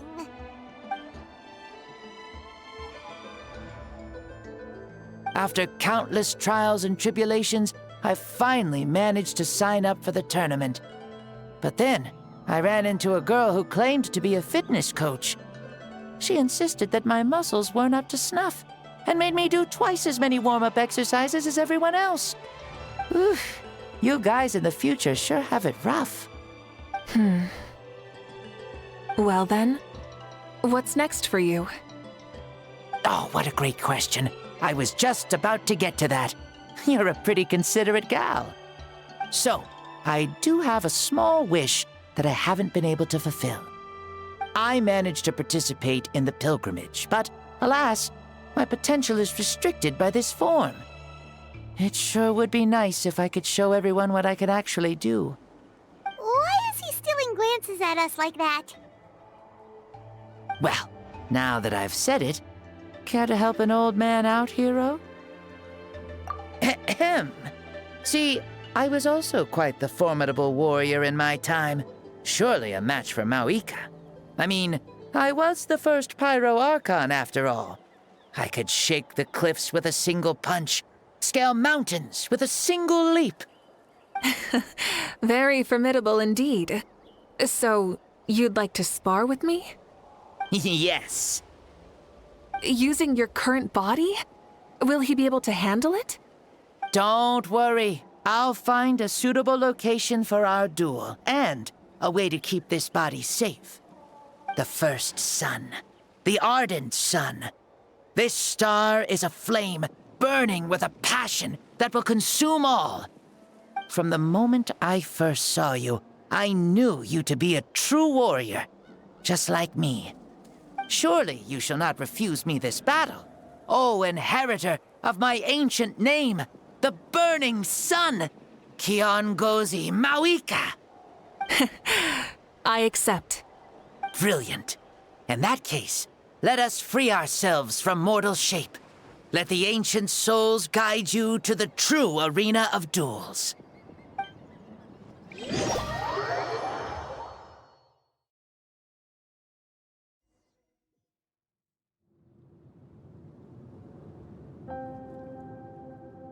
What is this place?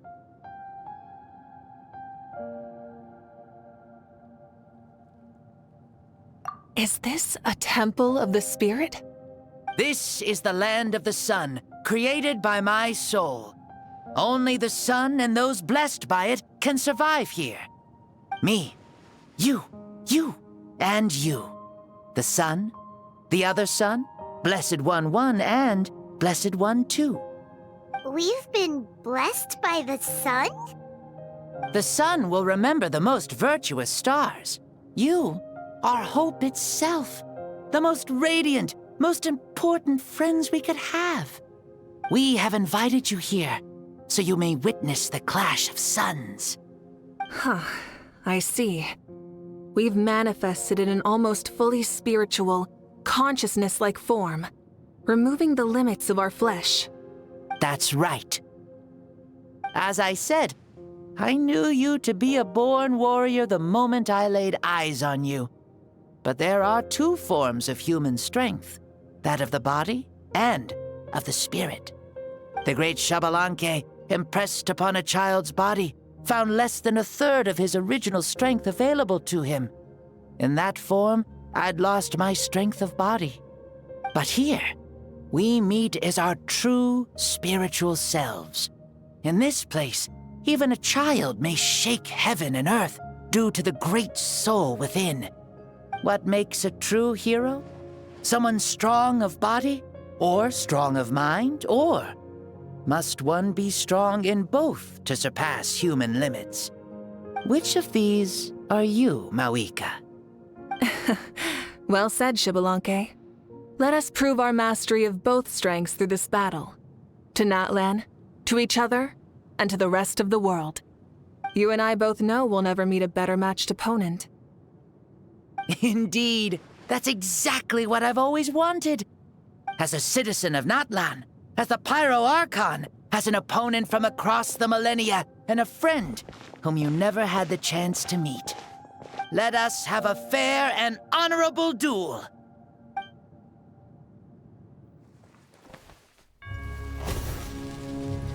Our fight will end when the flame is extinguished. Fine.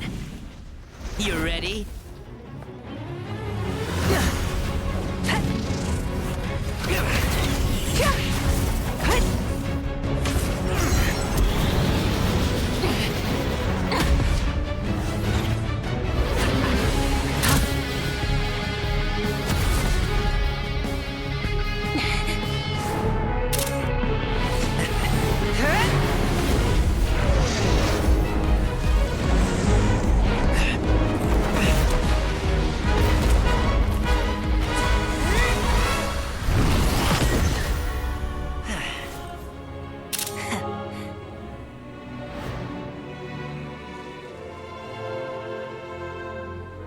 No. In war, there's no time for that.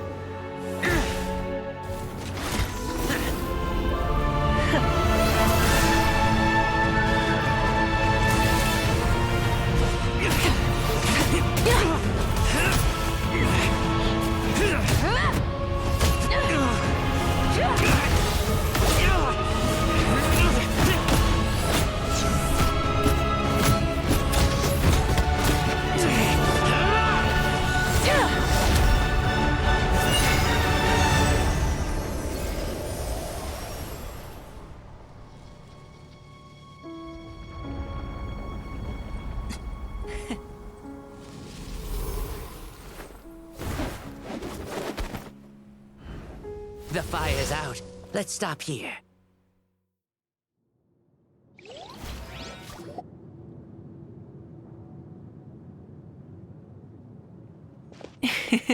It was a great fight. That was an exhilarating battle, Mawika. Looks like this old man's still got some fuel left in the tank after all. You jest, Lord Xbalanque. Your spirit is as strong and youthful as ever. Come now. Can't you tell I was making excuses for coming up just a hair short? Not by much, just the slimmest of margins. Yet still, you actually won. I've always seen myself as the strongest warrior, but it would seem that the inheritance of ancient names has proven its worth after all. I bear the name Kiongozi, the leader of our people. After countless generations, this name came to you, and you used the power it accumulated over the years to defeat everything in your path. This battle has been most meaningful. Beyond the facts of victory and defeat, I've also learned a lot about you. Take, for example, your strength. It is at once ruthless and gentle, both tenacious and sharp.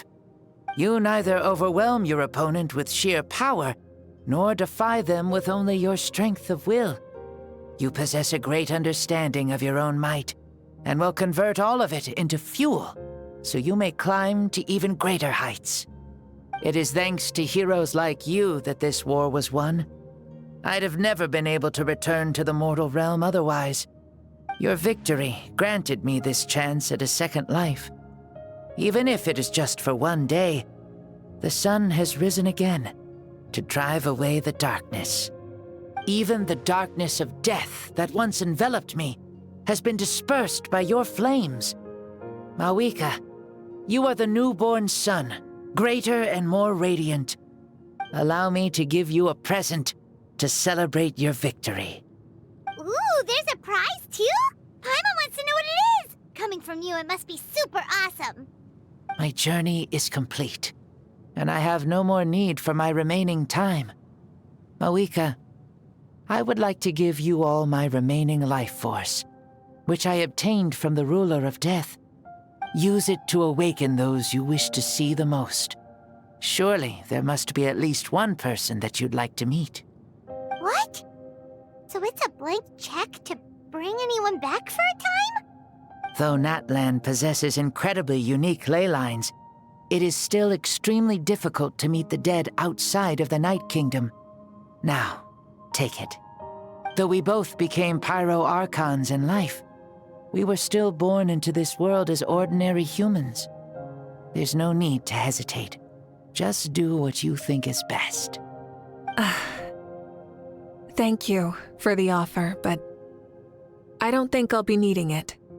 Huh? The past lives on in my memories, and will always remain my treasure. Meeting someone we can no longer see again will only lead to more longing.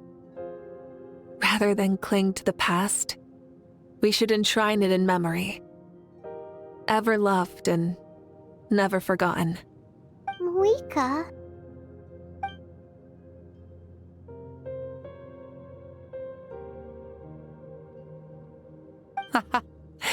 They were right. That's exactly the sort of person you are. They? Your parents, sister, comrades, and friends. Those who walked with you, and those who left you behind. Those who crossed blades with you, and those who prayed for your safe return. Each and every one. Mawika, has one granted the special privilege to return, I can sense them calling for you, and watching over you from within the distant winds. Dear Mawika, our esteemed Archon, leader of our people, how have you been doing? We all miss you so. There are so many things we want to say to you, but if we really were to say them, they'd just be those simple, heartfelt words. The war is over, Mawika. All our efforts had meaning, and all our struggles bore fruit. This is the fairest and most precious thing in the entire world. May you be happy in this era of peace. May you eat well, sleep well, always be full of energy, and never forget that we will always love you. These are all words spoken by the people from the past. Their voices are echoing through this Temple of Souls.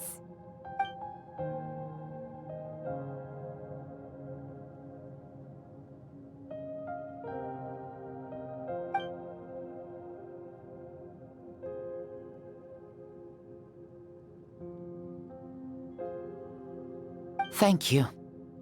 Those who have gone before will never forget you, even as you keep all their names deep within your heart. Mawika, my dear child, though we have ascended to Archonhood, never forget that we are still human. Live as you please, in this age of peace you forged with your own 2 hands. Why so formal all of a sudden? Seriously. Huh? Mawika, where are you going? Ho ho! Leaving already? Now you're the one acting all impatient.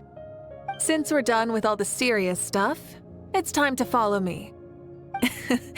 Xbalanque, doubt you've ever ridden a flame strider in your current body, right? Never even heard of such a thing, to be honest. Ooh, are you gonna take him out for a ride? You're coming too. Come on, it's time for us to live as we please.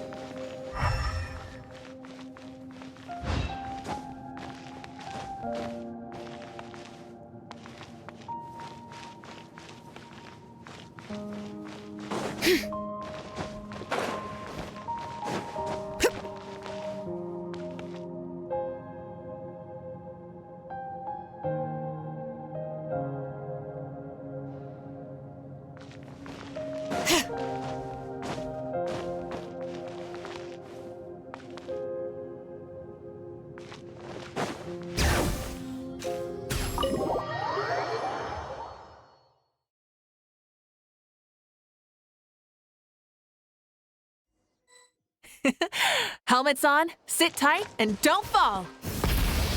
Is this a board you can use to ride on the water? And you can playing with this stuff as part of everyday life then?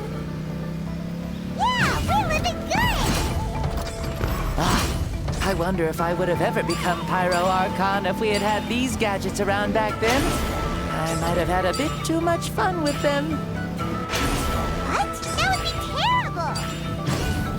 Agreed. Good thing they were only invented after I died, huh? Looks like I really am better after all, for becoming Pyro Archon even with all this temptation around. Point Moika! The hands of our friends, the Children of Echoes, are as skilled as ever. They were already famed in your era, right? This bike was built by their most talented artisan in this age. Speaking of which, we just passed them by. Sweet!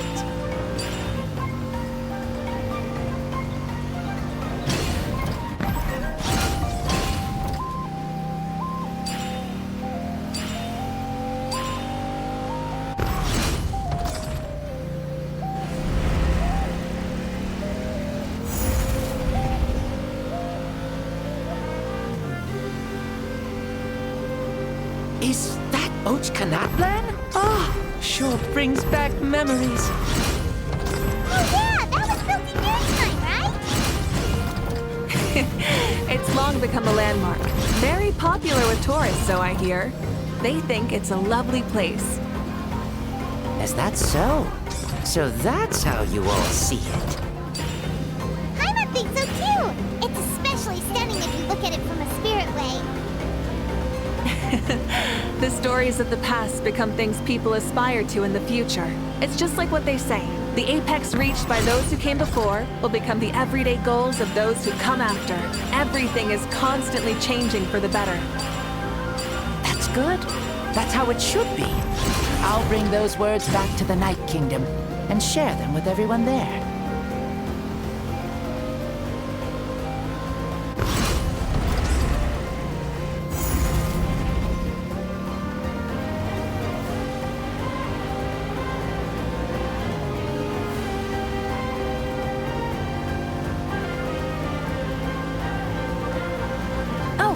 You can see the people of the springs from here. They seem to be enjoying life. Just like the people of Natlan back then.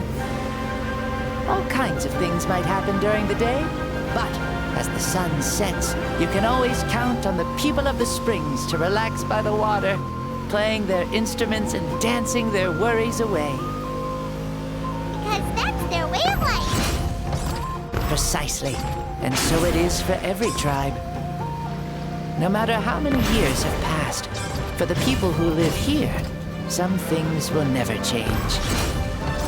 Well, you're the one most qualified to say something like that. So, what do you think? Satisfied with what you saw? Very much so. Speeding across the water, the warm breeze against my face, it makes me very happy. I really do adore this world, just like a plant adores the sun.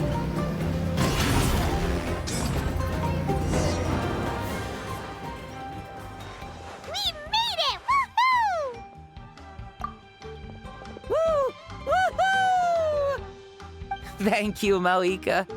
This has been a wonderful trip.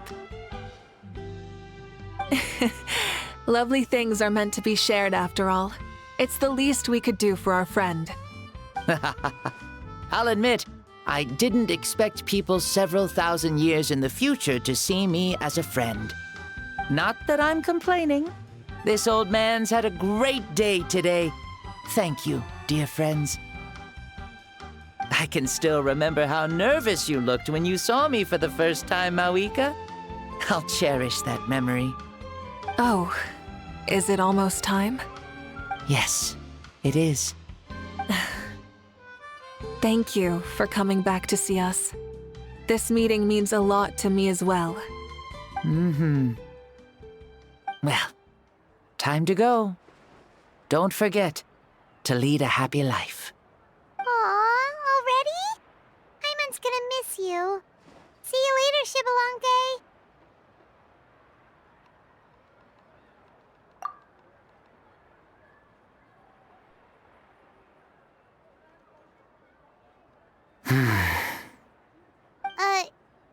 closed his eyes.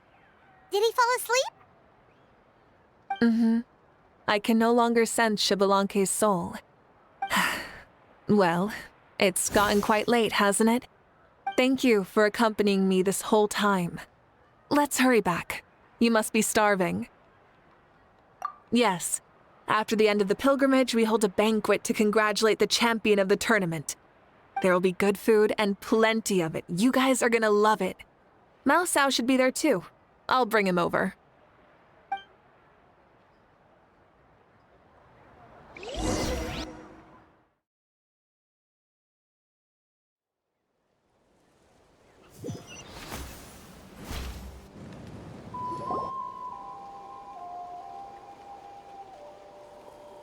Do you think there'll still be any food left over for us? It's kinda late and all. I'm sure the feast has already started, but don't worry. I'm sure Yansan will save some for us. She's very reliable. Leaving the tournament planning to her was a smart move. So she probably figured that we'd be gone a long time. Yeah, I told her as much too. Seems like they've prepared the thing. What thing? See that row of braziers over there? Oh, so that's what they are. They haven't been lit, so Paimon totally thought they were something else. Here, watch this.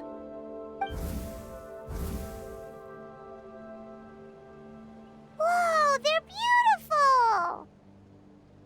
This particular kind of brazier is called a signal flame, and is reserved for those coming back late at night.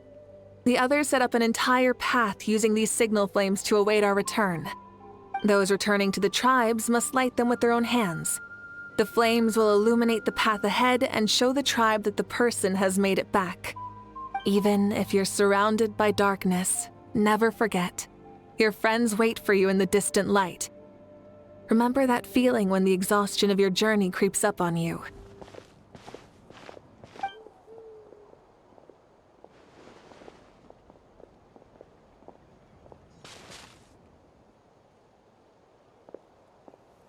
Archon! Traveler! Paimon!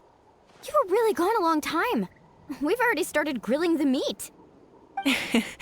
We had a long talk with Lord Xbalanque. It was pretty time-consuming. More than well.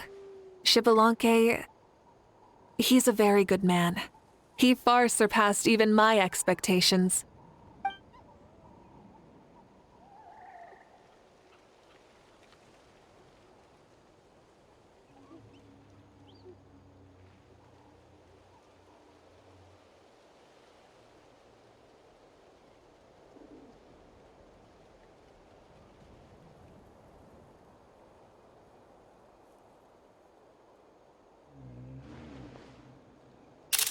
So the only reason Lord Xbalanque didn't win the tournament is because he was limited by the physical body he was in.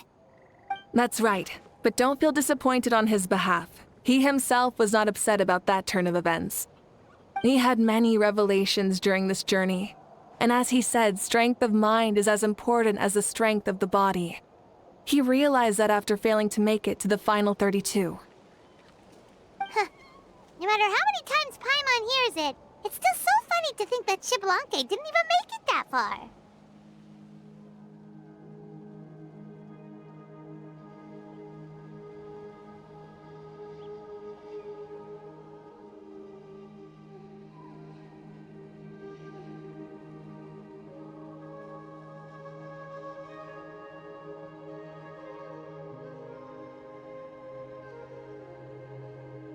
Strong in both body and mind. Huh. I'd say our champion Kanich fits the bill. Don't you think? Indeed. Everyone, let's raise our cups. Let's celebrate our champion! Kanich, you've proven yourself a true warrior and athlete. Congratulations on your triumph in the pilgrimage. A toast to our champion! Cheers!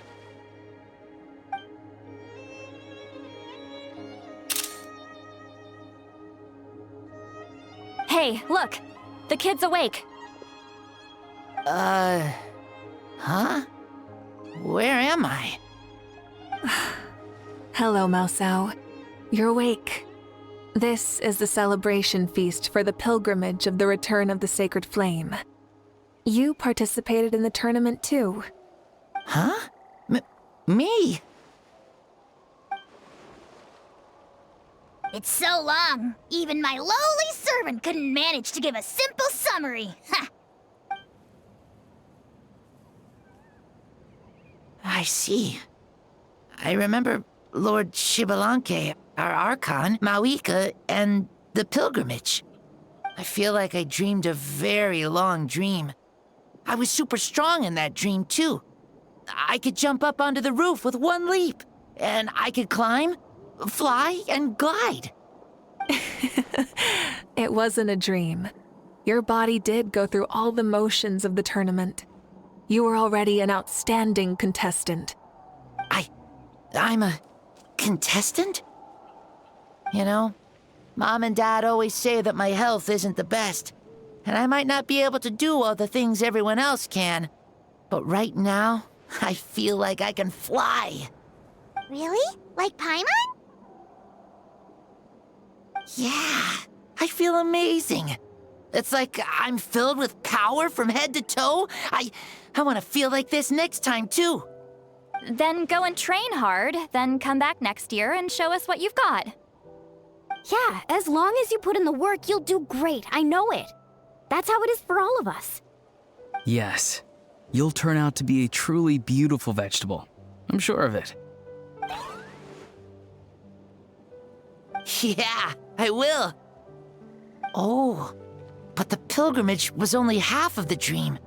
I think after that, I somehow got into a fight. Really? Against who? I think it was our Archon. That wasn't a dream either. I did have a duel with Shibalanke. Huh? I was hoping to save this until later, but since we're already on this topic, I've got another piece of good news to share. Namely, that we crowned another champion today. Lord Shibalanke and I engaged in an all-out duel, as worthy rivals from across the millennia. In the end, I won by the slimmest of margins, defeating our legendary hero.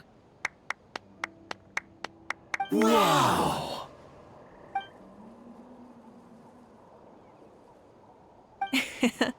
This is no lie, and I have our best friend here to back me up. You were the arbiter for our duel, yes?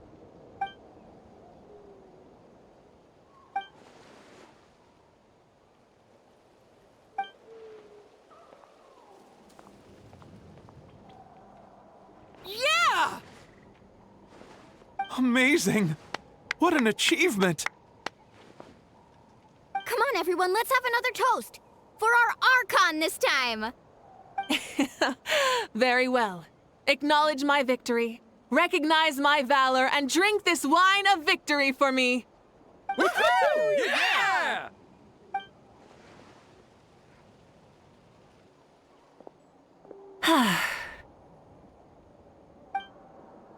Today's been a super long and exciting day, yeah? Yeah, it's been quite some time since I've done so much in a day. Or felt that it's gone on for so long. Of course. Oh, right. Moika, the Traveler said there was something to ask you.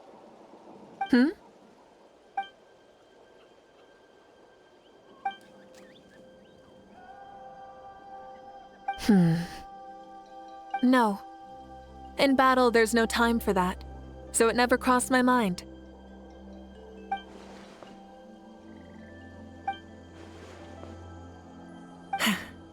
The night is still young. Cheers.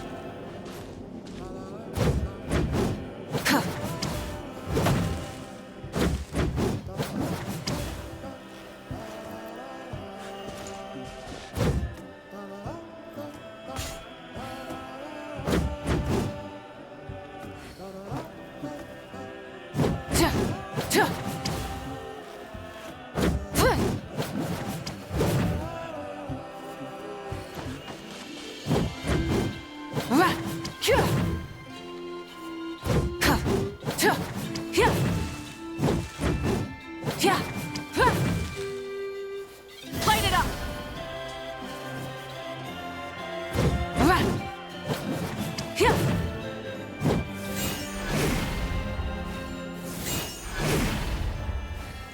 Pyroclastic surge!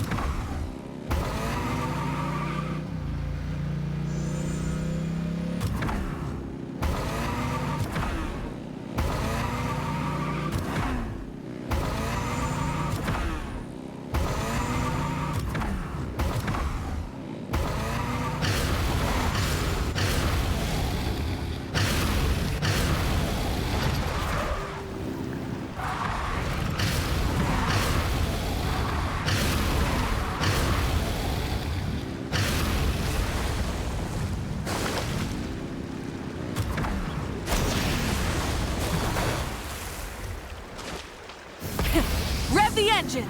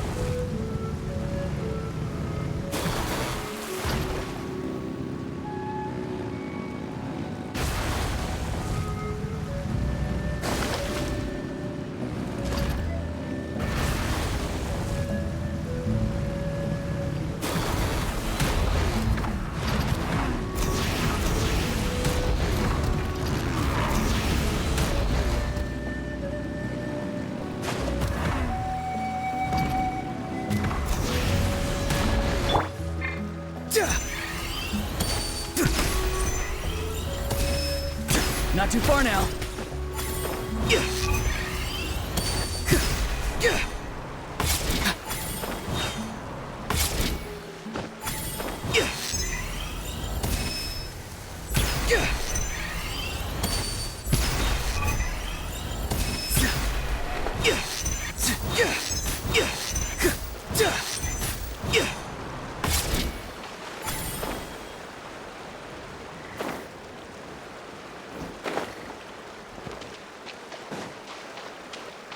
Go! You're free now!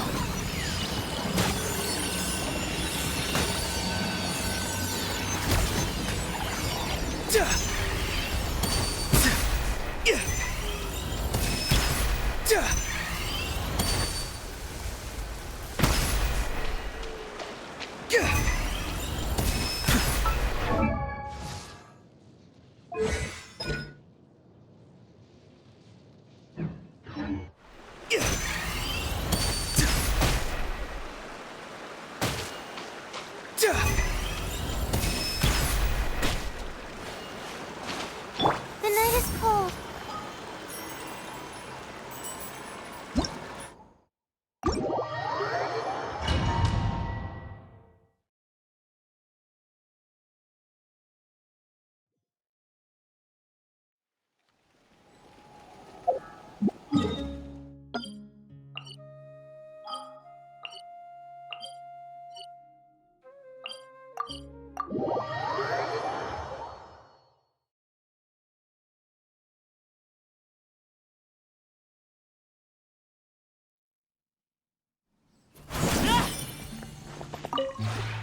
This realm...